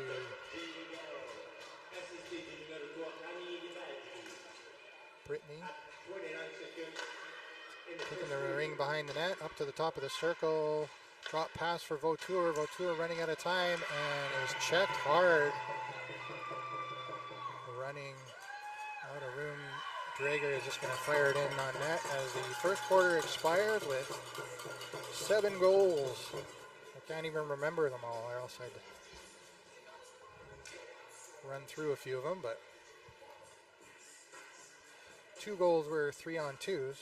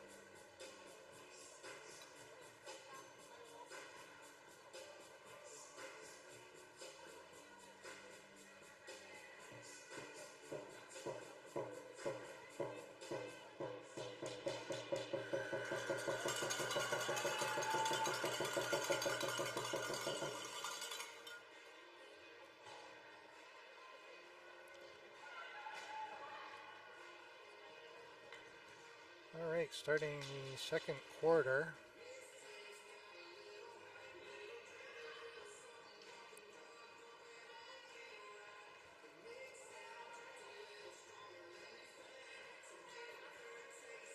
Looks like it's going to be a tack ring.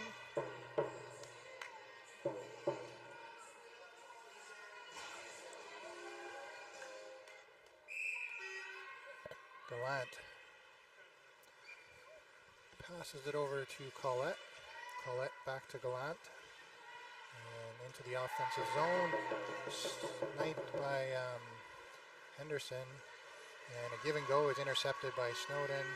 And Vautour now across center ice. Vautour gets it in for Snowden. Snowden flying up the right side, now behind the net, circling.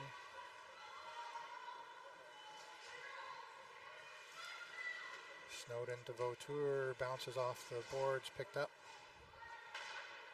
Vautour is going to circle the net. 7 seconds left on the shot clock. Drops it to Snowden. Good shot. Woodliff got a stick on it. And eyes for the top corner.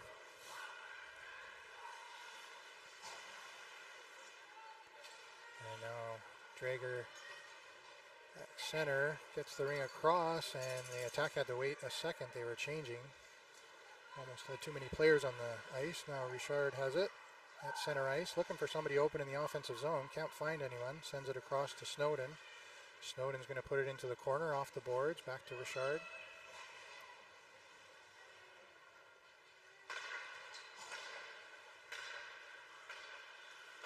Attack, 7 seconds left on the shot clock. Long shot, screen, and Woodliff made the save. And Wham picking up the rebound, getting it out to neutral ice for Henderson. Henderson banks it in off of a skate, and the attacker away, but they're pinned up against the boards, can't quite move it cleanly. And the Wham pick it up in neutral ice. Now Henderson's going to try to set things up, banks it off a skate, and the attack just get it out of the zone. Wham sends it right back in. Henderson with it again. Attack pushing out quite a ways. A triangle, now there's Bell. Circling for Wham. Bell fakes the drop pass, now drops it over to Bell. There's a touch called by the ref. LeBlanc across for Collette. The attack trying to get into the zone.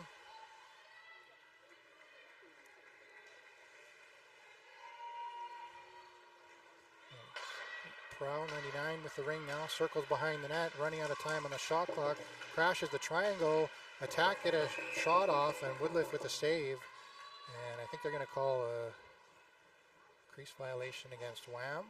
So it's going to go back to the attack.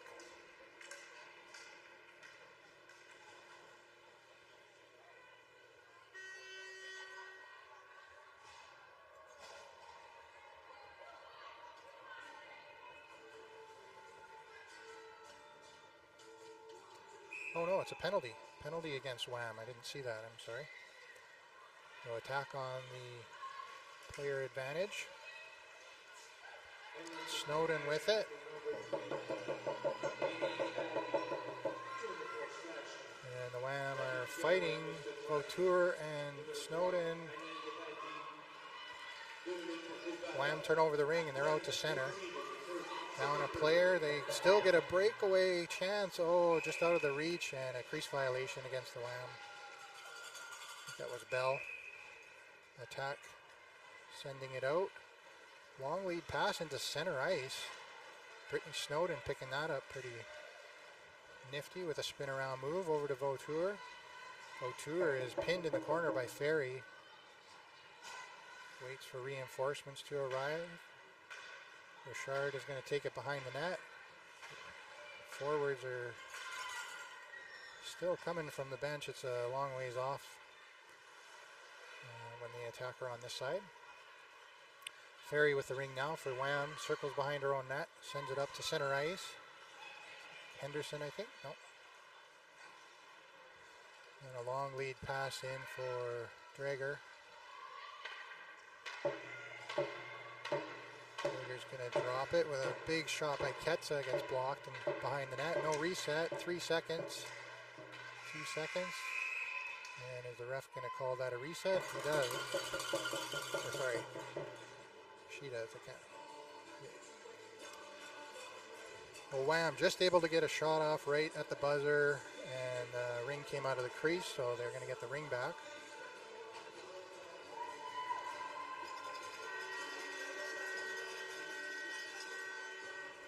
Oh no, no, it's back to attack as a defensive zone ring, so a little confused at the call there, but the refs, I think they corrected something. Paulette with it now for the attack. Can't find an open player in neutral. Now gets it. Oh, tripped up. No call on that play. Wham cycling in their own zone.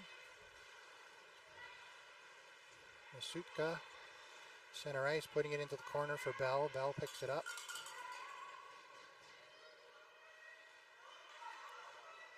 Side of the net. Wham in control. They're still down a player. No, back to even strength just now. So reset, nifty reset, just kind of a rolling ring. Wham rolled it through the crease. Dig touched it, so fresh clock for the Wham. And Sheenan, oh, crease violation against the Wham. They skated through, so it's going to be a goalie ring for the attack. They send it behind the net. And attack are getting troubles getting it out of their zone here. Snowden now with it. Snowden's going to send it across to the open wing for Gallant. Gallant finds Vautour. 10 seconds on the shot clock. Up to time. Snowden behind the back pass to Vautour. Vautour with the shot. Misses. And 2 seconds left. Just got the reset on. Woodliff is going to throw it out to Ryan York. Ryan York looks for an opening. Circles back from the blue line up to Krochak at center. Krochak is checked off the ring. And Dingwell is going to pick it up for the attack in neutral ice. Now Collette back to Dingwell. Over to Jenny Snowden. She sees Brittany, but didn't quite connect on the pass. Ryan York breaks it up, and now a loose ring in front of the net is going to be a crease violation against Wham. But I'm not sure if that was Ferry or...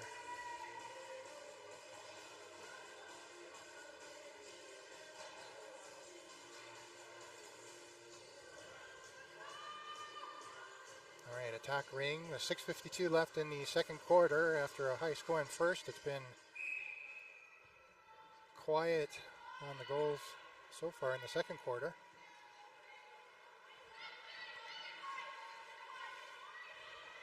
Richard to Colette, back to Richard, looking for the shot. Wham defense pushing out. Carter with the ring now.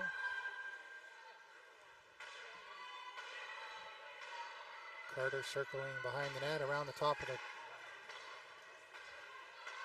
circle and trying to get it through traffic. Didn't get there and tried to get a reset, but I think it hit the side of the net, so it's going to be a Wham goalie ring. Woodliff is going to pick that up. Drops it behind the net for Bell. Bell is checked. Circles back.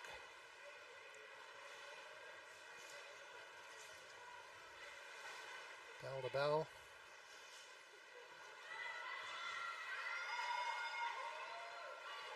And now the attack steal it there.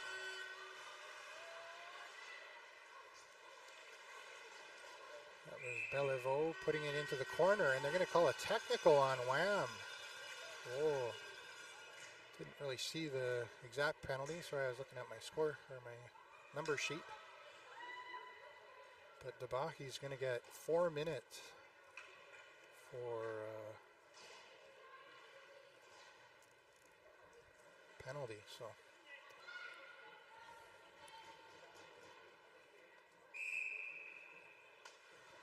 attack are going to have 4 minutes of power play here.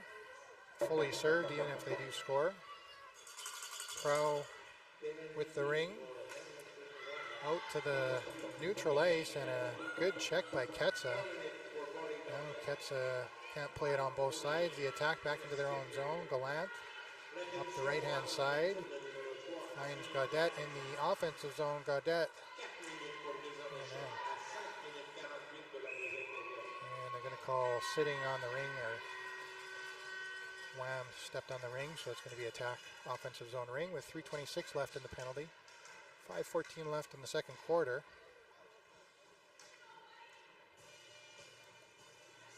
Looks like the Snowdens are back on with Vautour at the net. Looks like they're setting up on a shot play and didn't like the look of it. Sent it over to Vautour in the corner. Vautour cycles behind the net. Around the top of the circle, lays on the brakes, gets it in for Snowden. Snowden runs into a moving cross check, and Drager doesn't like, oh no, it's not Drager. So a 3-on-2 advantage. Henderson is going to get called on a cross-checking penalty. Just 2 minutes though. So attack with a good opportunity here to 3-on-2 to get a goal. Vautour to Snowden, Jenny Snowden, behind the back to Brittany. Brittany with the shot, didn't hit the net. Masuka now with it, just going to dump it down 2 lines, kill some time. Actually a little interested, not sure I've had this situation before where the 4 minute is first and then the 2 minute is next. Will they cancel the 2 minute if they score here? Finger.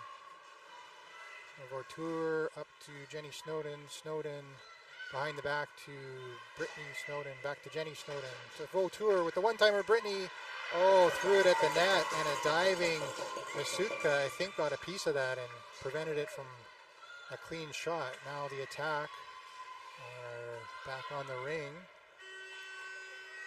Vautour picking it up over to Jenny Snowden. Ring bounces off her stick. Goes back to collect it. Jenny circling the net, trying to find Brittany. Couldn't get it there cleanly, and Wham whack it out to neutral ice. And a bit of a broken play now has the attack back in the zone. Still 3-on-2 for another 40 seconds. Jenny Snowden walking in over to Brittany. Brittany misses on the blocker side. And they're going to say crease violation against Wham, so attack gets the ring back.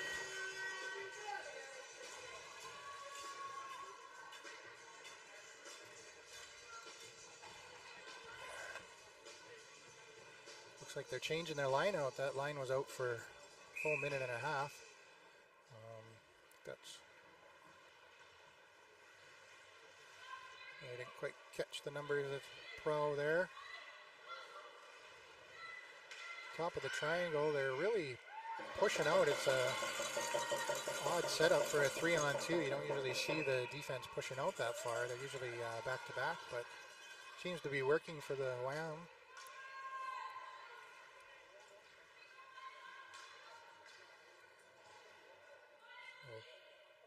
It's Pro with the ring in the offensive zone. Oh, quick one-timer, set play. That was number 27, LeBlanc, scoring from Prowl on a really quick shot. 6 seconds left, so they do negate the second penalty.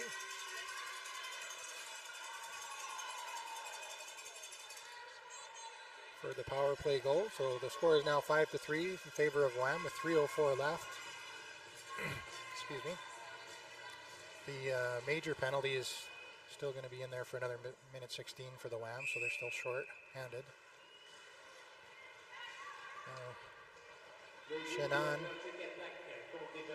with the ring in the offensive zone. Flying around, taking a quick shot. Dig with a save. Dig dropping it for Colette of the attack. Attack circling around. Getting it out to neutral ice. Richard trying to find an opening.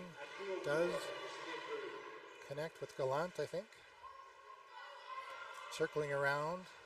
Close to the boards. The attack with the ring. Top of the circle. Shot clock expiring. Shot. Getting the reset and the rebound. And they score! Off the back of Woodliff. I don't know if they saw that opportunity or if it was, they weren't sure if they got the reset and they were just trying to reset it, but it worked out in favor of the attack for their fourth goal with 2:23 left in the second quarter. 35 seconds left in the major penalty.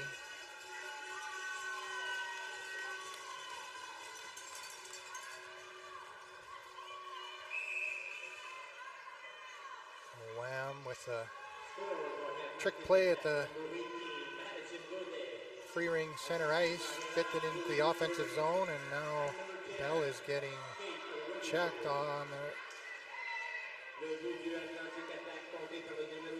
and Lee comes into the offensive zone, circled around the net and drops it for Bell. Bell with a nice shot, good save, Dig.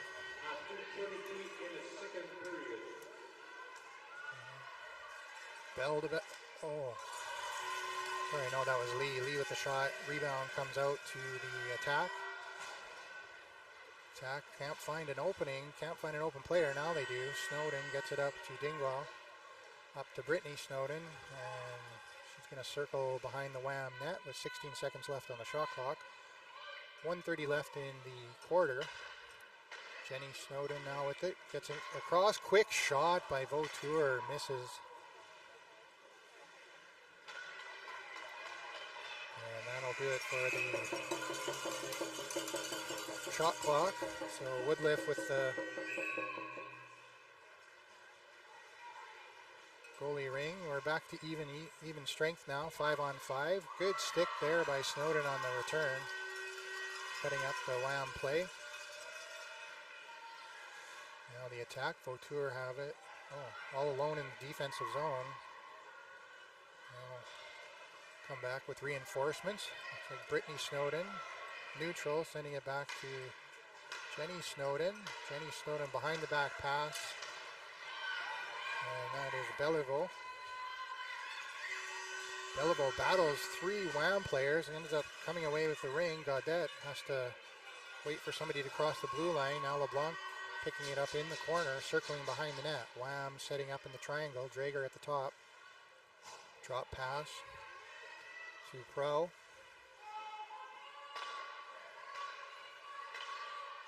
Now circles behind. Now it's an opportunity. And that's going to be a penalty on Drager. She got her stick up too high. And the attacker is going to probably try to get a shot, and Drager's going to let the clock expire, so the penalty carries over into third. I think that was a stick to the chest or something. So we'll catch you guys after the break. Lots of excitement here to come with 2 more quarters. 5-4 is your halftime score. And Wham will start with shorthanded.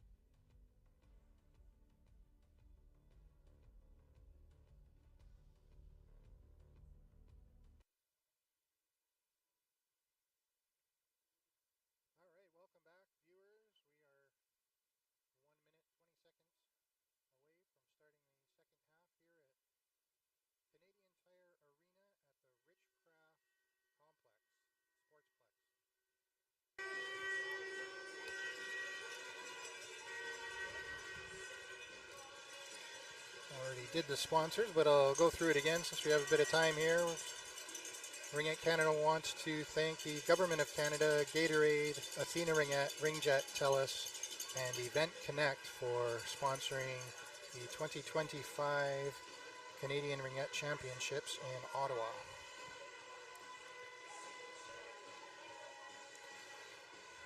So looking like Wham is going to start the third quarter with the ring, and they're going to start shorthanded. Drager going to the box for 2 minutes.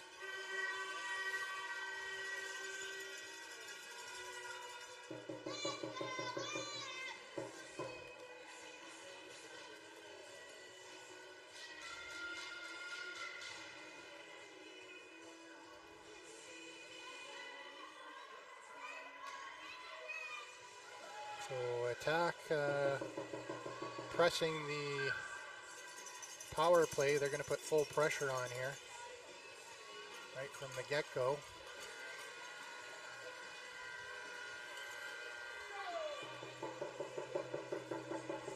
Wow, trying to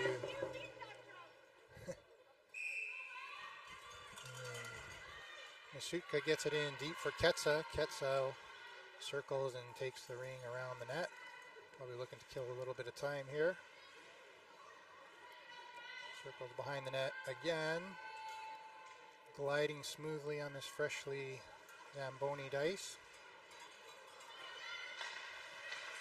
Back to the point, taken away by Brittany Snowden. Drop pass to Vautour. Vautour waits for Brittany to catch up. Now the attacker in the offensive zone. That's Vautour with the ring, top of the circle. Drop pass to Brittany. Snowden to Snowden. Side of the net. Doesn't connect off the boards to Jenny Snowden. Jenny Snowden looking for a reset. Trying to get the rebound, but Woodliff holds on to that. But couldn't find a defensive player to pass to, so it's going to be an attack ring on a 5-second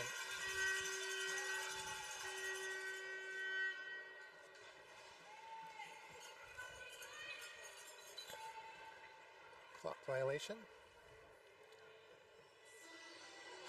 Looks like Pro starting with the ring for the attack. Gets it over to Gaudette. Gaudette is going to circle behind the net with the ring, top of the circle, dropping it for Prow. Looks like LeBlanc is cycling in front of the net, looking for an opening. Oh, getting it through the triangle, but couldn't quite connect on the stab. Back to Pro. 7 seconds on the shot clock. Shot, hard shot. Oh, side of the net. Woodliff dives and just manages to keep that out. But that'll be another 5-second clock violation.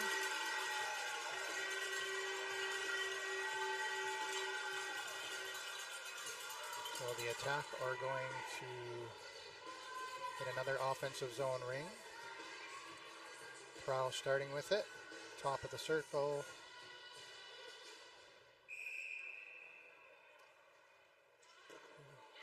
Tried to get the shot through. Woodliff saw it and made the save. Now the Woodliff has the ring, sends it out the right to Ryan York. Ryan York skates across, up through the middle, connecting with Bell. Back to Ryan York, now into the offensive zone. It's going to be out of the reach of the Wham players, so the D for the attack are going to pick that up and send it up the right side. That's Richard with it at neutral. Crossing the center line, bouncing off a Wham player into the offensive zone. Nice off the boards pass to number 10 of the attack. That's Robichaud. 10 seconds left on the shot clock. Shot. Didn't get contact with the goaltender. They try a long shot again. It hits Barry and goes into the corner for a goalie ring. Shot clock violation. Woodliff drops the ring. Shannon picking it up behind the net and sending it up the right side. Henderson, Shannon, it's a 2-on-none. Shannon missed the stab, otherwise that would have been a wide open opportunity for the Wham players. Long shot is blocked, stays out. 5 seconds left on the shot clock. The penalty has expired. Sorry, I missed calling that.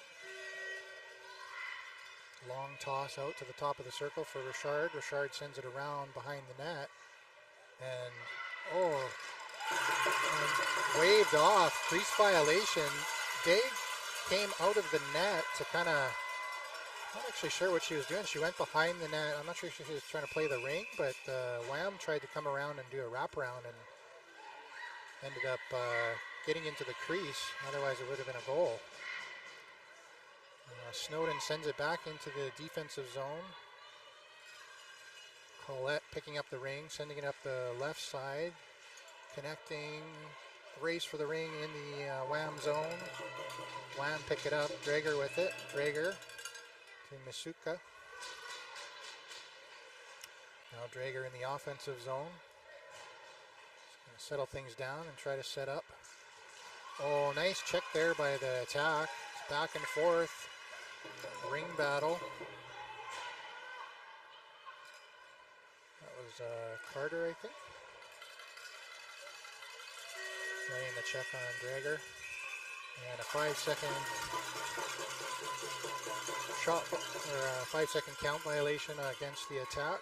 So it'll be Wham ring in the offensive zone. Setting up with Fevin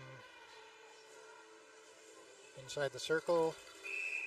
Ketsa is going to get the pass. And it looks like Drager is in front of the net. Ketsa circling with the ring, top of the circle, through the slot, high slot area, and the attack intercept that.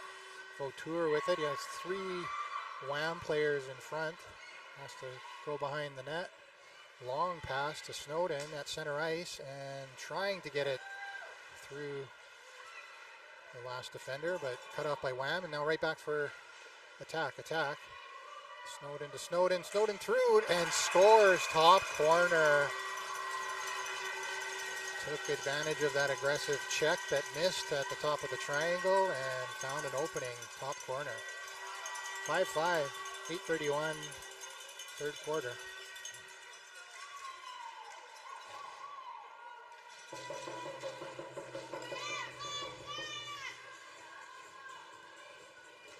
Ryan York is going to start with the ring. Sends it out to Ferry on the right. Ferry's going to cross center ice, back to Ryan York on the left.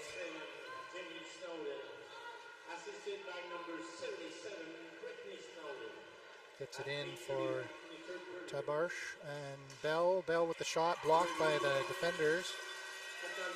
Dingwell blocks the shot and picks up the loose ring. Now takes it across the top of the circle and nice drop pass there. Call that up to center ice for LeBlanc. LeBlanc and Ferry's going to grab that. Nice speed by the Wham defender, out skating the attack. Now Bell is going to get it across the Bell. Double pump that, picked it up, and now it's going to skate behind the attack net as the forwards change. Shannon is on.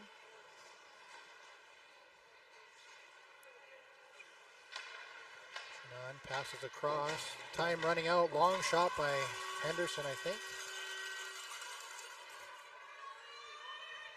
Going to get the reset, and Wham pick up the rebound. The loose ring now is grabbed by the attack, and they send it around the left side. Attack on it. Oh, check from behind by Krochak, turning it over. Oh, what a chance there.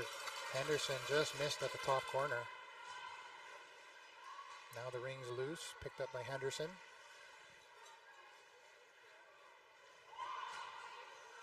Wham are changing. Long shot. Saved by Daig.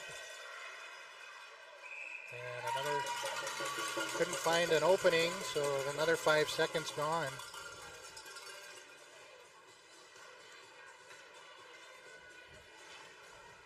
Five is the score with 6:45 left in the third quarter. Fevin's going to take the offensive zone ring here. Drager to the left. Can't quite see who's in front of the net.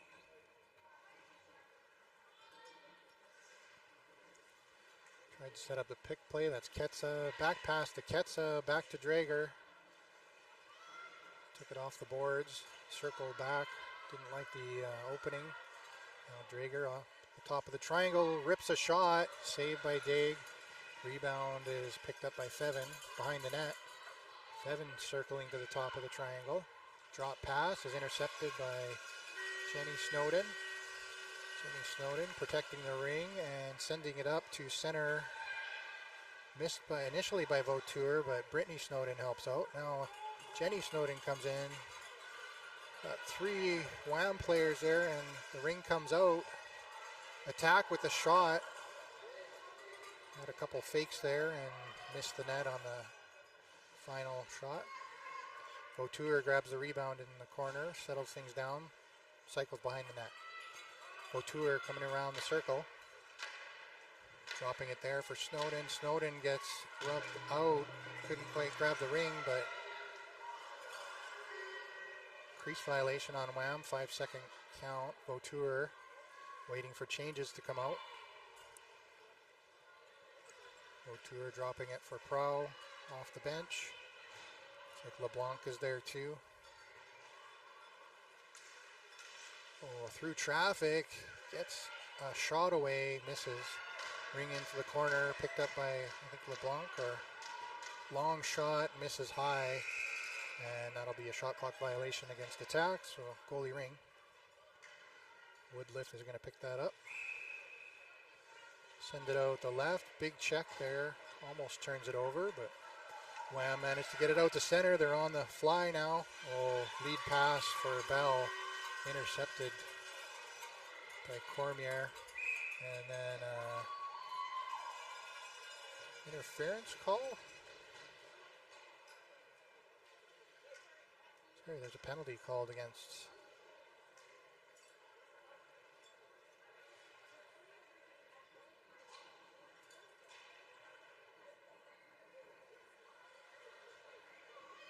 Kind of confused who got that.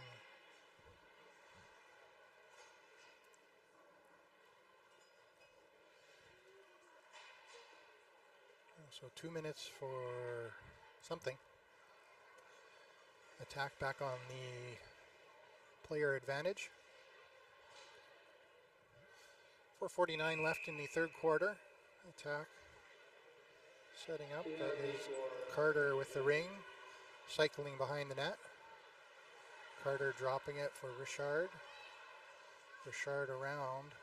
Couldn't find an opening. Cycles to the other circle, top of the triangle, back pass behind Carter.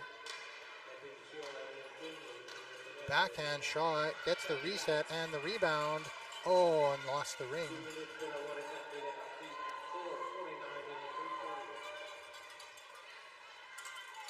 Now the Wham are flying. Ryan York with a chance, backhand shot. Daig with a save and a crease violation.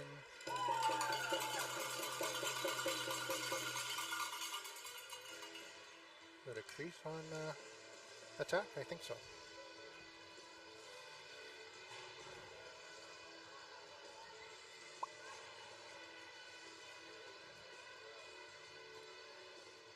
All right, Henderson starting with the ring for Wham. Shannon picking it up along the boards. 4 minutes left in the third quarter. Shannon circling top of the triangle, looking for Henderson. Henderson with a big shot off the post, I think.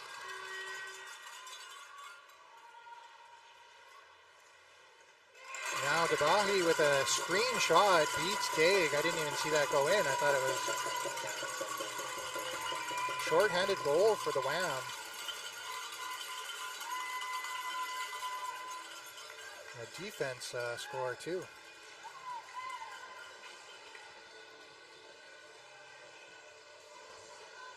Six to 5 for the Wham.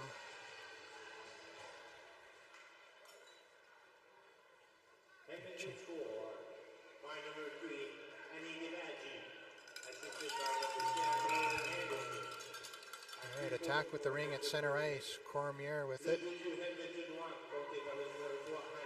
Cormier finds Beliveau.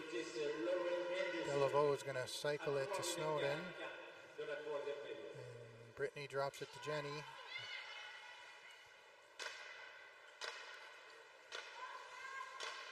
Now flying in, hard shot. Didn't get a clean shot off, it was blocked. Drager picking up the loose ring behind the net. Drager up the right side. Drager finds Krochak. Krochak across to Masuka. Wham on a nice give and go there. Behind the net, Masuka to Drager. Still shorthanded for another 6 seconds. And Debahi again with a long shot. Daig with a save. Rebound comes out. Daig diving. Shot goes over the net. Picked up by the attack. And the attack into neutral ice. There's Brittany Snowden with it. Finds Vautour and Ferry battling. Vautour comes away with it. Now the attacker making changes. Pro comes off the bench, number 99 with the ring. Oh, into the slot area shot. Great save by Woodliff.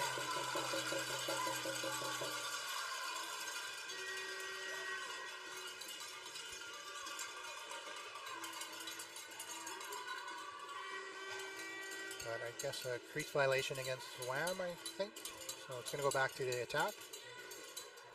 Pro with the ring, starting at the circle. 5 seconds almost up. Finally gets it away into the corner. Picked up by Gaudette. And LeBlanc circling in front of the net. LeBlanc with the ring now. LeBlanc to Pro. To Gaudette, one-timer. Good save by Woodliff. Rebound picked up by the attack. Circle again. Fans cheering loudly for stepped ring. I think stepped on the ring, so it's going to go to the Wham players. I think it's going to be a defensive zone ring. One of the attack players stepped on it. On come Richard. The attack make a line change, and Wham. I didn't notice if Wham changed. 1:44 left in the third quarter. Wham sends it across the line. Ketsa is going to pick it up at center ice. Ketsa into Fevin. Fevin back to Ketsa in the corner.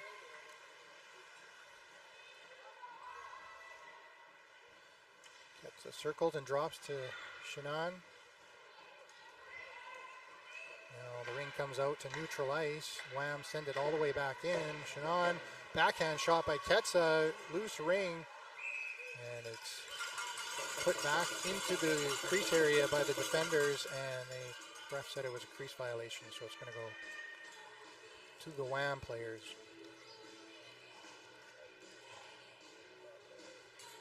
So Bell is going to start offensively for the Wham. Looking for a shot, gets it across.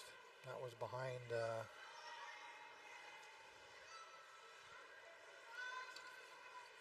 Tajbarsh. Now Bell is going to pick up a loose ring. Tajbarsh with the ring, circling to the top of the triangle. Takes the shot, blocked by the center Richard. And the attack grab the ring, and they're trying to find somebody open in center. Now they find 21 open.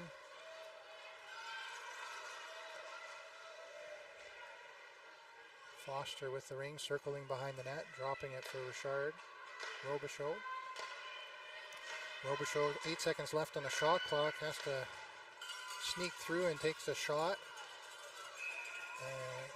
Crease violation against attack is going to go to Woodliff. Goalie ring. Woodliff can't find anybody, sends it over to the right side. Wham with it on the left. That's Lee with the ring, sending it up across center ice. Bell.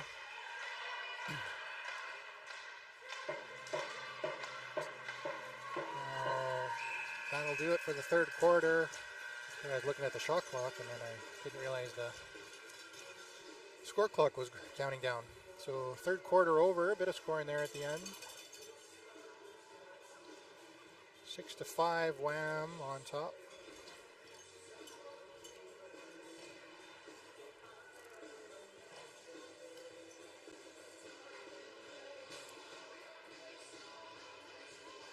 seems like a little bit slower pace the third quarter here. The first 2 quarters were pretty high flying, especially the first part of the first quarter. Teams are settling in now a little bit, playing a bit more carefully and cautiously.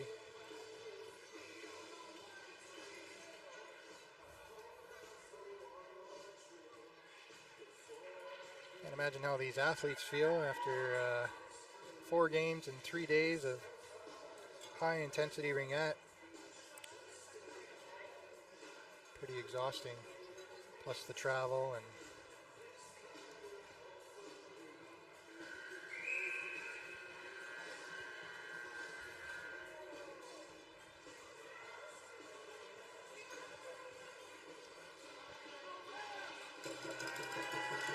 all right, attack is going to start with the ring for the fourth quarter. Vautour,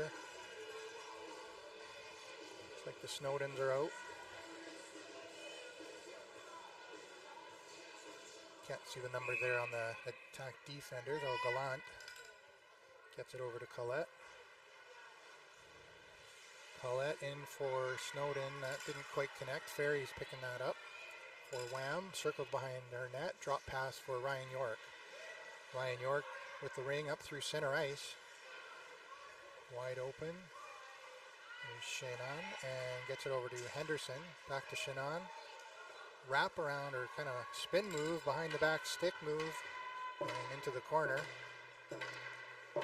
6 seconds left on the clock. Trying to get the reset, but the ring stays in the crease. Picked up by Daig. Daig with a high toss out to the top of the circle, finds Vautour, but Vautour was checked immediately, had to throw it back, and Wham are going to jump on that. That's Krochak. Krochak across the top, backhand pass in front of the net for Shannon, and didn't see if that was saved or just missed. Attack with it. They're getting checked quite aggressively, and now it's a 2-on-1 shaping up here. Pro off the bench, fake the back pass across the top. Now behind the net. The attack are going to try to finish their change with control of the ring in the offensive zone. LeBlanc loses the ring, and Woodliff is going to pick it up and send it out the right side for the Wham defender. Wham defender up to the blue line, across for Drager. Drager into Fevin, checked off the ring, still manages to pick it up, and a pass through the legs doesn't work out. Beliveau picks it up for the attack. Can't find an opening in neutral, sends it back to Pro.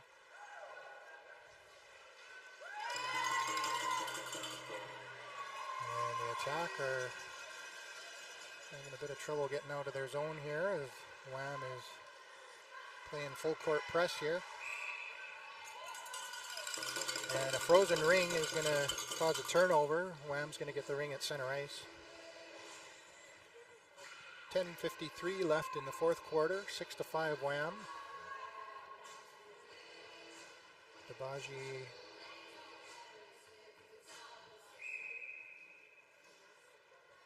is going to send the ring back to Lee. Lee back to Debaji, putting it in deep, cut off by attack defenders. Now Richard is going to get it out to neutral ice.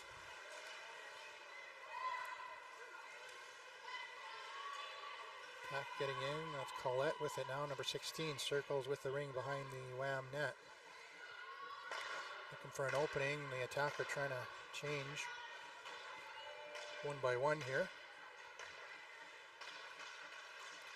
Drop pass to Snowden. Snowden with the shot and scores just at the buzzer. The ref initially I thought waved it off, but then pointed at the goal as a wicked screenshot from Jenny Snowden beats Woodliff to tie it at 6.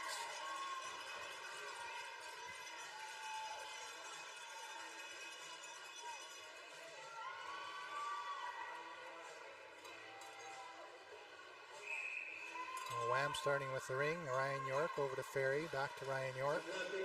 Ryan York. Long pass up, finds Bell open. Bell across the top of the circle, one-timer, and Wham answer right back real quick. Basically 16 seconds since the goal. That was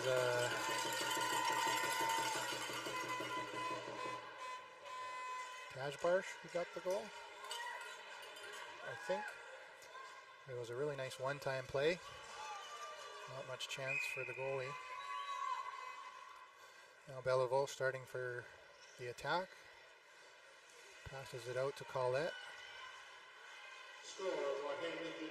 Now Vautour with it. Vautour behind the Wham goal. Dropping it for Snowden. Back to Vautour off a skate into the corner. Vautour picking it up. 9 seconds left on the shot clock. Vautour to Brittany. Brittany looking for an opening. Gets a shot away and a good save by Woodliff. Rebound stayed in the crease, but that'll be a 5-second by count. And we'll get the ring back to the attack in the offensive zone. Looks like the lines are going to stay the same. Drager's on. Shot, pass across for Brittany. Didn't quite connect, had to take it off the boards. Brittany Snowden circling around, dropping it for Jenny. Jenny through the top of the circle, back for Vautour. A little out of the reach. Long shot by Vautour, loose ring. Scrum for it, attack managed to find it first. Getting the reset. Now Jenny with the ring.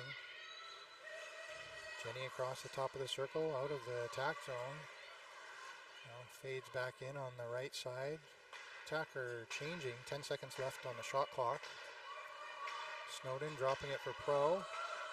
Cross through the middle, open, shot, scores! 5-hole. Gets it through traffic.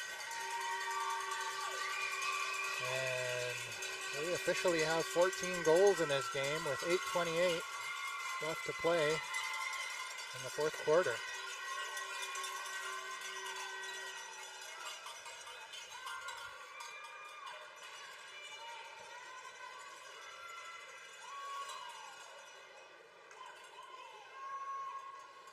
All right, Wham starting with the ring. That was Debaji. Gets it back to Lee. Lee looking for an opening, finds Drager right in the middle. Drager with a quick shot, I think missed the net. Attacker upended. No call. Dingwell to Pro. Pro through center ice. Didn't really have anywhere to go with it. And 3 players skated by the ring there. And Wham ended up picking it up. Now Drager has it in the offensive zone. Drager's going to slow things down as the forwards change. Ketsa, Bell are on. Ketsa's going to head to the bench as Bell circles around. Bell to Drager. Drager back. Good stick by the attack defender. Oh, sharp angle shot. Daig fell into the net and knocked it off. That might go back to the Wham. Yeah, it does. So Wham getting the ring back in the offensive zone.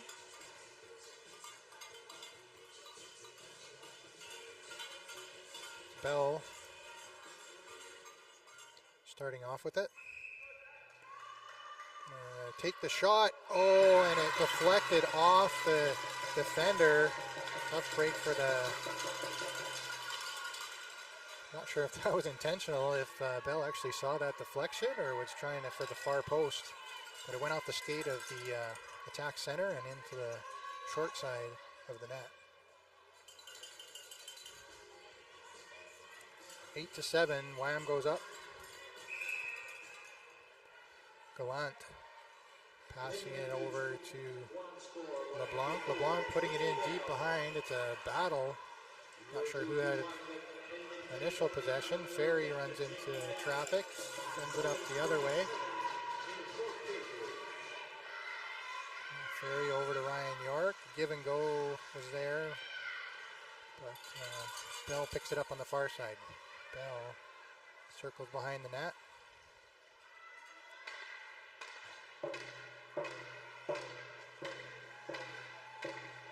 Centering pass, cut off, attack defender, couldn't quite put their stick on it. That was number 16, Colette.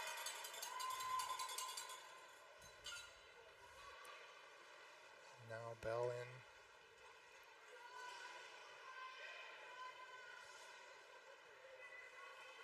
And the other Bell, number 6. Dropping it to number 4. Circling behind the net, trying to get the reset. The ring doesn't come out. Daig plays it up for Snowden. Snowden across ice, doesn't connect with Robichaud, I think. And it's a battle.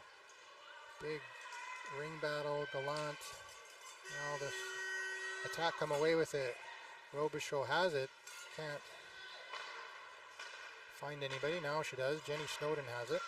The offensive zone, 4 seconds left, not a lot of time, 2-1, and it's going to be a goalie ring as the shot clock expires for Wham. Woodliff looking for somebody, and that is a long 5 seconds.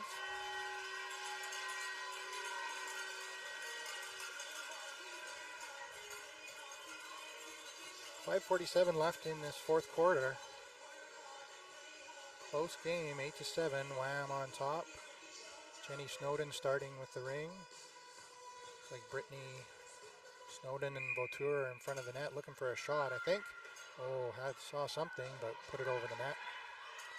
Brittany picks up the rebound, trying to take it short side, decides to go behind the net. Top of the circle, drop pass for Jenny. Jenny tries to crash through, doesn't get by. Good D by the Wham. Now the Wham through center ice. And a turnover. Give to Vautour. Vautour with a shot. Great save by Woodliff. Couldn't keep up with that. Now the Wham have it. I think that's Lee with it across center ice. Lee into the offensive zone. Doesn't connect. And Vautour is going to bat at it. Gets it over to neutral. It's rolling on the side. Nobody can stab it. Finally, Beliveau sticks it. No, it loses it. And now back into the defensive zone. Snowden to Foster. And LeBlanc is upended. No call. Ryan York puts it up for Drager. Drager tries to crash the triangle. It wasn't quite set, but attack managed to close up goalie ring. Daig fakes the high toss, drops it behind the net for Prow.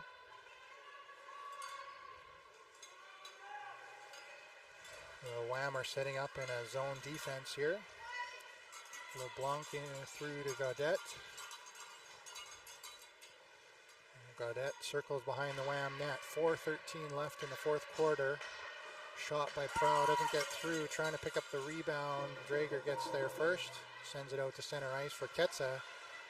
Oh, a little upended there. Is that going to be a... Suddenly the penalties have all gone quiet after a pretty busy box in the first two quarters. 4 minutes left in the fourth quarter. It's going to be Wham ring at center ice. And that is Henderson sending it out to Masuka. Back to Henderson. Henderson's going to send it off the boards to Drager. And Drager's going to look for an opening, skate it around. It tries to get it through traffic, doesn't work out. And now the attack, throwing it up to neutral ice. Vautour battling hard to get it. And they're going to call a penalty on somebody. And Wham are shaking their heads, so it looks like it's going to go to Drager. 2 minutes for body.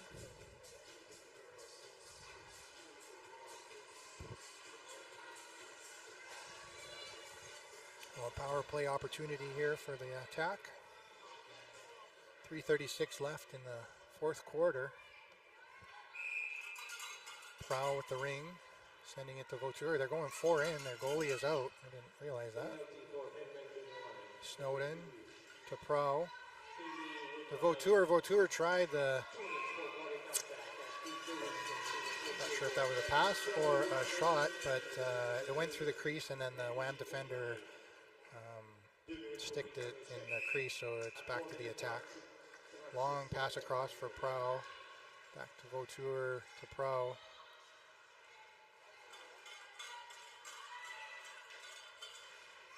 And the ring comes out of the attack zone. Long shot. And the goalie's going to play it. Daig puts it to the boards for Gaudette. Sorry, Collette. Now Collette across center ice. Gets it in for Vautour. Daig heads to the bench. Attack setting up. LeBlanc getting the ring. Top of the circle. Over to Snowden. Snowden to Snowden. Across the top. Shot. Score. I think I saw that exact goal in the first quarter. Fade right and shoot left. So 2:39 left in the fourth quarter. The attack tied up at 8. And the power play is over for the attack as Drager comes out of the box. Even strength. It's like Ferry starting with the ring. Ferry puts it back to Ryan York. Ryan York banks it off the boards to Shannon. Shannon drops it for Drager. Drager behind the back through the crease. Picked up by Henderson. Henderson. Drager couldn't get the ring through traffic. 4 seconds left in the shot clock. Shannon trying to make something, gets the shot, and they are going to give it back to Wham, and Daig is protesting that they reached into the crease.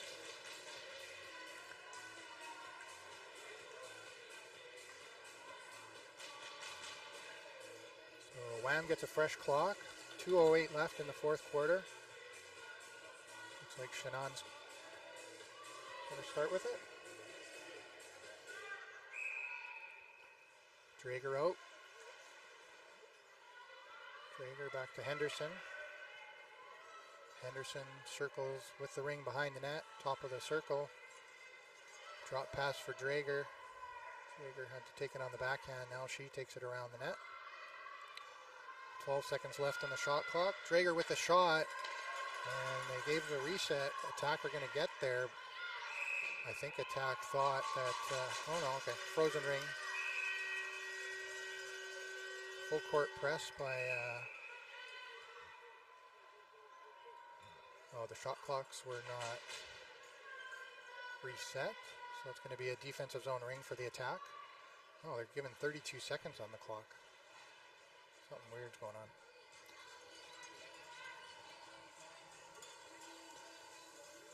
But it was something wrong with the shot clock that the ref noticed, so they blew it down. Wham is going to press hard. 1:41 left in the fourth quarter. And Attack are just going to send it up into neutral ice. Snowden. Oh, big.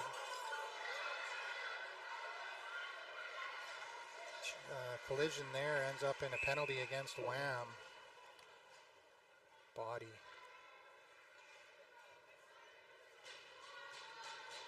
Looks like everybody's okay. The Attack are going to go up on another power play. Sorry, I didn't see who got the penalty for Wham. Are they going to pull their goalie? No, they're not. Snowden looking for an opening, doesn't see it. Brittany with it now. Brittany's going to drop it for Vautour. Vautour takes it wide around the net. Wham defenders pushing out. Jenny Snowden across the top of the circle, off the crossbar. Vautour picking up the ring and to the top of the circle. Brittany with it now. Brittany through the circle, just dances and gets a really good shot off. Woodliff made an even better save, but Woodliff with a quick ring toss.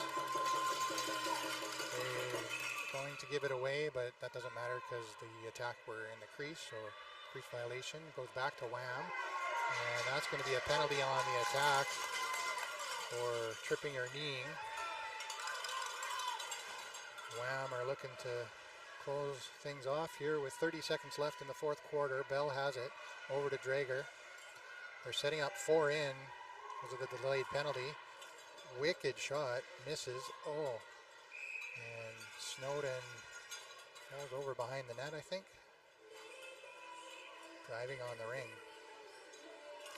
So tripping the call against Brittany behind the Wham net.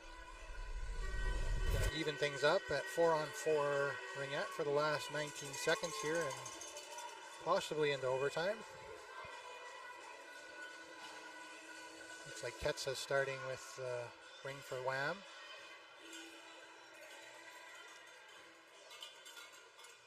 Drager in the high slot area. Gonna get it over to Dabaji. And she has to take it off the boards. Back to Drager. Drager behind the back to the circle. Backhand shot. Misses. And 4 seconds left. Dabaji with a shot will end the fourth quarter and an 8-8 tie. We are going into overtime.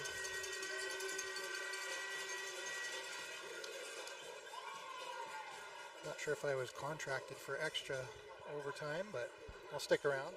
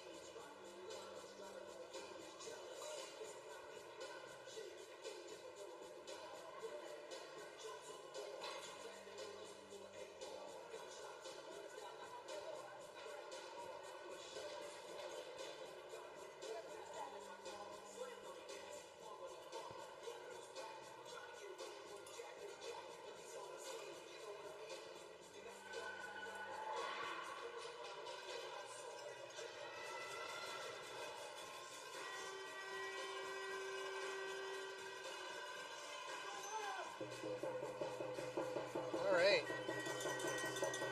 Thanks for tuning in here in this exciting game going into overtime. Two heavyweights. Atlantic Attack are going to start with the ring, and it is still 4-on-4 Ringette. 8-8 is the score. Gallant getting it over to Colette for the attack. Trying to find an open player, always tricky with a player short. Vautour across the blue line, just gets through. Hard check by Ryan York. Vautour with the shot, and crease violation on attack is going to go to the goaltender. Vautour skated through the crease on that shot. Now Woodliff plays it behind the net for Drager. Drager comes up the left side, getting it over to Dabaji. Drager give and go, nice play. Into the offensive zone, up the boards. 15 seconds left in the shot clock. Dabaji has a opening, shoots and scores, and that's your final.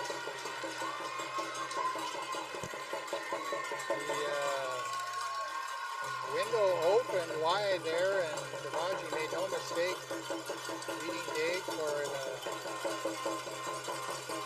9-8 final score. Only 40 seconds into overtime, so that was a quick overtime.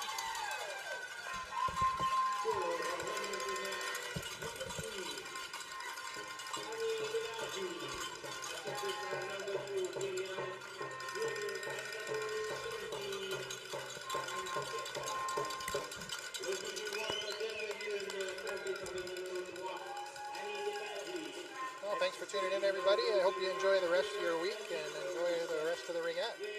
Lots of good games to come, so tune in. Ringette Canada on YouTube has all the games.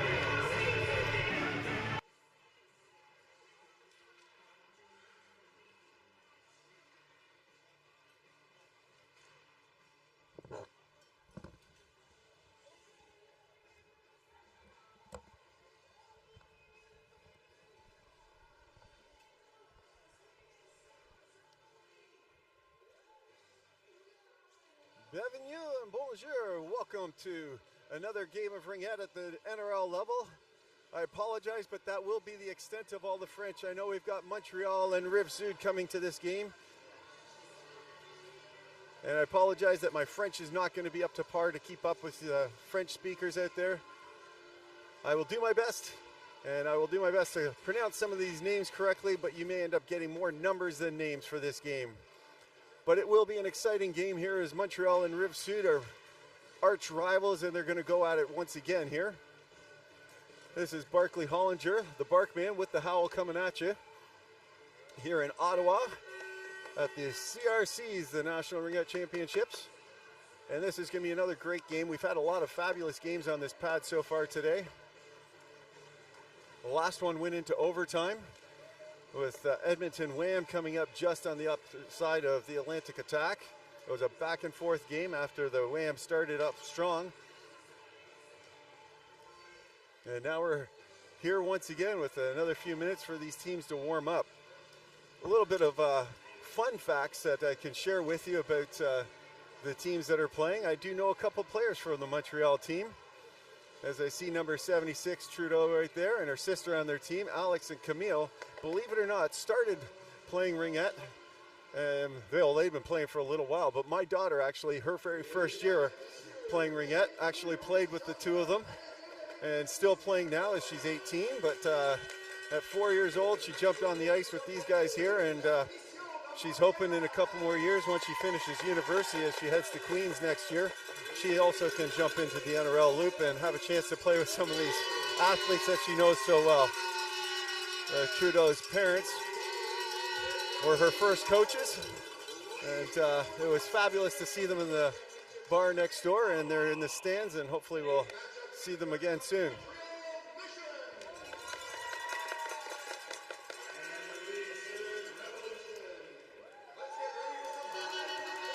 I want to send a shout out to some of the great sponsors that have been helping out with this weekend. Tourism Ottawa and the province of Ontario have both stepped up big to help some of this events, but then there's also been some of the corporate sponsors that you'd expect, like Ringette, Athena Sticks, Dom Sports. On the Ringette side, pretty directly with some of that. See a lot of players now using the Athena Sticks as the tribe of sticks have gone by the wayside, and Ringette has now jumped into the composite world, so you'll see more of their sticks out there once again, I'm sure, in short order. And we'll throw some other sponsors out during power plays and stuff, like Booster Juice and Hertz Car Rental.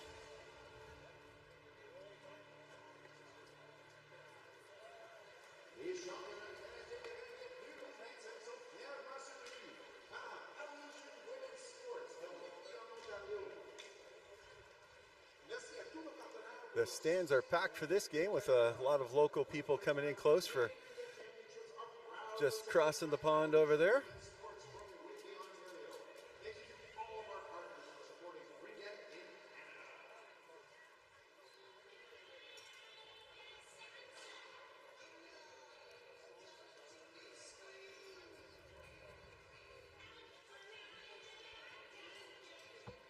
Another 30 seconds here on their warm-up, and we will be off to the races and getting this dance floor card set.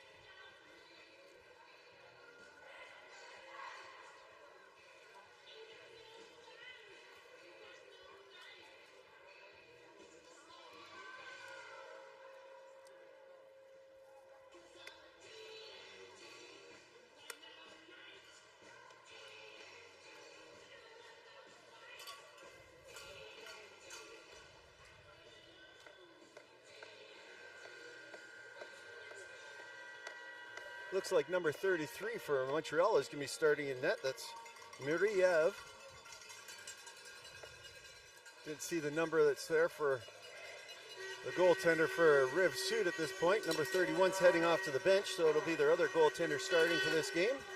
Probably number 30.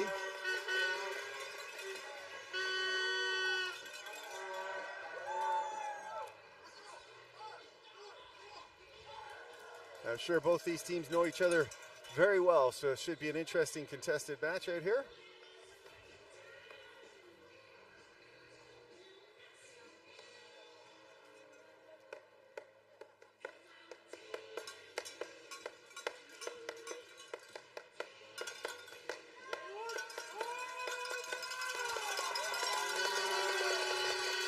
And the away team, of course, starts with the ring, and we're off to the races with number 7 for Rive-Sud.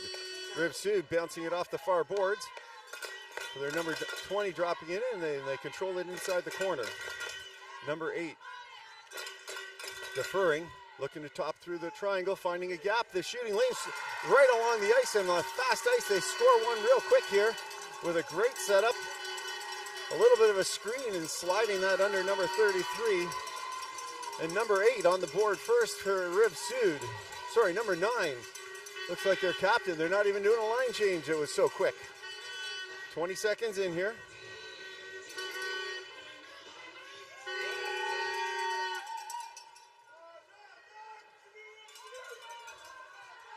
Montreal Mission looking to try and respond. Number 10 jumping inside the ringette line. Defers to Camille Trudeau.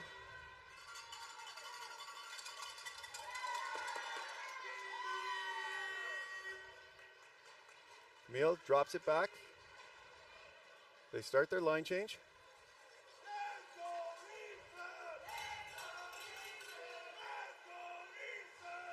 Number 99 rips one across, goes off the skates of Rive-Sud's player in front, and they send it across to number 20. Send it up into the neutral zone. Number 87 jumps back and does a great stab. Spins it back just inside, and Rive-Sud able to control once again. Number 88 here on the near side, far side rather. Down to the low post.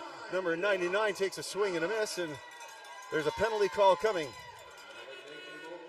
It's coming out to Rive-Sud as Montreal's goaltender leaves the crease. Montreal looking to try and get the zone outside. They kick it up to number 4. Dancing around at the near side here. Up in. Just over the ringette line. They were able to get the pass through. And through all of that, the mission control. Top of the triangle for number 99. Backdoor takes a shot. Big stop. Bounce. Rebound. And drops down inside the crease. And the Rive-Sud goaltender is strong there. And holding on.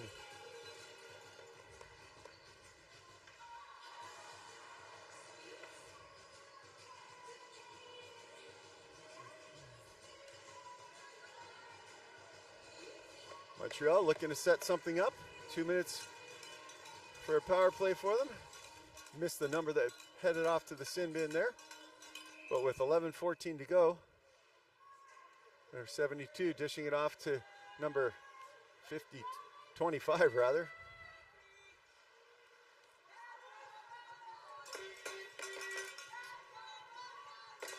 Top of the throwing. Alex taking a shot, knocking it in from the things. They get the reset.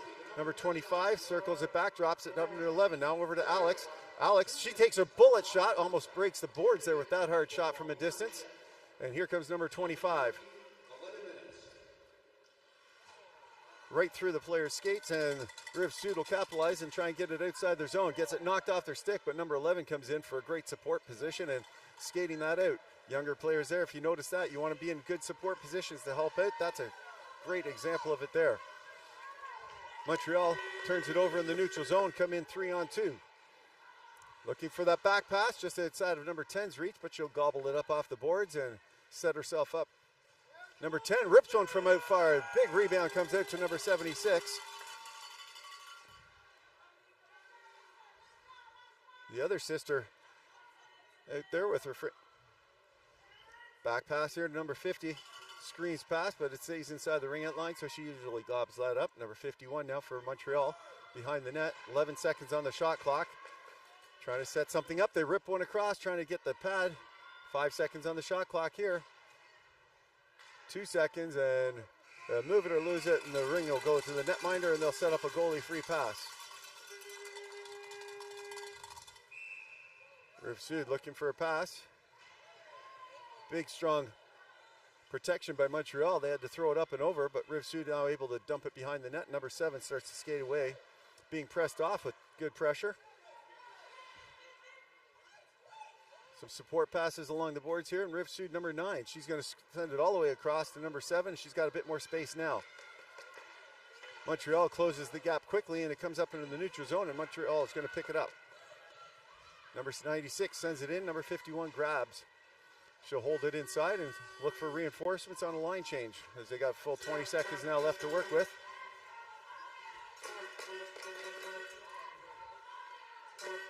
.99, top of the triangle, sends a back pass in.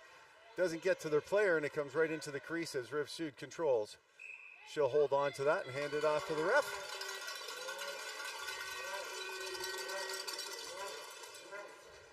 Had some good reffing so far this week here at Nationals, as Ringette Canada does do their best to bring the best of the best up to the championships.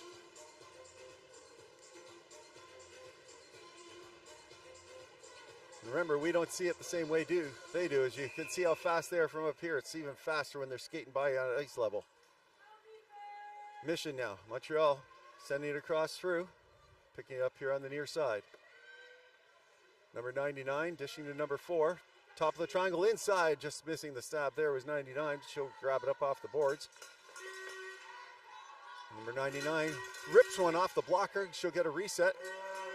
Dumps it behind the net as she was tripped up, and Riviere will head to the sin bin shortly for a tripping call. They pull up their goalie now. She'll get to the bench, and they'll throw that 4th player inside the zone, as you're allowed to do that once you pull the goalie. Coming in off the bench, they put their 4th player in. Number 10, top of the triangle. She's pressed out, far wide, sends it all the way across. It's a stab behind the back pass. Tries to actually fool the goalie with a behind the back shot there. It was a nice little trick play. But the goalie, number 30, was not fooled on that one, and Riviere's goalie stands tall with number 11 for Riviere heading off to the sin bin for cross-checking. Alex with the ring on her stick.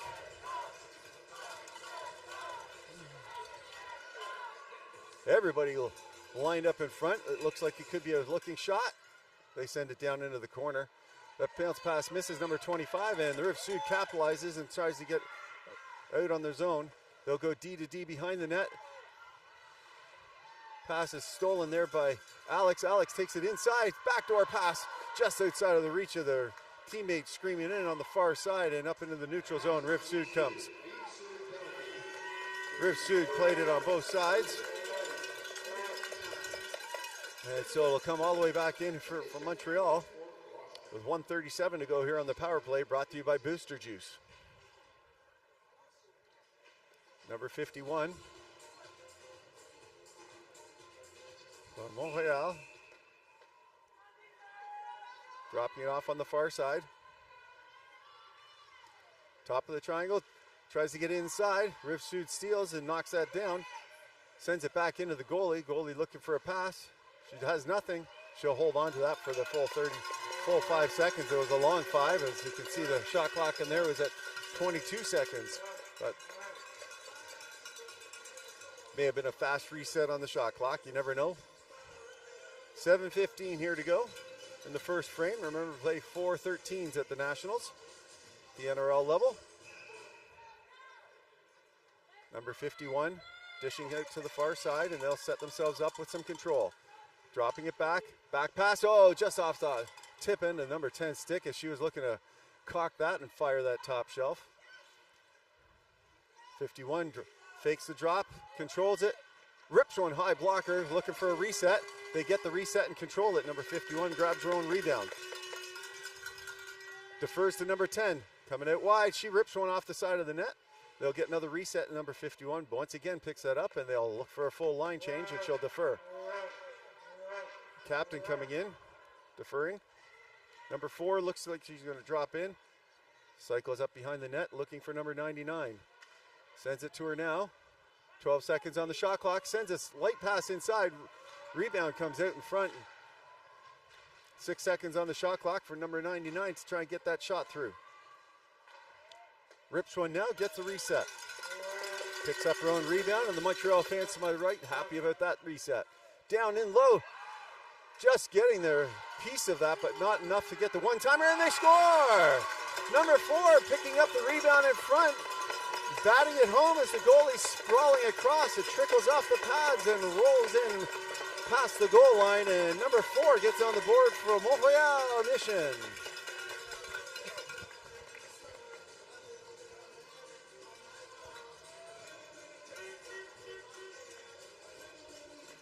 They had the one-timer briefly, couldn't get that off, sent it into traffic. The rebound came out in front and they capitalized, and we're 1-1 here.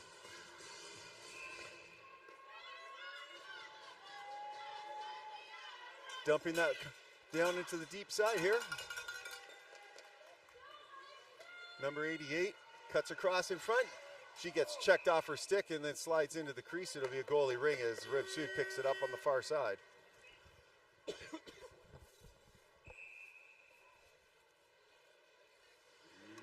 Montreal controlling. Looks like Alex tries to get it out to the mid-side. Sending a drifting pass in for number 25, breaking in, backdoor pass, double clutched on the empty net, and their fans are going crazy beside me. They could see it from up here, but she drew a penalty in the way as the number 33 heads to the player bench. Dropping it back now. Backdoor, a swing and a miss that time as they had it cocked and ready to go for number 51. Dropping it back. Number 10, she rips one on. It's a hard shot up into the bread basket. And Riviere knows they're heading in the sin bin and working their way now. We'll see what the official call is and who heads to the box.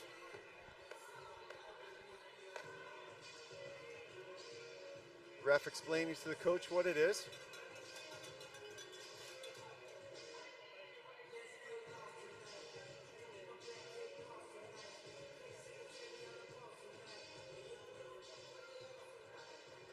And it looks like number 21 for Riviere. So if that's your friend at home, and it was an interference call, so the goalie pulled it into their crease or possibly on that, and so the player from number 21 is serving. Bench minor or the goalie delay a game. Another rip shot up high. It's a loose ring, battling for it, and it's touched by the wrong team. A crease violation will be a goalie ring as Montreal had jumped into the crease trying to get that battle. Montreal doing a good job with coverage, not giving a lot of space. Riviere comes out with it this time, and they're up in the neutral zone here for number 7. Dumont sent that in, but number 51 coming away here, sends it up to Alex, goes off her skates. She'll come back and pick that up. Nice easy pass coming into number 5, inside, outside, back, a huge stop and a big blocker for Riviere's number 30 there. She had her going, she brought her up to the right side and tried to go back door, and the blocker stood tall. There was not enough fakes in that one to fake out the Riviere goaltender there. Number 10 dropping for 99 as she steps inside the Ringette line, and they start sending in reinforcements. Number 4, the goal scorer, one of those jumps inside of the net, inside the crease area, sends it back door just outside of everyone's reach, and with 8 seconds to go, they send it back door, rips one and scores! That time it's on and off the stick like a brilliant bullet from number 99, and capitalizes there on a power play goal brought to you by Hertz Car Rental. With 3:55 to go, the home team wearing blue, your Montreal mission jump up and double up the lead, and it's 2-1.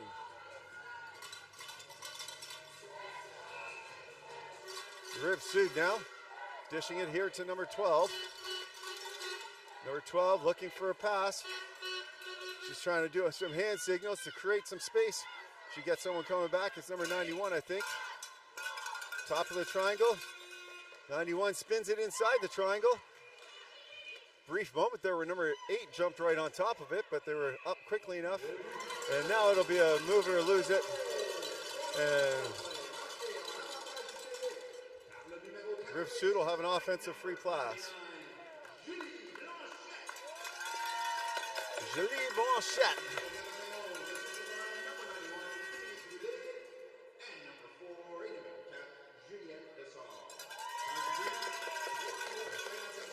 This should help me a little bit with the announcer speaking French and speaking loud and clear, so maybe I can help get some of these names in when they have some goals. The Mission hold that one in, and they'll reset this free pass from the inside. Number 91 with the ring on her stick, and they're looking to set something up. They swap it out as 22 drops in and 9 drops onto her stick. Full coverage in front of the net, looking to see what happens here. They fake the shot, dish it into the corner. Number 8 loses a stick during some of that. 9 kicks it away, looking for some space, jumps it inside the triangle. Back out in front, top of the triangle, rips it off her shin pads, and Montreal trying to dance away with it. Defers to her partner in a good support position. Of course, Alex is in a good support position. Her dad taught her that, I'm sure. And now number 9 comes back for Riviere. Starting that line change.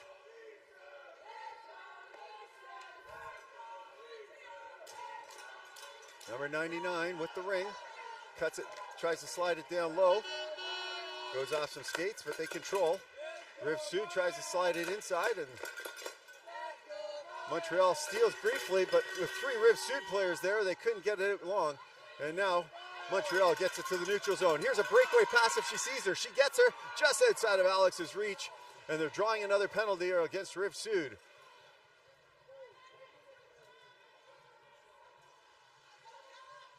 Sends it across.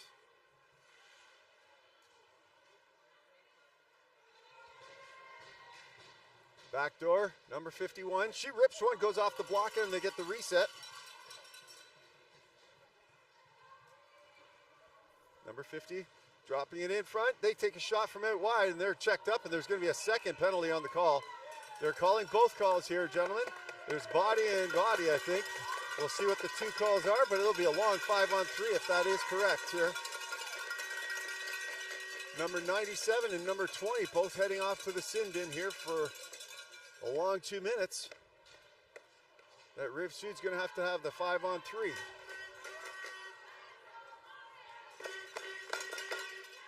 Both calls are for body.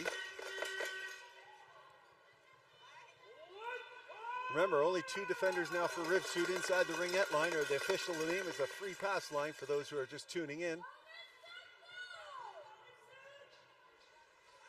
Coach Allison will be happy when I call it the proper name.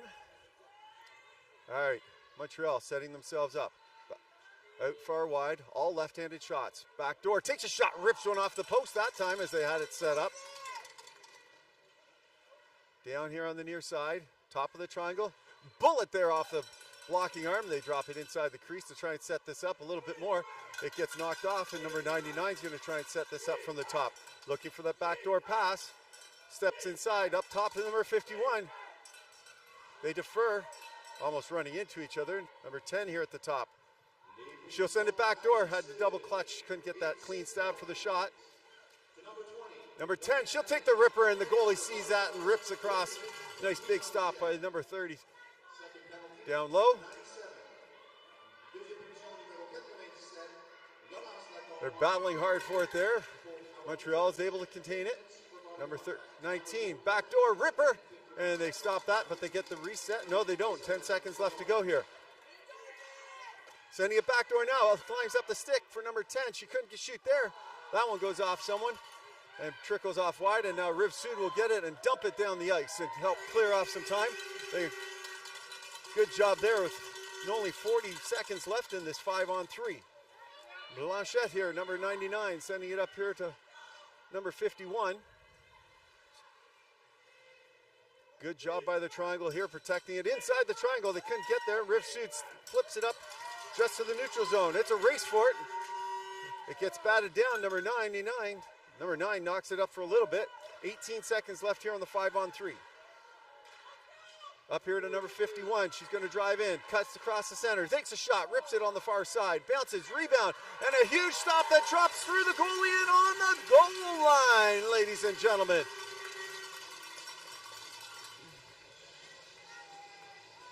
And it's at center. Did that go in?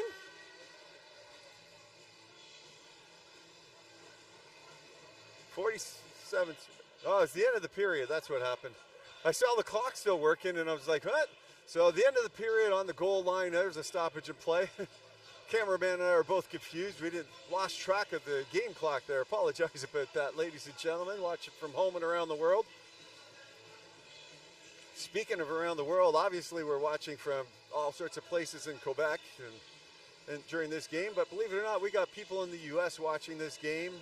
We got people in Portugal watching this game. We got people in 5 different countries around the world and over 100 cities throughout Canada watching games here at the Nationals. And it's been fabulous to have you tuning in from around the world in your kitchens, your bathrooms, your hot tubs, and maybe your swimming pools. Hey, in Portugal, it's warm enough for a swimming pool. My cameraman's thinking it's crazy to swim right now. That being said, I've been draining my swimming pool for the last couple of days. I plan on opening it before Easter. So I'm trying to get that water off it, but it keeps raining on top. Well, some words of wisdom from this wonderful coaching staff for both these teams, and the home team will now get the ring from center ice here with 9 seconds to work with on a 5-on-3. Let's see what kind of setup they have as the all clear goes. It's a quick dish here to number 18. She sends it in quickly, and they're going to have couple seconds to work with number 99, top of the triangle, backdoor pass just outside of the reach, and the 8 seconds is killed, and they're back to 5-on-5 now. Tremendous power play opportunity squandered by Mission, but only because it was thwarted by a fabulous defensive 2 on the Riv-Sud side. Sending that shot in there. Riv-Sud now looking to clear it up into the zone. Banks it off the ref, and it's a fortunate bounce for Riv-Sud as Montreal comes right back into it. Alex trying to spin off a check here. Number 72, she dishes. The number 8 coming in to help out. Number 11 scoots through the crease. Faking it. There's a shooting lane. Refers to number 11, and the shooting lane shuts down. 6 seconds to look for a reset. They didn't get the call that time. And some battle, loose ring in front, and now it gets knocked up for Riviere-du-Loup, so the shot clock gets reset, and Montreal steals and comes back inside. Sends a shot off the side of the net. There's no reset on that. That was a good non-reset on the side there. Alex backdoor, couldn't get that to connect. Another reset by Riviere-du-Loup as they collect it behind the net and look for an exit strategy. Montreal with lots of pressure in there. They're forced to all the way back behind their net for number 12. Number 12 for Riviere-du-Loup. Nice fancy play there to keep it on her stick, and it comes up to the neutral zone as number 91 sends a backhander all the way down. Obviously they can't touch that because there was 2 lines, but here comes Alex sending it up into the neutral zone for number 10. Number 10 sees her teammate number 8 dropping down on the far side and gets it back on a give and go. Top of the triangle. Defers. Shooting lane. Backhander off the crossbar. No reset on the crossbar that time, and it comes inside. Number 51 sends another reset in. They call for the reset this time and get it. Number 76 deferring. Number 51 shooting lane, tries to go short side. A little bit of pressure, causing another turnover. Montreal driving hard, holding on to a 2-1 lead. Trying to send a pass in, goes off some skates, and the goalie had to be good and reflexive there to kick that one aside. Riviere-du-Loup's goalie's been on fire so far this game. And Riviere-du-Loup now up into the neutral zone. Down here for number 20 as she races in for it. Number 10 battles her for position, steals the ring. able to skate behind the net, now look for some more space. Up into the neutral zone all the way through, and it touches number 88, so she can't touch it on both sides and does, so it'll force a stoppage in play.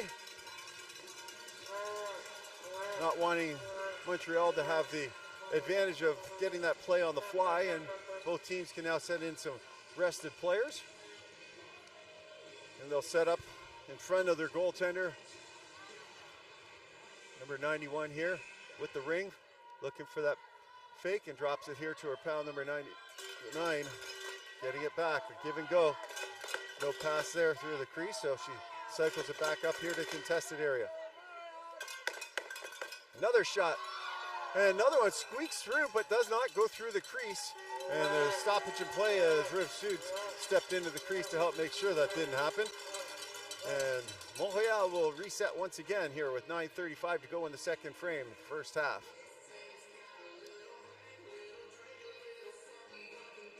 Number 91 dishing, and they're going to have this little give and go once again. They fake that and rip that off the glove hand there and get another reset.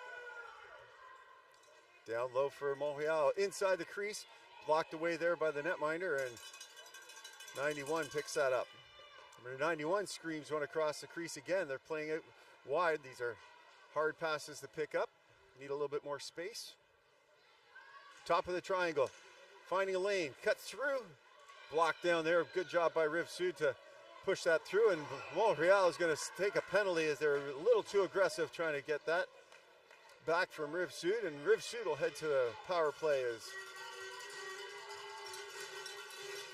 number 4 will head off to the sin bin for tripping for Montreal.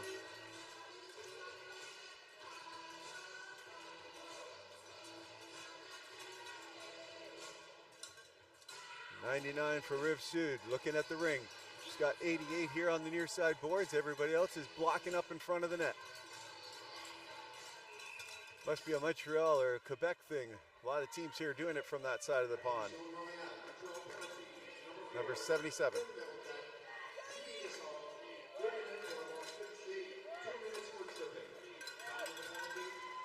Nice drive from front of the net there for Riviere-du-Loup. They control here with a full 30 seconds to rework with. Good knockdown there by 18 to stop a quick drive to the net. But Riviere-du-Loup still holds. Now the low walk, spins it back door. Goes right through everybody, right up to the ringette line. Good job by Riviere-du-Loup to bat it inside and control. Deferring to 88 as they start a line change. 10 seconds to work with on the shot clock. Number 7 jumps in. Try and send it up in front, and Montreal steals. Number 8 pressing off the checks. And here comes Alex spinning off another check. Doesn't see the pass at first, and now sees number 8 jumping into the rush. Being contested hard, then finally draws the hooking call.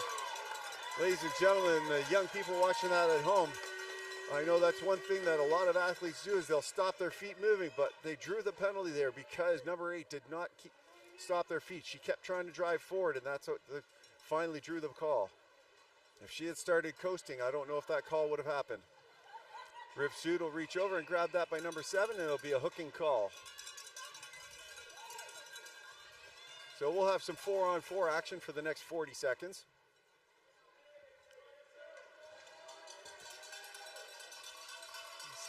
Number 7 will head to the sin bin.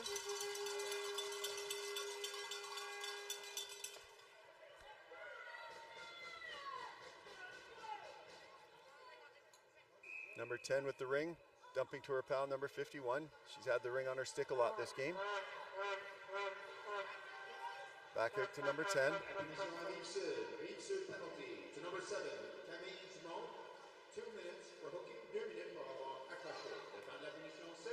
Quick little one-timer down on the far corner there. Was a swing and a miss, and Riviere-du-Loup looking to try and use some of this space in the ice here to get out of their zone and trying to put an attack back on themselves. Montreal has commanded a little bit of time here late in the period. It's touched. And 97 does a good job tying up number 5 for Montreal, but Montreal comes away with the ring now. Spinning off some, trying to spin off some checks, being checked hard, now able to get it up. And it's a power play for the next 113. A little give and go pass, nope, they're gonna hold on to that and they send it down low. Now a low walk and a backhander that just misses. And with both players inside the crease, it'll be a crease violation there.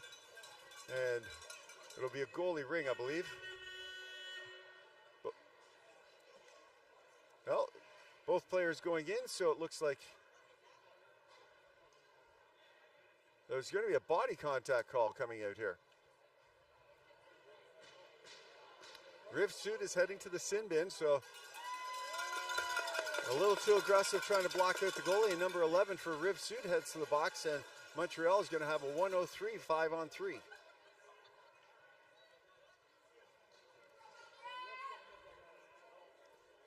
Riv Sud did a tremendous job of killing off a 5-on-3 once before. They're going to try and do it again.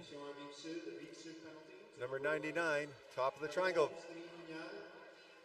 Shooting lanes, they get one there. The goalie sees that pass, ripping it up. This time they do have a righty on the other side, and she's going to get one, passing it across, top of the triangle, back door, passing it across.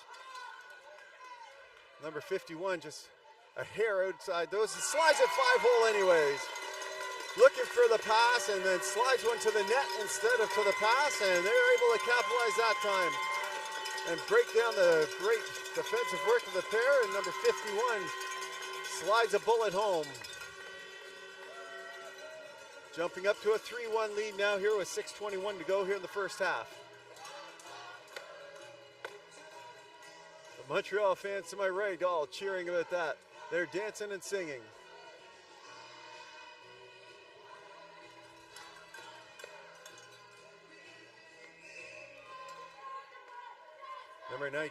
Number 9 rather, for Riv Sud sends it in. Gets a give and go. Nice little back pass there from her pal 91. 18 seconds on the shot clock. She comes high, low, sends it across to 91, and not able to quickly stab that along the line. And Riv Sud does still control here on the near side, being contested. 7 seconds, top of the triangle, and that pass comes all the way out there with 4 seconds to go. And as Riv Sud saw it's the end of the shot clock, and it'll come back here to center ice, and Montreal Mission will have a chance to take it center ice free pass and see if they can create something off of it.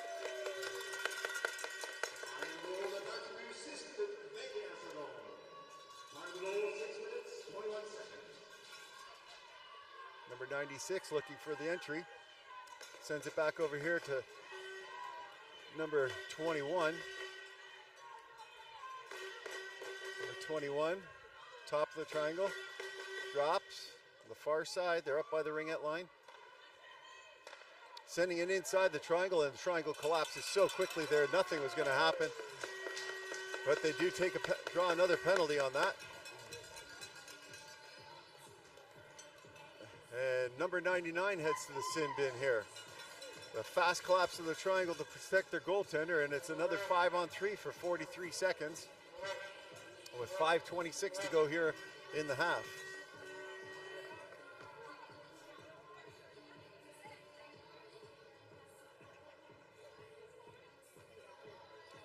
Two lefties out there and a righty, so they'll be able to work both posts this time. Number 91's been strong on the post on this side, but he's elected to pass across a couple times. And if you're wondering what the delay is, the coaching staff for Riv Sud's just checking what's going on and trying to better understand all of the calls.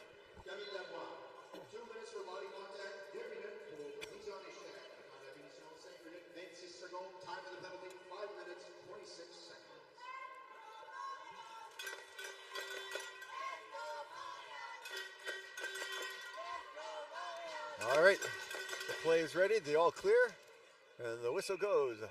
Remember, they have 5 seconds to get it out. Most of these teams are taking about 2. 99, top of the triangle. Sending it down low, a ripper, but that one's a little bit of a whiffer. Here comes 91 on the near side, deferring to the top of the triangle to set this up. Low post, top of the triangle again. Low post, top of the triangle, looking for that gap. 19 seconds to work with.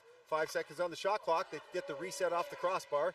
And 13 seconds to go, and a good little swing and a miss there.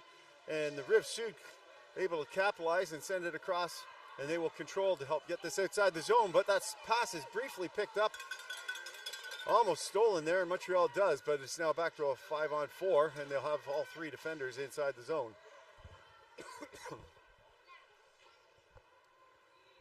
Number 99 looking for some reinforcements maybe.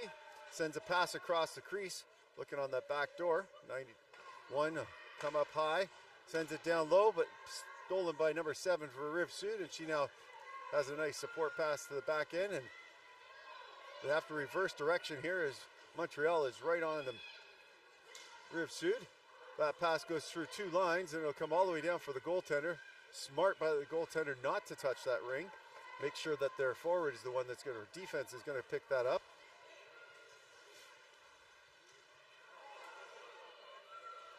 Number 21 for Riviere-du-Loup picks it up, and she'll steal it, and Montreal on top of them very quickly and causing another move it or lose it. 26 seconds left here on the power play, brought to you by Gatorade.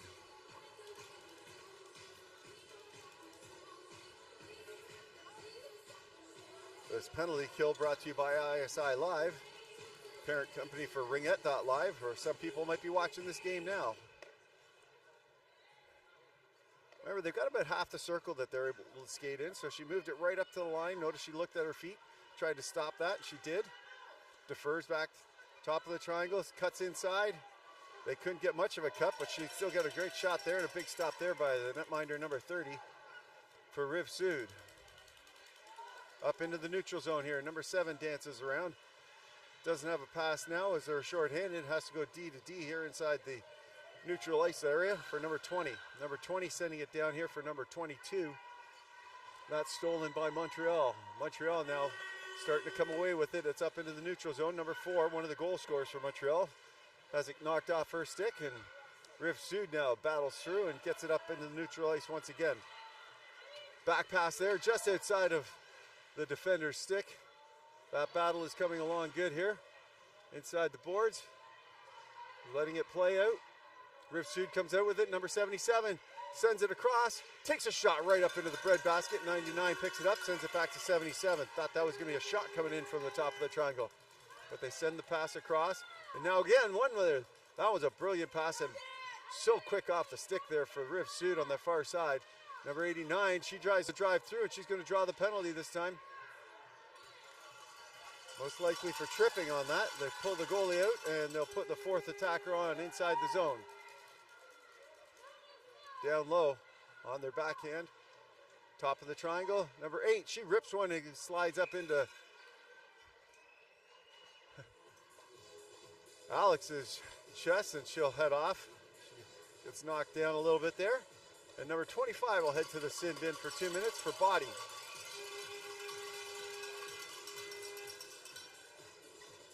Riviere-du-Loup an opportunity to try and get back one of these markers on a power play. With 2 minutes to go here in the frame, they'll have 2 minutes of a power play to work with here. They're working on trying to fix the post up once again here. They had some problems with this in the previous game, so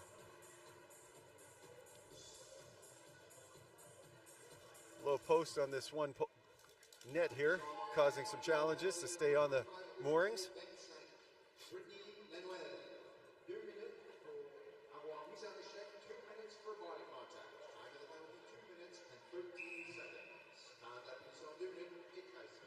Riviere-du-Loup sending it to 91 on the far side. 91, drop pass down, tries to send a pass inside the triangle and can't get there. And as Montreal falls into the crease, Riviere-du-Loup will get a chance to reset that.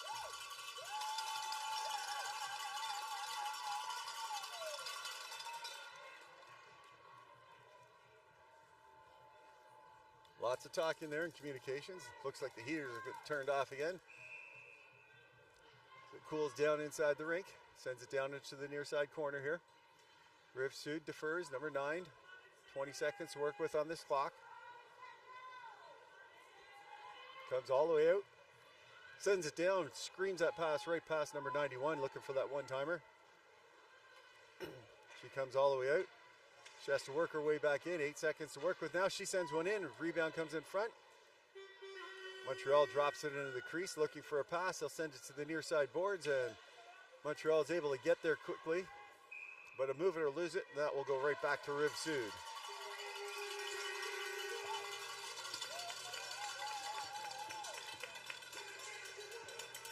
1:25 to go in the period, 1:12 on the penalty.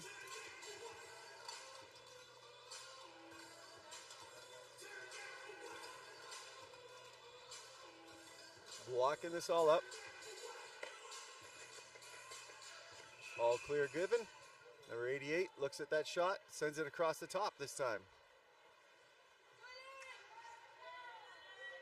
Number 99, she's skating with it.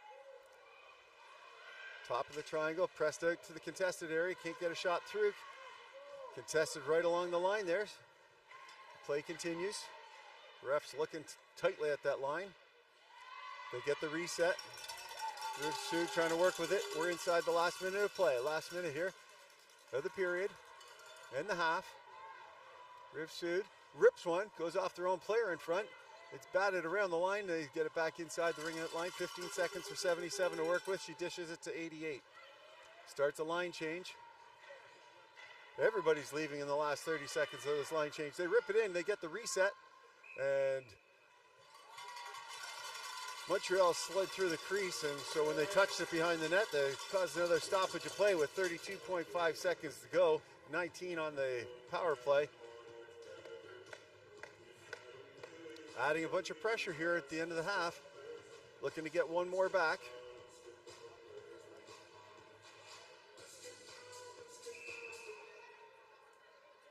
This time they almost shoot that, but then send it back across. Deferred along the backside boards. A really high triangle, blocking out any passing lanes. Number 91 coming in behind, looking for the drop. She gets it.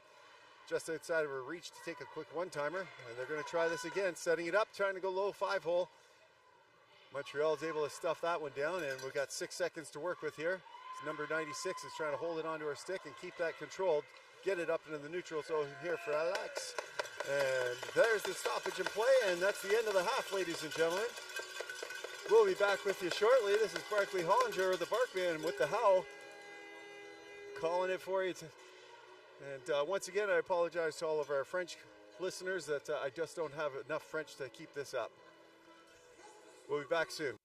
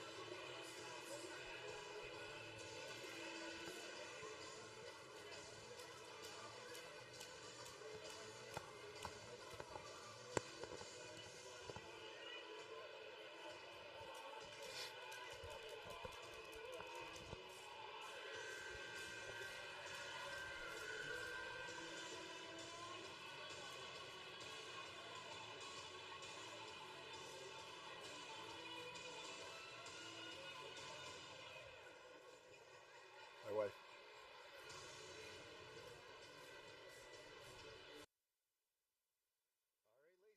We're back at it. We've got ourselves a duo now here to help you with this game.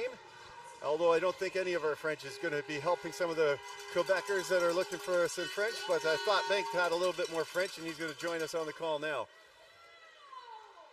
Riv Sud trailing 3-1. Has control behind the net now. Couple fast goals early in the game. Some power play goals. Riv Sud working now. Top of the triangle, sending it across. Rips one.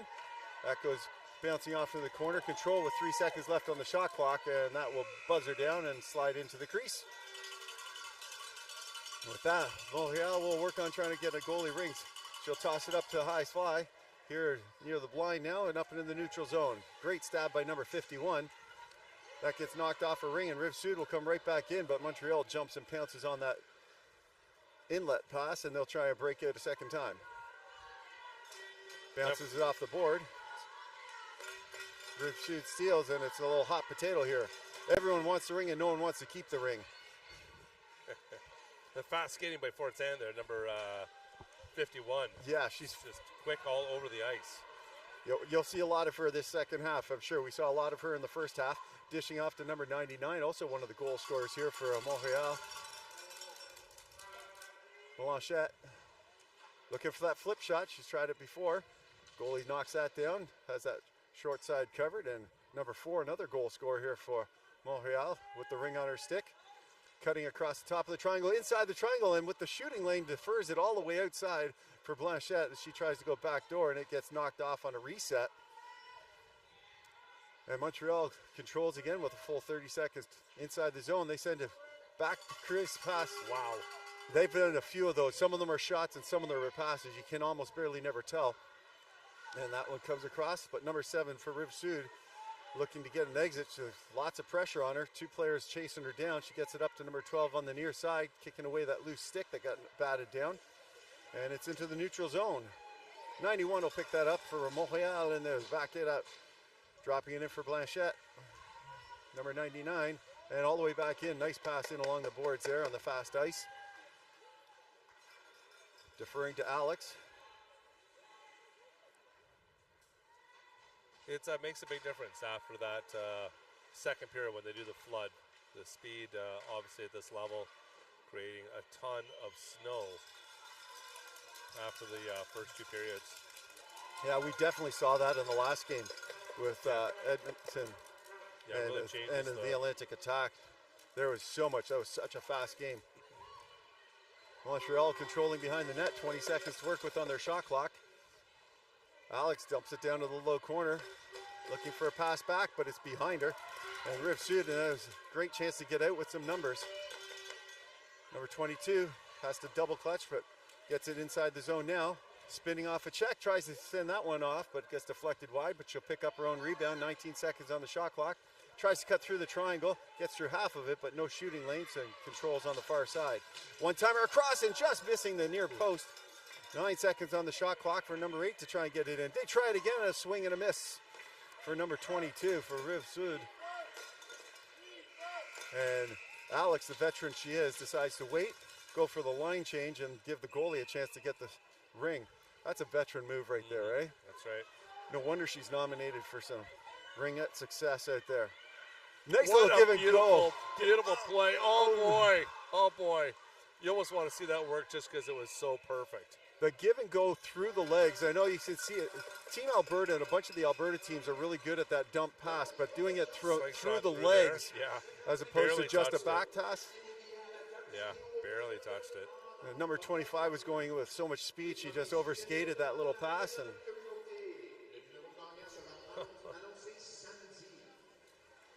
9:18 to go here in the third.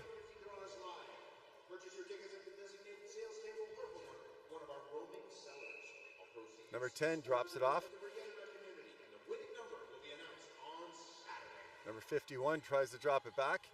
Lots of time for her to get to it, even though there's a small pick and play. Loose ring here in the contested area. Number 21 will skate back into the side the ringette line. The free play line, as Coach Allison always wants me to call it. Deferred to number 10. Ripped it off the deflection in the chest. That was a tough screenshot. Good positional save. Goalie hugging her post on that one. Nice pass in quarters, and that's one of the things you see high level is how tightly contested they can still pick up the passes. A little spin move from inside. Didn't think she had as much time as she did there. Surprised herself with all that time there. Yep. Flips the shot up just for the sake of doing it, really. Yep. Gets a reset. Montreal. Oh. Body contact with the ring. That's going to go. They're both moving. I think trying to protect the ring. To the box here. No, it's not. Nope, just one. Number 96 heading to the sin bin. 2 minutes for body, trying to protect the ring with her body there. Spinning into a check. But she had the possession and still made the move inside. You need to have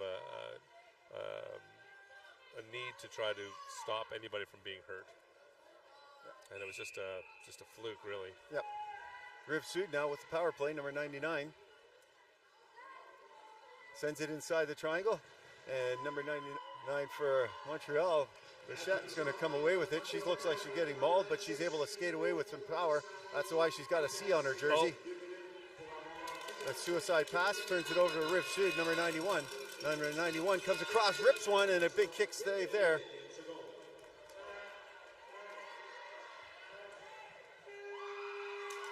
Montreal trying to get it up into the neutral zone. They do. Number 96 spins off a check. That one's still clicked in. Montreal, or Riv Sud holding on to it still. Sends a pass across to number 9. Top of the triangle. Rips one, a big step there for the netminder. The rebound is buried, and it's a power play goal brought to you by Gatorade as number 99 rips that one home off the rebound. Camille Lavoie puts that one in. What an excellent setup. A great play. Just gets it past Marie-Ève Dubé. Now, is she an old West Ottawa goalie? I'm just looking at her pads. I noticed a lot of West Ottawa goalies have got those pads. I was just wondering, you're a West Ottawa dad and goalie coach?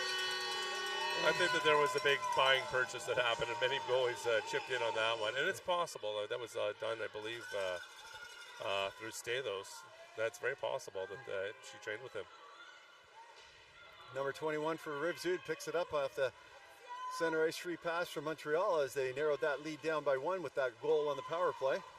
Everybody bouncing in and landing on the ring, and it'll be a move it or lose it, and Riv Sud will come up the beneficiary of that.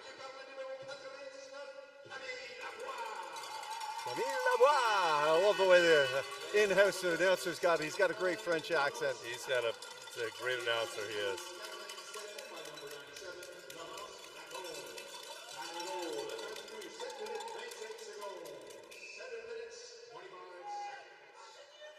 Should get him to come over here and jump on the mic. Yeah, absolutely. All right, Montreal steals. Gets it back up into the neutral zone, looking for that pass up the line. She gets it there, a little give and go inside, and that's picked off by Riv Sud. Riv Sud now with a quick attack coming back the other way. Number 88 on the give and go. She's going to cut across in front. She's going to get that shot, but it's blocked down. And Montreal having a hard time stabbing the ring, and Riv Sud comes back and steals. They'll settle it down on the near side, trying to cut through the triangle that time, and she'll draw a penalty on that. And it's going to be a hooking call as Montreal gets their sticks up a little high, trying to cut down that. And it looks like This is dangerous time right here to take this penalty. You have a 1-goal lead. The penalty itself is not dangerous, but now you have to play a touch softer to not take a chance of getting the second penalty. Some discussion as to who's going to the box and for why. Yep. Looks like Alex Trudel heading off to the sin bin for 2 minutes or less with 6:30 to go. It is. And the coach for Montreal is wondering what the call is for. Is they're going to sit there and say, she drove through and tripped over our sticks. Right. Right? Which is half the time it's not called, half the time it is. It's very difficult to make the distinction there. Yep. Because it is true. Nonetheless, even at the time when you saw the play happen, two Montreal players have fallen down over themselves in front of the net, but still get the penalty just to add a little insult to injury. Nonetheless, a power play opportunity for Riviere-du-Loup. You see Dumont sitting here, numero set, waiting just outside. See if they're going to bring that player move. That's true, but yeah, would have seen her drop back and Dumont drop in. They decide not to do that. I know when I set that kind of a play up, I actually have the players both starting on the outside. Yeah, so there's no chance of mixing up and having someone go in. All right, Riviere-du-Loup defers. Nice little pick there and a bullet to the breadbasket there, and a nice stop there for Montreal. I like Dubé sweeps that away. I just love the confidence, the strength of the players here, especially the goaltending side. You see nice things that if you've got some younger players watching, especially in the goaltender position, that you keep an eye on how these tenders it also keeps manage the ring. You got to remember the goalies that are doing that really believe in their defense, and the defense are on the ball to be able to pick that 100%. Up real quick. Yes. So it's the defense on the ball almost as much as the goaltenders on that. Number 99 now cycling it on the far side. A swing and a miss as they try and defer. Number 77 picks that back up. Drops it right back into Montreal's player's stick, and they're going to start their way away. No line at first, and now they send it up for number 51. A little surprised 51 didn't pick it up on that pass over the line, and she stopped inside. Driving through the triangle herself, getting a rebound, comes out in front, backhander, and a huge sprawling save there by number 30 for Riviere-du-Loup. Number 51 sends it in there, gets another rebound out, but Riviere-du-Loup picks that one up, and they're going to find someone in the neutral ice. Contested, and they'll dump it all the way down, but number 5 is going to be able to get there first and fastest easily that time, and Montreal will look for an exit strategy. As Lavoie was coming off for the change there, wasn't about to go try and chase that down after already burned out for that minute. Nice cutback. Riviere-du-Loup looking for an exit. They get one soft on the near side. And another good easy zone entry here, protecting the ring without the body contact. 13 seconds left on the power play, brought to you by Booster Juice. Reversed, taking a shot, big stop in the dying seconds, and Montreal is going to control it briefly, and it'll be a move it or lose it. And Riviere-du-Loup, with 3 seconds left on the power play, will have an opportunity for an offensive free pass and see if they can make something work real fast. You see Dubé just makes that save, and then just a little nuance there. Takes a stick and just shoves it ahead about a foot. He gets it just out of danger right away from the Riviere-du-Loup player. It's her own player. Now, mind you, they do end up with a move it or lose it, but great confidence. It's here swatting her defense over a little bit so she can see. Yep. Number 99, dishing to the near side, and we're back to even strength. We're back to even strength, ladies and gentlemen. Riviere-du-Loup sends it all the way across. Easy pick up off the boards. Down low, that's deflected out by number 13. Far side, ripping one, and the goalie was there for that. Goes high and wide.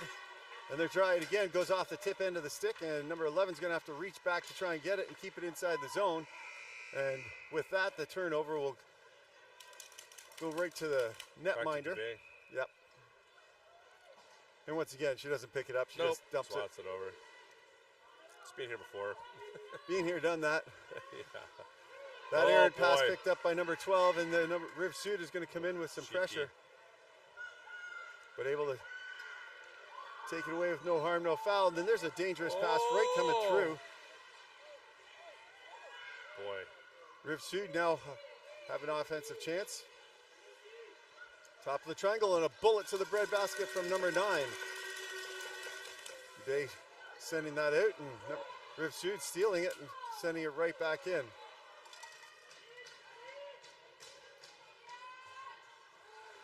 Taking the shot on the empty side and just missing it. LaRocque again. She assisted on that last goal for Riv Sud, and just has a heater of a shot.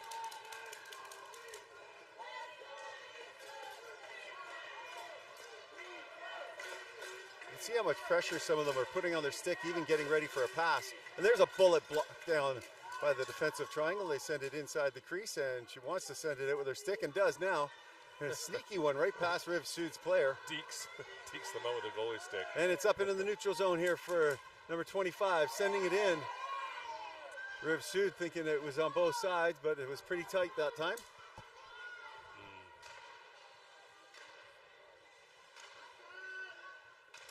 Montreal making changes.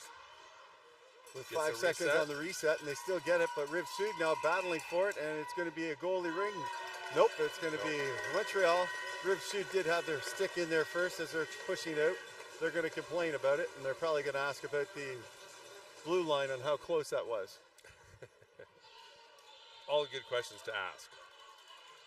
But just like we were talking about the coaches on the other pad, they don't mind, the refs don't mind answering questions as long as you're talking with a respectful voice, tone, and ask good questions. That's right. 51 dishing it to the far side.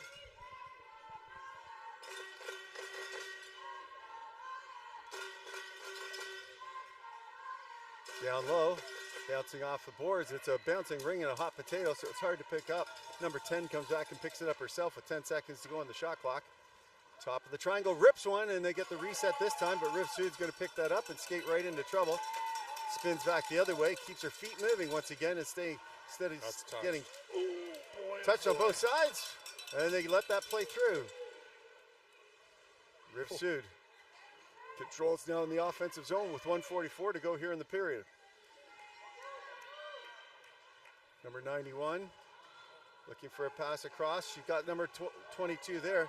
Not able to get that quick stab, and she'll reset herself inside. Gets that shot, that goes wide, 7 seconds on the shot clock.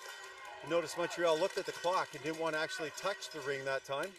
They wanted to get the reset. Riv Sud trying to knock it off the skates there in the last second. Montreal now controlling behind the net. They defer on the near side. It doesn't jumps to the line, but not hard enough. Gives it away. Oh boy. Oof. Fortunate there for Montreal. Montreal very fortunate. That back pass not hard enough to get to the ringette line, and they had 3 players already in the zone. She couldn't jump in. Number 22 tries to cut through. He holds on to the ring. Super strong on the ring. Good defense there, and that back shot there goes wide. Number 99 just playing protect with 7 seconds there. Top of the circle, just a double clutch to have to get control. Enough time to get across there. Holds up, Dubé gets across, squares up to it. Yep. It makes it sound like you said sitting her in the breadbasket all the time, but it's because she's so positionally sound. Mm-hmm. Montreal now attacking. Number 99 flicks one off the blocker on the far side, but maybe it went wide because there's no reset. Last 16 seconds, 7 seconds on the shot clock here. They're just gonna eat this clock here with 3 seconds. Shot, and the buzzer goes just as it was coming off. Alex holding on to that for a good long time there, trying to eat up clock, and they'll send it all the way down with 3 seconds to go. Montreal's not even going in to help you get that ring, and the end of the period comes. Wow. It's a fast one-goal game. It's a 1-goal game. Let's get a minute here between periods. And this fourth, you know, again, the even periods, they're closest to their own bench. It's good opportunities to move the goalie out. Throw the 4 in.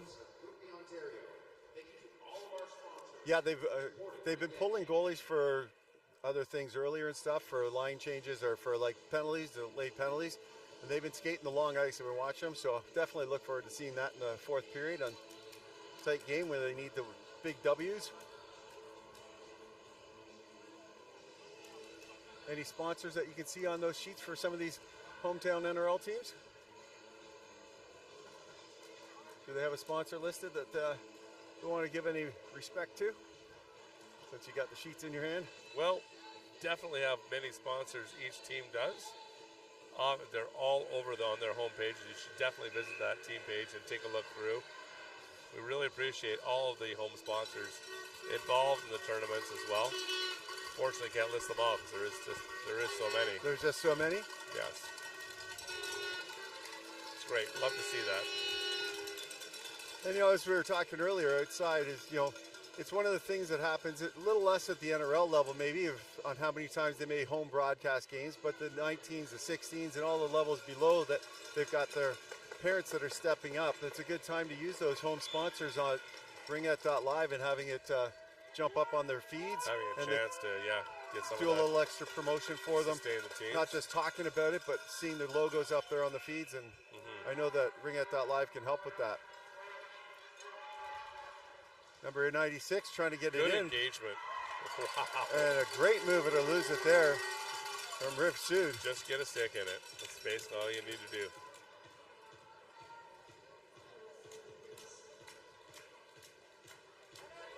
Riv Sud now from center ice.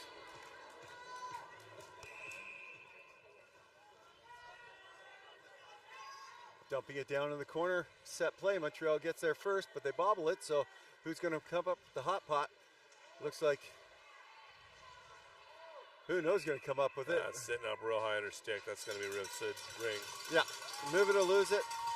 It's easy when it's that high on the stick to see who had the ring possession first. And on the move it or lose it, Riv Sud will have the offensive free pass. It may not be the way they drew it up, but it's definitely a success there to get it inside the zone. I don't know. Coach Plonk from Riv Sud probably beg to differ. That's Number 9 now, cycling around right beside Coach Rob, it looks like in the corner there from, maybe not. a little back and forth to the post. Oh, they hold up. Top of the triangle, down low once again. Good ring movement. Hard to stab that spinning, bouncing ring with 7 seconds on the shot clock. Trying to get it around, takes a shot, another one squared up into the bread basket. This time she drops it off, and that one's pushed off through, but that play is allowed to continue. Oh boy. And they'll get a move it or lose it on the play. Put your body in front of it. Both players are moving. It's move it or lose it. 12:02 left in the fourth. I was expecting a little bit more feistiness in this period. I mean, these teams play against each other clearly all year. Yeah. And actually, to be honest with you, all tournament, it's been fast and physical to the point where Ringette should be, but nothing nasty. It's, in the last year or so, it seems to have calmed down quite a bit. I'm sure the officiating. Big shot there, big rebound coming off. The officiating and training, more time training, has helped out a ton. That bullet was so hard off the top of the shoulder, came right back to it, this free pass. And they're going to set this back up again with Riv Sud inside the zone, number 91. Number 91. Dropping it off. Lavoie. Top of the triangle. Sends one. Sends it down on the low side. There's been a couple tricky plays down low. A little harder later in the periods. And it'll be a goalie ring as they backed into that crease, I believe. And she's dancing, looking for someone. She'll throw it up and over the net. I love that. Over the net. You barely ever see that. Nope. No. And I'm not sure why. It's illogical. I guess the ring doesn't lay flat. It They doesn't. want the ring to lay flat. Don't want to bounce around. But anyways, cool to see. Yep. And Love here's good- it love up into good the neutral goalie. zone. Goes off Wow. a couple skates in Good both stick ways. check. Number 25 is able to pick it up after all of that. Drive them through the crease. They'll have a few seconds to try and drive to the net. Inside. They get their shot reset, but Riviere will pick that up behind the net. Skating away for some trouble here. Cross crease inside the zone and up into the neutral ice once again. Down hard for the number 88 to chase into, and she easily grabs that one. Looks for the deferral, sends it down in the back. Playing on the perimeter a lot. It's been hard to get inside the triangle. A lot of perimeter play in this game. Drive, triangle strong, get the shot through low. Goalie's able to cut that up, and someone's on top of the ring, and it looks like Montreal on top of the ring, and Riviere will take the offensive free pass. 10:16 to go in a 1-point game.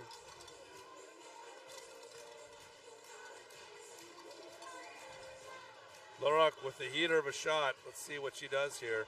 A bit of a screen, but let's see if they pull away, and she holds. Sends it just off the D.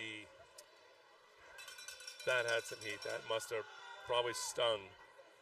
Stopping that Both shot. teams set up their free pass, blocking off the goalie, looking for that shot, and now Riviere starting to use it.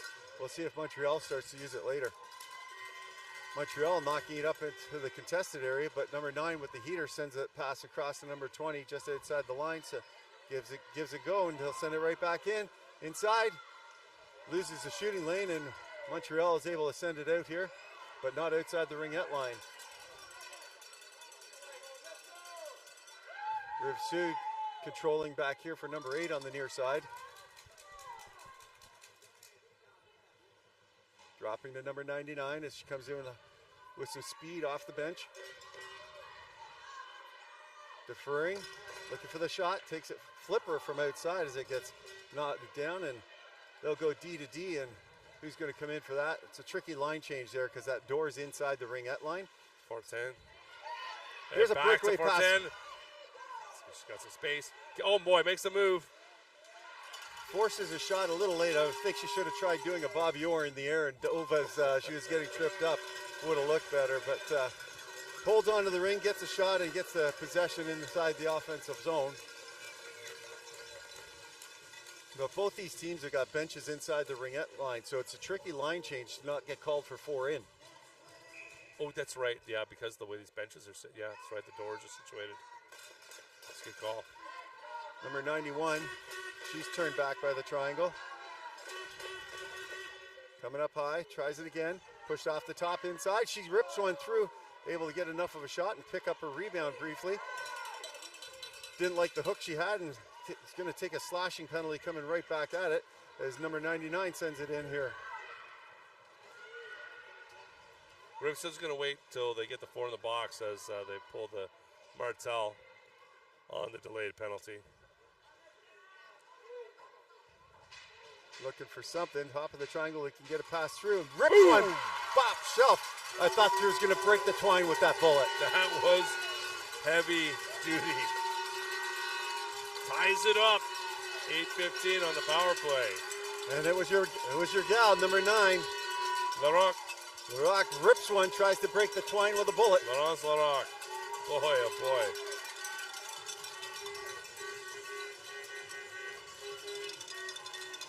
What a fabulous shot. You saw her send a couple in earlier in the game that didn't make it in, but you saw for the last 4 or 5 minutes they've been trying to set her up. Yeah. That ring is on her stick almost every time. Well, Montreal now has to try and find an answer. They haven't scored yet this half. That errant pass ends up on the wrong stick, and she'll send it right up here to number 91. They're battling hard for it. Montreal comes away with it, sends it up here for number 25. She bats it to herself in the corner to keep in possession. Defers to 72. Alex sends it all the way across. Landewet carrying now. Skirts back. Do you think that they're doing it? They can't be doing any time management at this point. Tied up. I wouldn't say time management, but they do like their possession. Top of the triangle sends it down low, and it goes inside the crease. Both players inside the crease, and it's a coin flip on who gets it, and this time it's the goalie ring.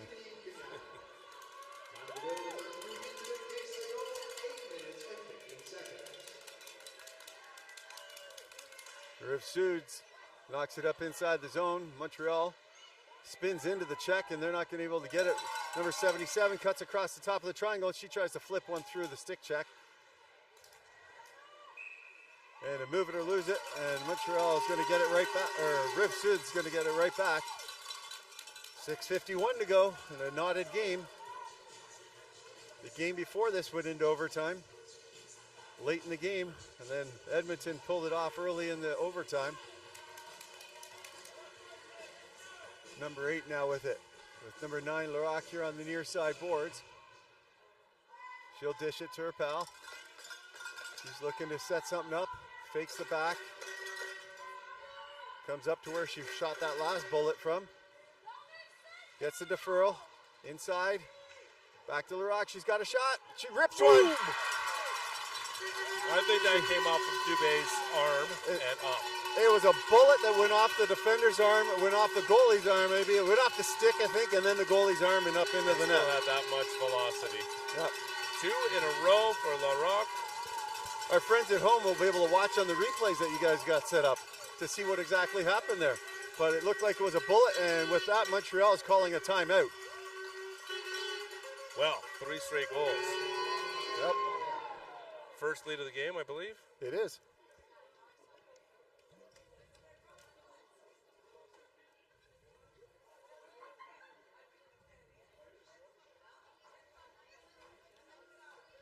Well, as we just talked about, they've been trying to, obviously, setting Laroc up for this period, if not before. Before coming into that, but obvious the velocity of that shot to at least be touched once, if not twice, and still pop the bottle. Yeah. Yeah. I'm thinking that when they did the skills competition, I wasn't here for that yet. You might have been around. I was. Was she their hardest shot player? Because she probably could have been, like the way she's been ripping these. I don't think it was her actually, but maybe she was the accuracy shot. You know what? I could be wrong about that. Maybe that was her. I'm not sure. However, I did see the skills comp. I was impressed as I was reading 65, 67, 74 kilometers an hour, and then realized on the radar gun that it was miles per hour. So the hardest shot that I saw, it was from a U19. So it wasn't her. It was a U19. She rolled it in at 74 miles per hour, which is about 112, 113 kilometers an hour. And for some of those perspectives, there's some people that don't throw a fastball that hard in there. Oh, no, not a chance. Be happy to get one out at 50, but it certainly makes me want to wear a neck guard. And this bouncing ring in the neutral zone. Trudell picks that up. That's Camille Trudell. It's the younger sister. Montreal. Fortin. Nice pass. There's a bullet. And the spinning shot, and it stops us before the goal line there. She had enough velocity and a good spin, but not enough on this ice surface as it's getting chopped up now.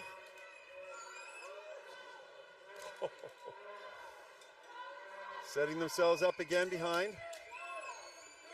Deferring for a line change. Taking lots of time here, 14 seconds. Now they come in towards the net. They try and get a reset, 98 does. Looking for number 91. Inside the triangle. There she comes, backdoor pass, goes right past number 4. She's looking to one-time it. Anything they're trying to throw to get a reset there. 5:11 to go, trailing by 1 for the first time in the game. Riv Sud, they're doing a high dance. Throw it here and there, and they dance up to the near side, defer, and they'll back up around the net with a D-to-D pass on the, see if they can get it up the far side, and they do. Goes off number 99 skates. The ref calls it, she knows it, and it comes up to the line. Montreal steals. Good back pass here to Control, and an easy pass over the line. Confidence.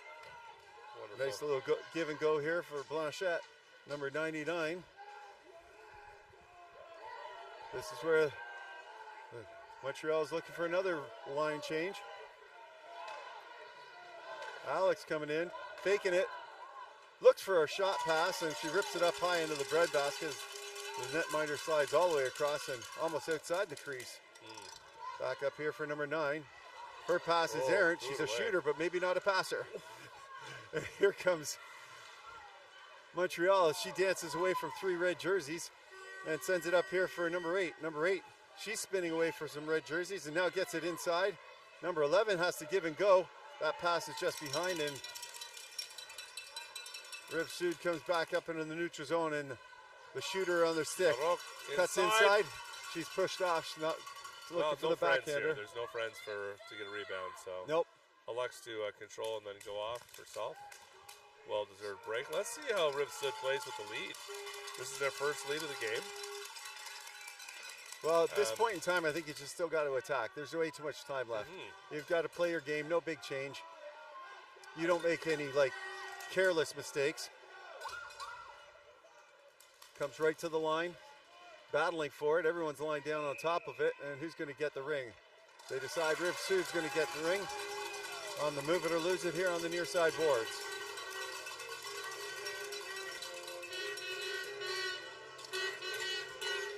.325 to go here in the fourth. Should we end up in a tie, there is overtime. The all clear and the whistle goes. Number 88 looking for a pass. She defers back. They like holding that for just a little long. Well, to be honest with you, with the type of strength that they have, yep, that's 25 feet out. That's a legit. Oh, that's a legit shot to take. No question, especially when a D or their players sit in front of the goaltender. Yep, for sure. Down now, low. As a coach, clearly you don't necessarily like your players trying to take the free pass as a all shot the time. Because it's a low percentage play. Super low percentage play. At this level, it's super legit.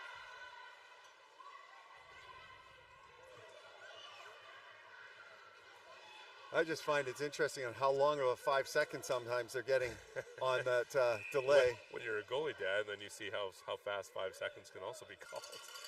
That seems like a pretty long, but exciting. So there's a penalty call on this. And it looks like number 8's heading off to the sin bin for 2 minutes for body. And so with 2:39 to go here, an opportunity. This would be a Glencore power play for the Montreal Mission. One of their sponsors, along with Physiomentum and Filtration Montreal. Lanchette here with it, looking to get set up. They pulled their goalie, so they have 4 in. It goes top, down low. Backsauer pass and a quick one-timer. That was a nice swing and a miss. That was a good one, a good temp there. Down low again.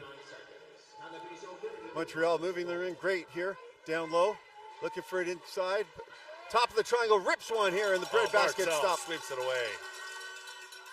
Montreal controls though. A little slow getting that back all the way across the rink here. Top of the triangle, it's a race for it.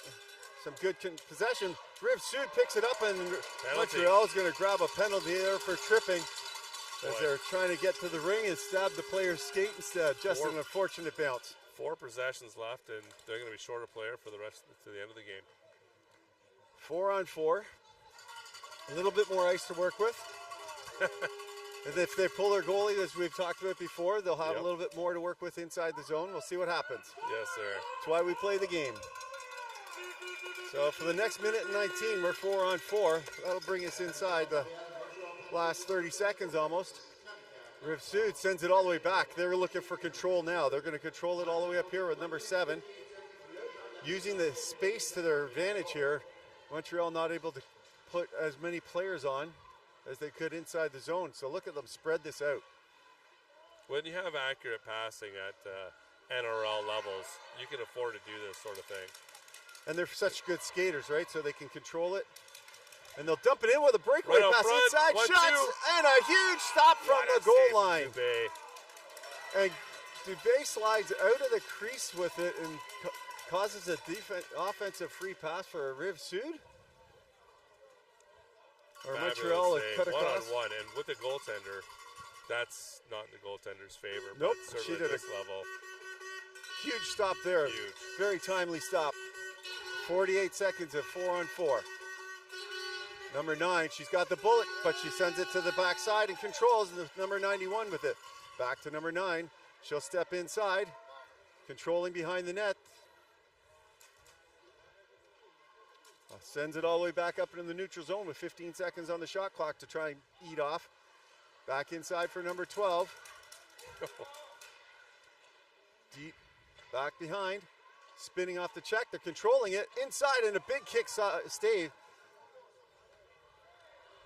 Montreal goalie trying to send it up. He gets batted down.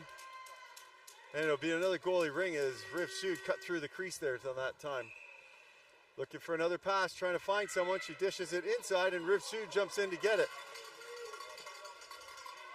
Montreal getting it there. And sticking it. Riv Sud. Riv Sud getting a benefit call, I think, here with 42 seconds to go. 3 seconds left on the Montreal. On their penalty, Riv Sud will come out in 3 seconds. Riv Sud doing a great job killing off this. Notice the athlete on coverage here, even the defenders coming right up. They give it to them along the line though. And number 88 will dish it back to number 20. She'll hold it outside the line and wait for some reinforcements. Comes inside the line as they spread themselves back out. Number 11 holding on to it for dear life. Defers. 12 seconds on the shot clock. 20 seconds in the game. Shot clock was done. Last 17 seconds, and it's a turnover inside the zone. Riv Sud just going to send it up here into the neutral zone, and they're going to hold on to it. They won't send it into their zone. They'll send it all the way back with 7 seconds here. Montreal's got to work with. There's no one up here cherry picking, and so that to the corner is all it's going to do. And Riv Sud with a come from behind victory here tonight. We'll see what gets set up coming up tomorrow. Fabulous work, both goaltenders, I'll tell you. Some beautiful play in this game. Yep. What a comeback. Strong play, strong comeback. And we'll see where they end up for tomorrow's games. That's right. Yep. And until next time, remember, if you've been supporting Ringette, support the sponsors that support Ringette. You got that right. Thanks very much for taking that time to check out sponsors, both of the tournament, but also your local home team sponsors. They are the essence of the game, along with our coaches who volunteer so much of their time, and the parents, fans, all of you. And until next time, this is Barkley Hollinger, the Barkman, with the howl, howling off.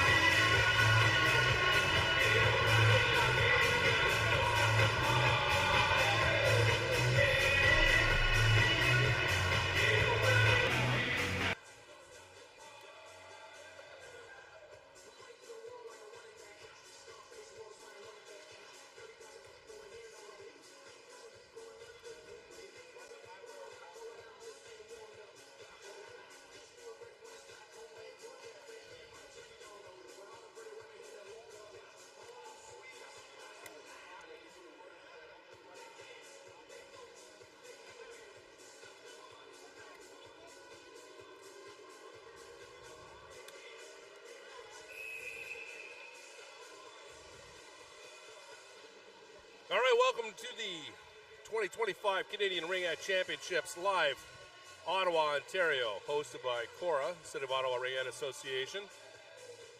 We're going to pick up some NRL action here. The Heat versus the Herd. West side meets on the east side. Two great teams here. We're going to enjoy some 8 o'clock ring in the capital. About 2 or 3 degrees out today. Little threat of ice. Province was covered in ice for the last few days. Power just coming back for several folks the last few days being out of power. Not so much up here in the capital. Things have been okay. We are at Richcraft SensPlex, the Canadian Tire rink. It's crisp, but the heat is on. It's not terrible. I want to thank my production staff here on site, making things look beautiful. All all of our sponsors. We want a big shout out to Tourism Ottawa for their generous donation, as well as the province of Ontario. Huge sponsorship. And off we go. The herd start out with it first.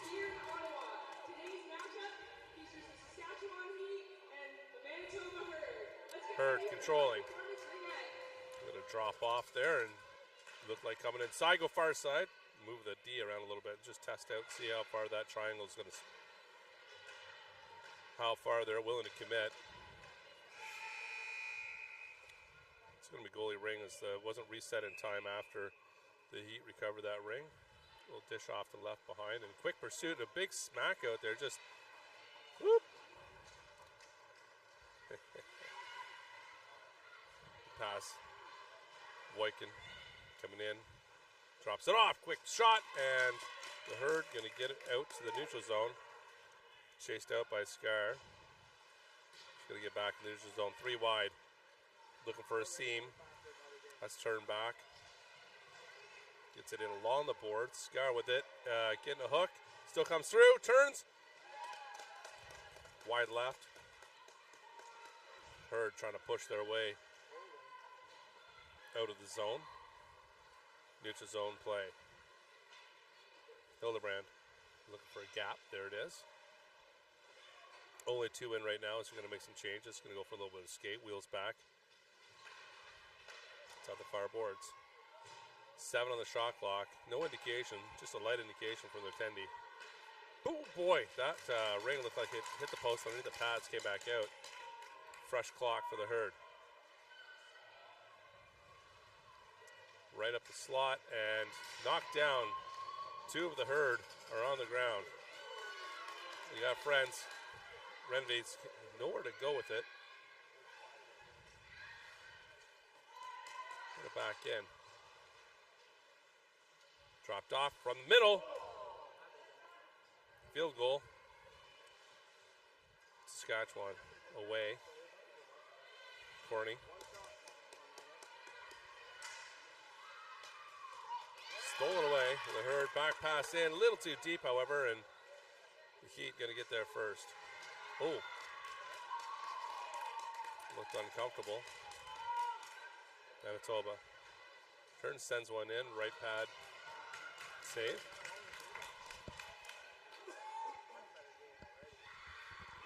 Turns. Oh boy, another close one. Saskatchewan. From the knees. Can't quite get that one out, and it's into the neutral zone. Saskatchewan, there's a bit of white space. It's going to be a one-on-one. Comes in, tries to turn the corner. Have to end up behind the net and wait for friends to come in. Saskatchewan from range. I believe she might have picked her own player on that one. Trying to get to the net. Hildebrand. Get in there with the speedy spearing.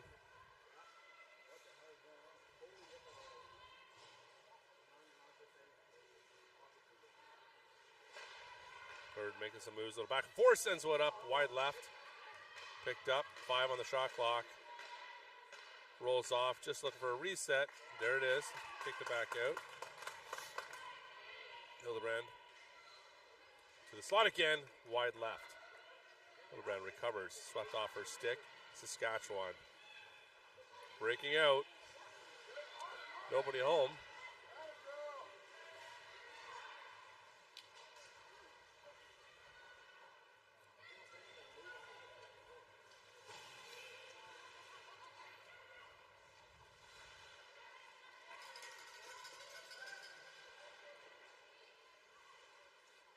Schoenhofen gets a shot off.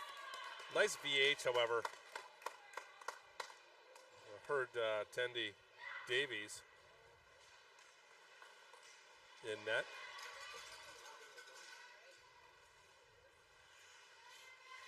But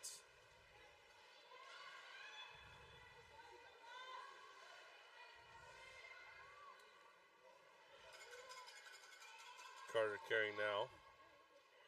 Jenna Carter on the forehand, right-handed shot. Lets one go, comes off a skate. It's going to be a high-low. And the Herd getting in there to intercept that one, send it back to their own zone.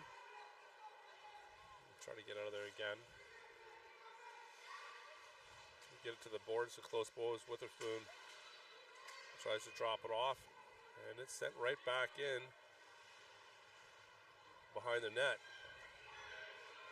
The Herd coming away again with a high-low. I have seen several instances this week so far where that high-low is just being anticipated. Good shot down low. Pretty straightforward save there for Kozan.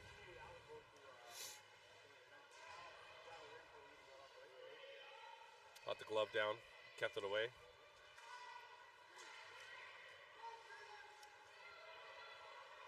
Turns, back pass.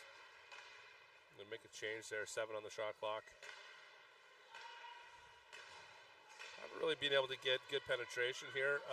Manitoba definitely with more possession time, but nothing dangerous so far.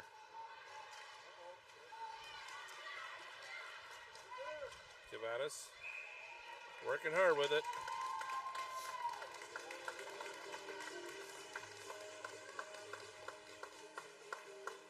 Linklater's got to go back, get her glove near the blue line, and it will be free pass for the Manitoba Herd. 7:01 left in the first, no score.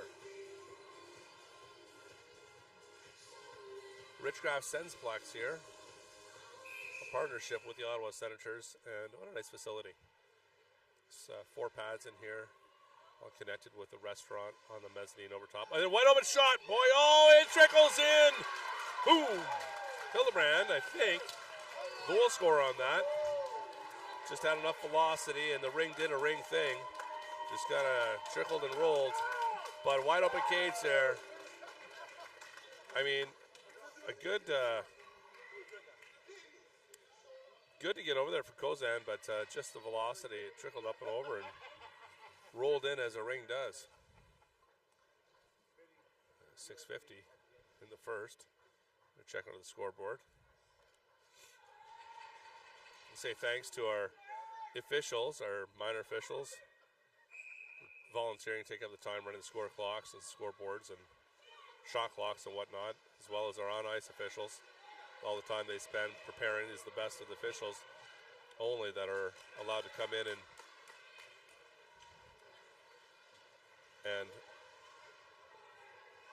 officiate national championships. We appreciate you. Good roll off by Saskatchewan. And there's good ring pressure. Good pressure by Manitoba.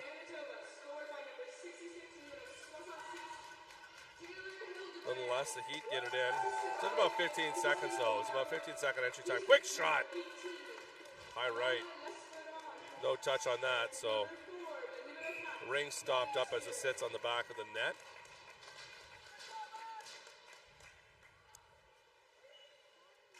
And it's going to be Saskatchewan free pass.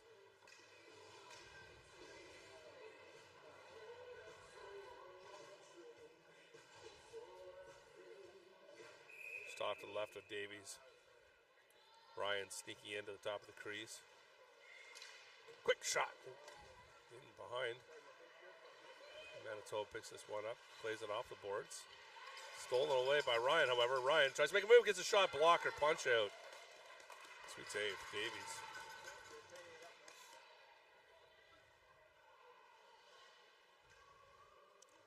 Carter swings back a couple times, doing some figure eights.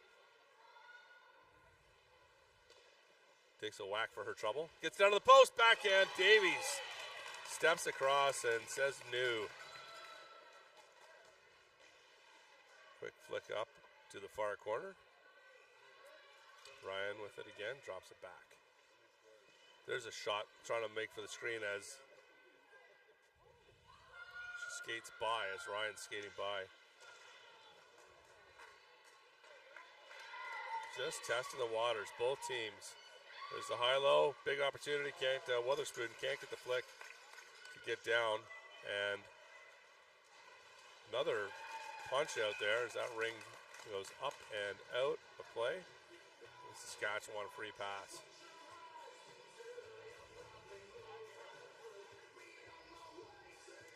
Schoenhofen, lots of time in the zone there. Some good opportunities. You can tell that she's a player.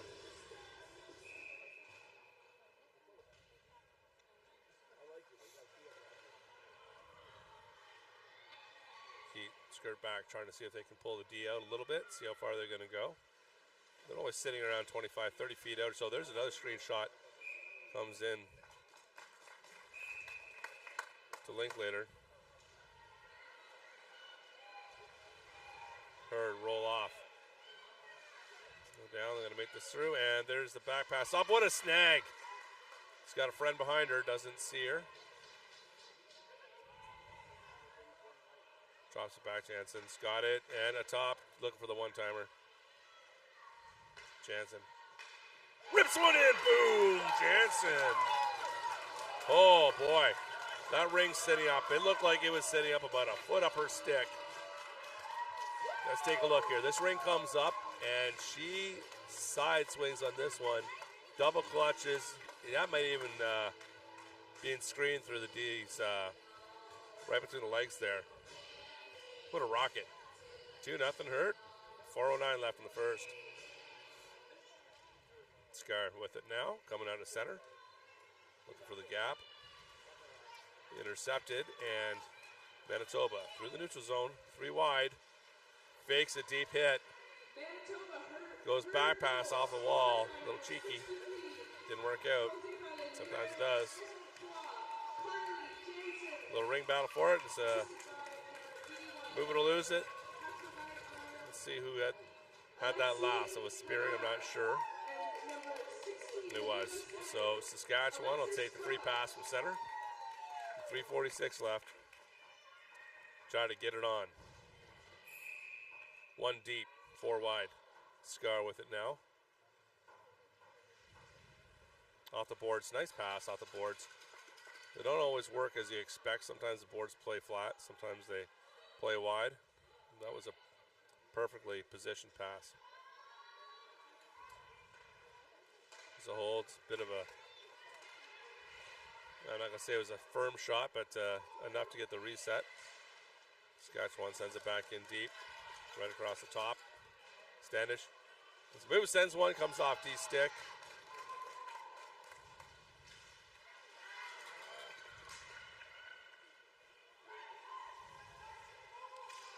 Oh boy, Rempel gets in there just in time. Ryan has a tumble there. Fortunately, everybody is good. No collision. Sends this wide to Spearing. Let's go back for it. Boy, holds for a second. Just kind of teases, staying with it. This time's winding down. 7 on the shot clock. They Hurd in the corner. Sends one in. Gets the reset, but Saskatchewan's going to come up with that ring. Hurd, big pressure. 2 on them. Carter. That's back. Puts along the boards. Ryan carries, holds, back protection. Leg! What a great pass over. Nice chance. Schoenhofen gets that shot off, short side.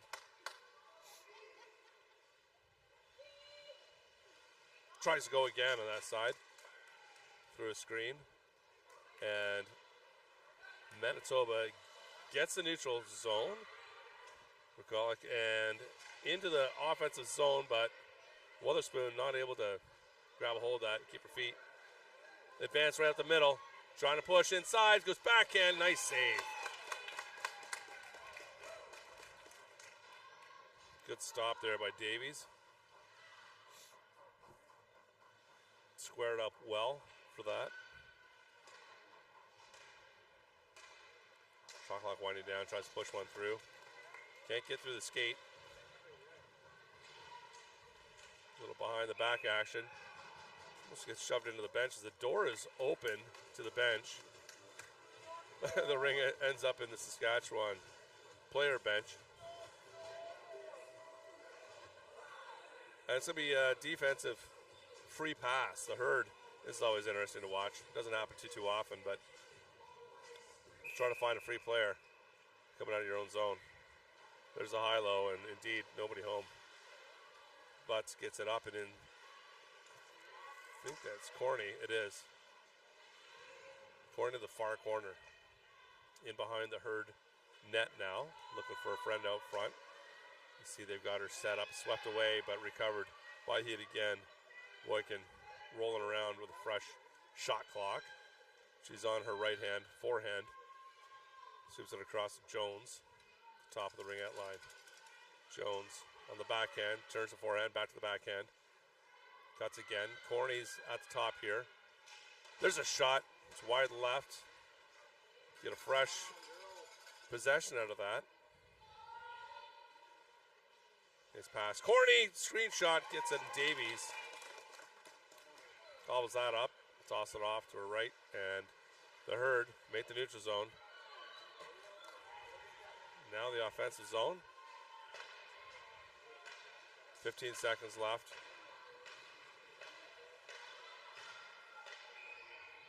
Three in the end to the end of the period. 3 seconds.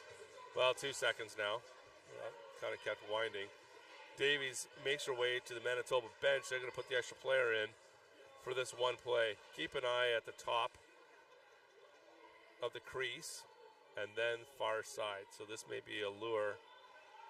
Looking for a rebound. But the Herd have got Spearing sitting down. Look at Spearing's on the far corner there. She's showing shot, which could be good for a rebound, but I'd say there's a shot. That'll do it. Wow, interesting. Love to see the tactics on this. The Herd, Andrea Ferguson sets that up. Get a last second chance to see if they could put an extra one on the board. So after first period, after the second period, 2-0 Manitoba Herd.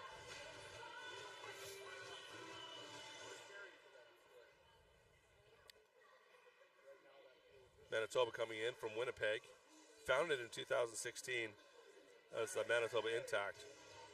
In 23-24, the Herd finished in 9th place in the NRL Championship. Sponsors, want to say thanks to the Manitoba sponsors. Black & Mac, Black & McDonald, Carmen and River City Ford, Creative Print All, Stucco Techniques,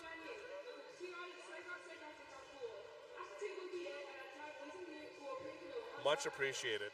If you're listening at home, please check out the sponsors. We appreciate all of our national sponsors, obviously, for this championship, but the sponsors at home are the ones that make things work for teams, along with the time spent by, of course, their coaches and support personnel. But thank you very much to the sponsors, the Manitoba Herb at home.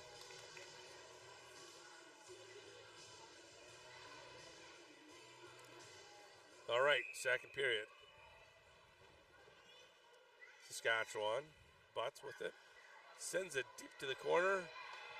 Gets stolen away. Looking for a gap. Through the neutral zone. Gets just barely a touch on it. Swept back. Herd still looking for space. They find it. Nobody else in the zone.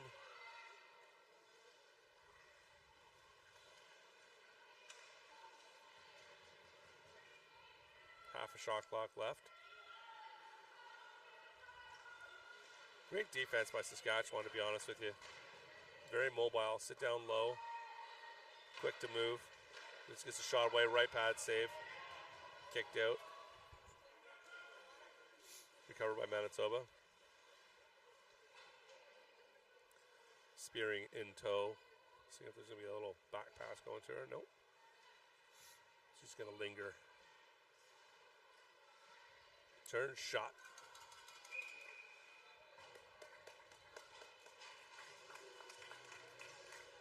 Hosan flips it up and over, so it'll be another free pass for the Herd.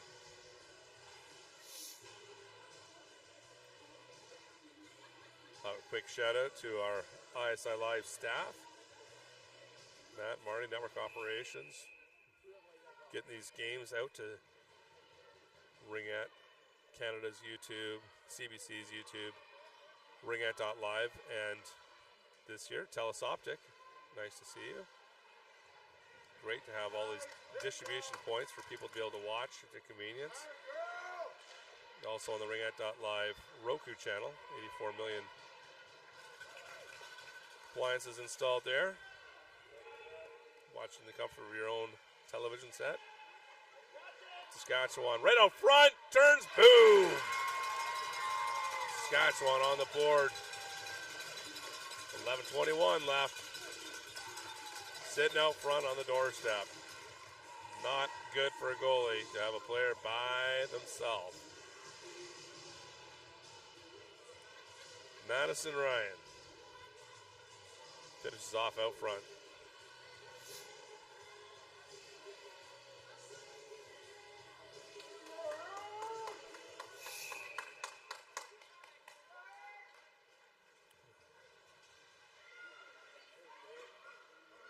Hurd get the zone, far side.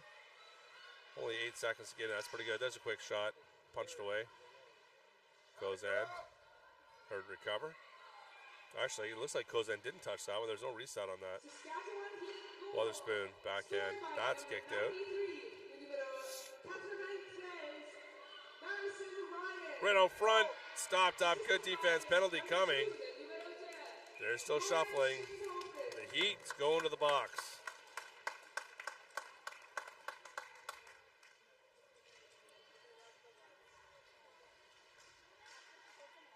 Tap for Kozan there, and Saskatchewan sets up, shorthanded for a couple of minutes.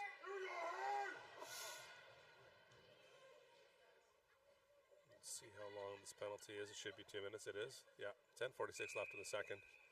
Manitoba drifts it over to the far corner from the free pass. Jansen, goal scorer. Cycles on the backhand. Hurd. She gets it out front. Comes off a skate. Looking for a little. Boy. That's Hurd. Free pass again.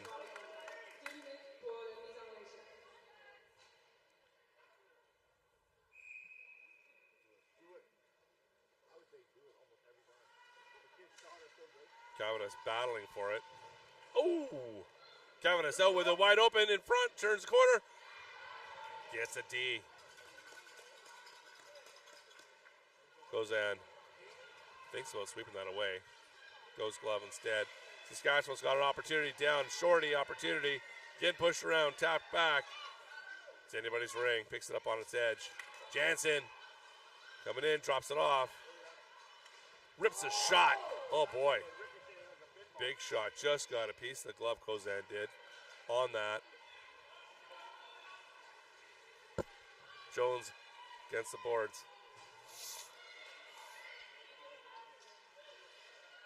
Jonesy to the far corner. Held up. That's going to be goalie ring.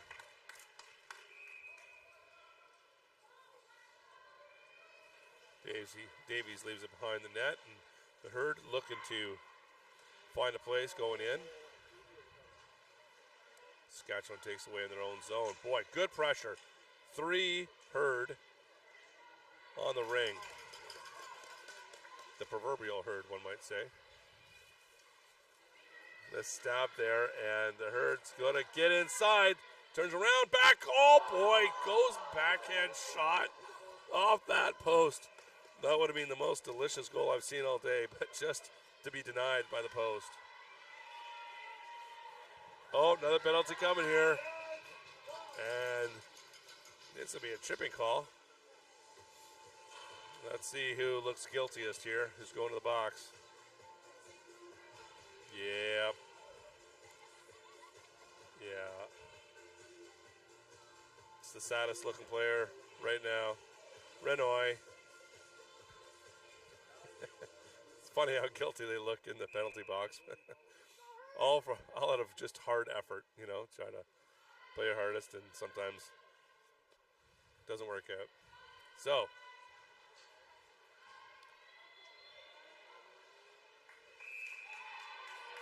Heat have their first power play. Davies dishes wide left. Saskatchewan doing some good work there. Moving that ring around and a steal. Oh, ooh, boy. Hurd get through. They get in. Shorthanded. Weatherspoon. Inside turns. Drops. Second shot. Nice save. Roseanne. Looks it out right now. They're going to come out wide. Doesn't get the touch on that one. Manitoba's come away with it again. Back pass. Little cheeky pass there. Trying to roll through. Which you can pull off if you're in the NRL. But kids at home, your coaches aren't going to like that so much. 1 minute left. Manitoba penalty. Saskatchewan controlling in the offensive zone. Across the top. There's a back pass and a sweep. Oh, Davies on the ball.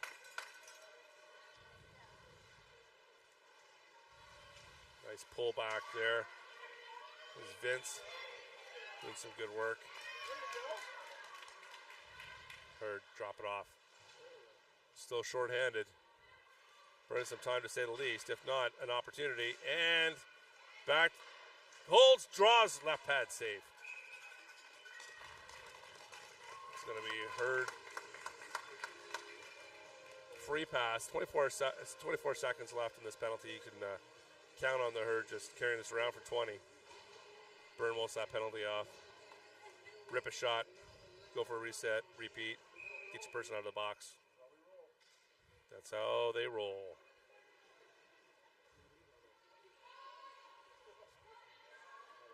Hurd controlling.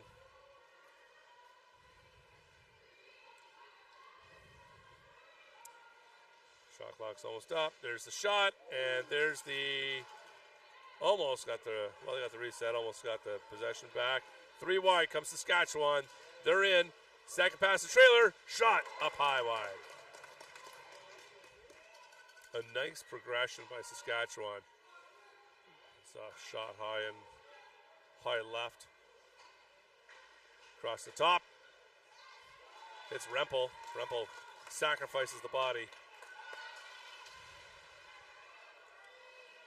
They're doing the dance along the boards here. Jansen and company. Ryan ends up with a ring off some good persnickety. Ring swept away, hand pass. No call on that. It was an elbow pass. The Hurd is upset in front of me here in the stands.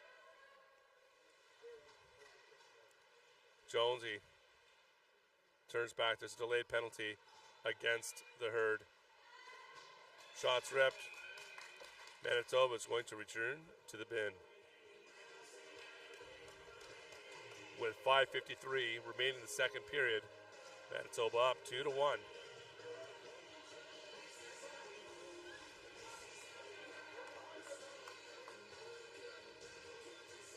Thanks, Heineman. It is. In for 2. Saskatchewan. Take that free pass, start the roll behind the net. Forehand, right hand. Linklater takes a shot off the right pad. They get a reset there. Jonesy fakes, goes inside backhand. Davies sweeps it away with the elbow. Saskatchewan across the top again, third time. Davies holds on to this one. They dish it left and out. 3 good shots. Kivanis causing all kinds of trouble for the Heat. Heat just trying to get her in the zone. But hold on, there's a softie in. Jones. D goes off for a change. Back pass right down to the post. Loses it in front. Davies ends up within the breadbasket nonetheless.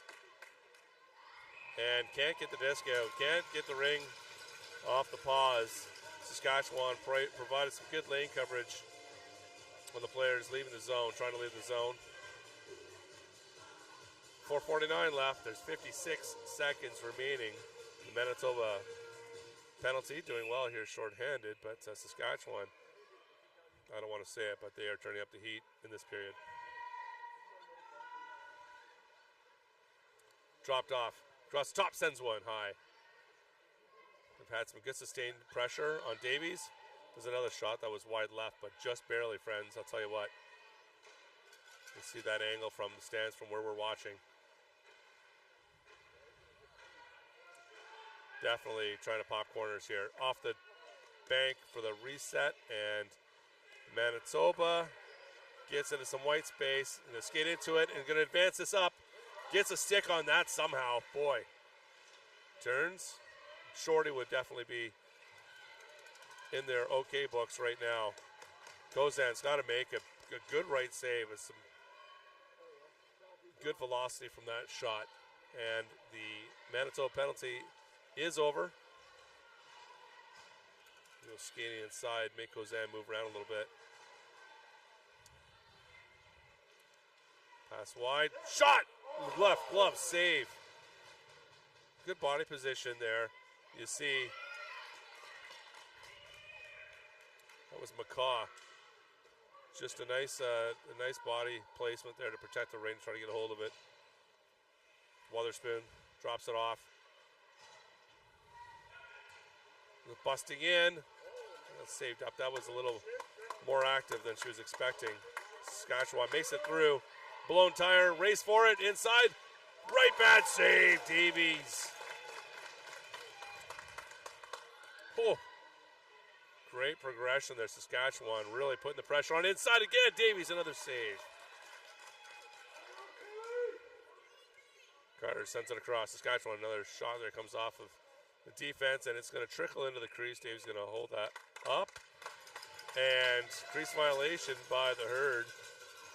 Saskatchewan gets the free pass. With 2:49 left in the second. Now, friends, after the second period here, we're going to see a flood. They're going to flood the ice, so you're going to have a break and have time to grab some snacks and some pops, things like this. I know it's probably dinner time where many of you are watching from.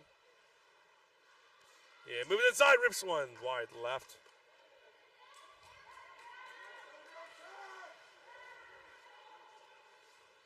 Herd get it to the neutral zone. Stop, get it in, one-on-one.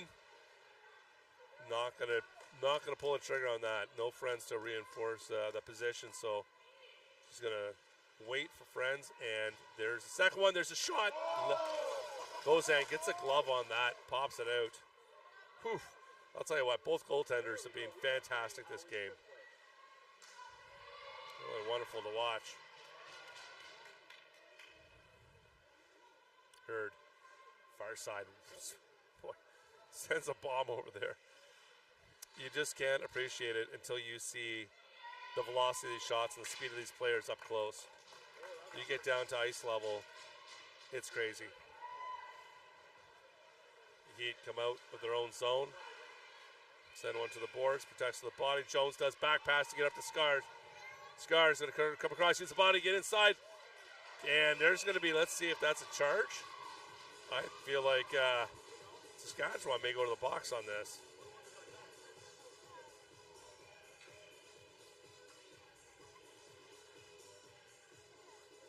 Nope. Gavatis. Must be moving, so a little body, a little interference, 2 minutes. 1:29 left in the second period. 2-minute penalty. That's a third in a row for Manitoba, although they have the lead. Got to keep an eye on that. It's not so much the fact that there's a big advantage to Saskatchewan with this, but Manitoba has to play a little bit softer to not take a second penalty during this time, where you'll see a 3-on-2, which is a significant advantage. The biggest advantage, certainly in Ringette. Tries to force a shot through in the dining second of the shot of the possession. Ref is going to bring this out, and it's going to be defensive free pass for Manitoba. Probably a violation. Looked like a probably crease violation at the end there. I'm not certain, but that's what I'm going to say it is.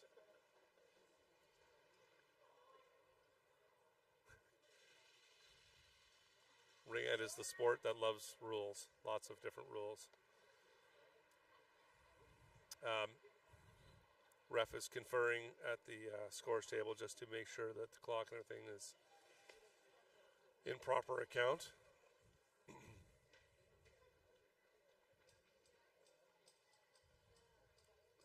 Giving us some dramatic pause.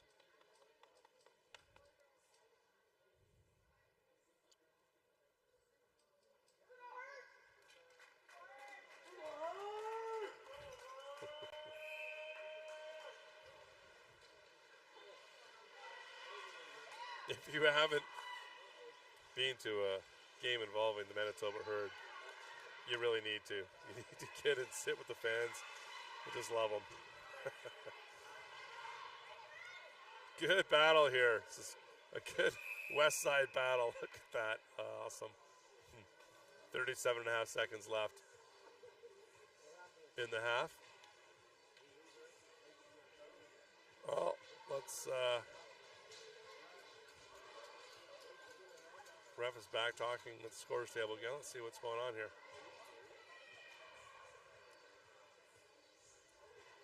Oh boy, just like we mentioned, well, I did. You can't take that second penalty. It's the problem. The first penalty is not a big deal. The problem is that you can't take a chance on that second penalty. Now you're going to see some 3-on-2 here, friends. For over a minute. Oh, big shot up and high. It gives them a chance to go recover. Now in this case, unluckily, the ring bounced out from behind the net into the back of the net and gave Davies the opportunity to throw it out. And the Herd got possession. They're going to make the neutral zone. Weatherspoon. Oh, it comes off the tip of her stick. Touches it up. Can't take a chance. Ricardo to get away with it. But 47 seconds of 3-on-2. And this is where Saskatchewan has a golden opportunity to tie it up, especially before the end of the half. Ryan with it to the post, to the center, back pass, boom. 3-on-2s, deadly in Ringette. Tie it up, 8.5 seconds left. There's Ryan. Pulled the trigger on that one. Boy, just beautiful ring movement. 1, 2, 3. Nothing for Davies on that. Nothing to do there.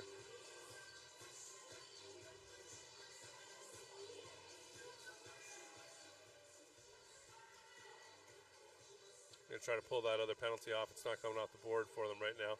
And, you know, can't say enough for the Volunteers coming out and spending their time learning how to use these clocks. And so I think there's about 200 employees, Volunteers, that have come out for the championships. Last second shot, backhand. So we're going to have a flood here, friends. I'm going to eat some delicious food here from Richcraft SensPlex. Take a short break. Thanks for joining us. We'll see you again soon, in about 10 minutes or so.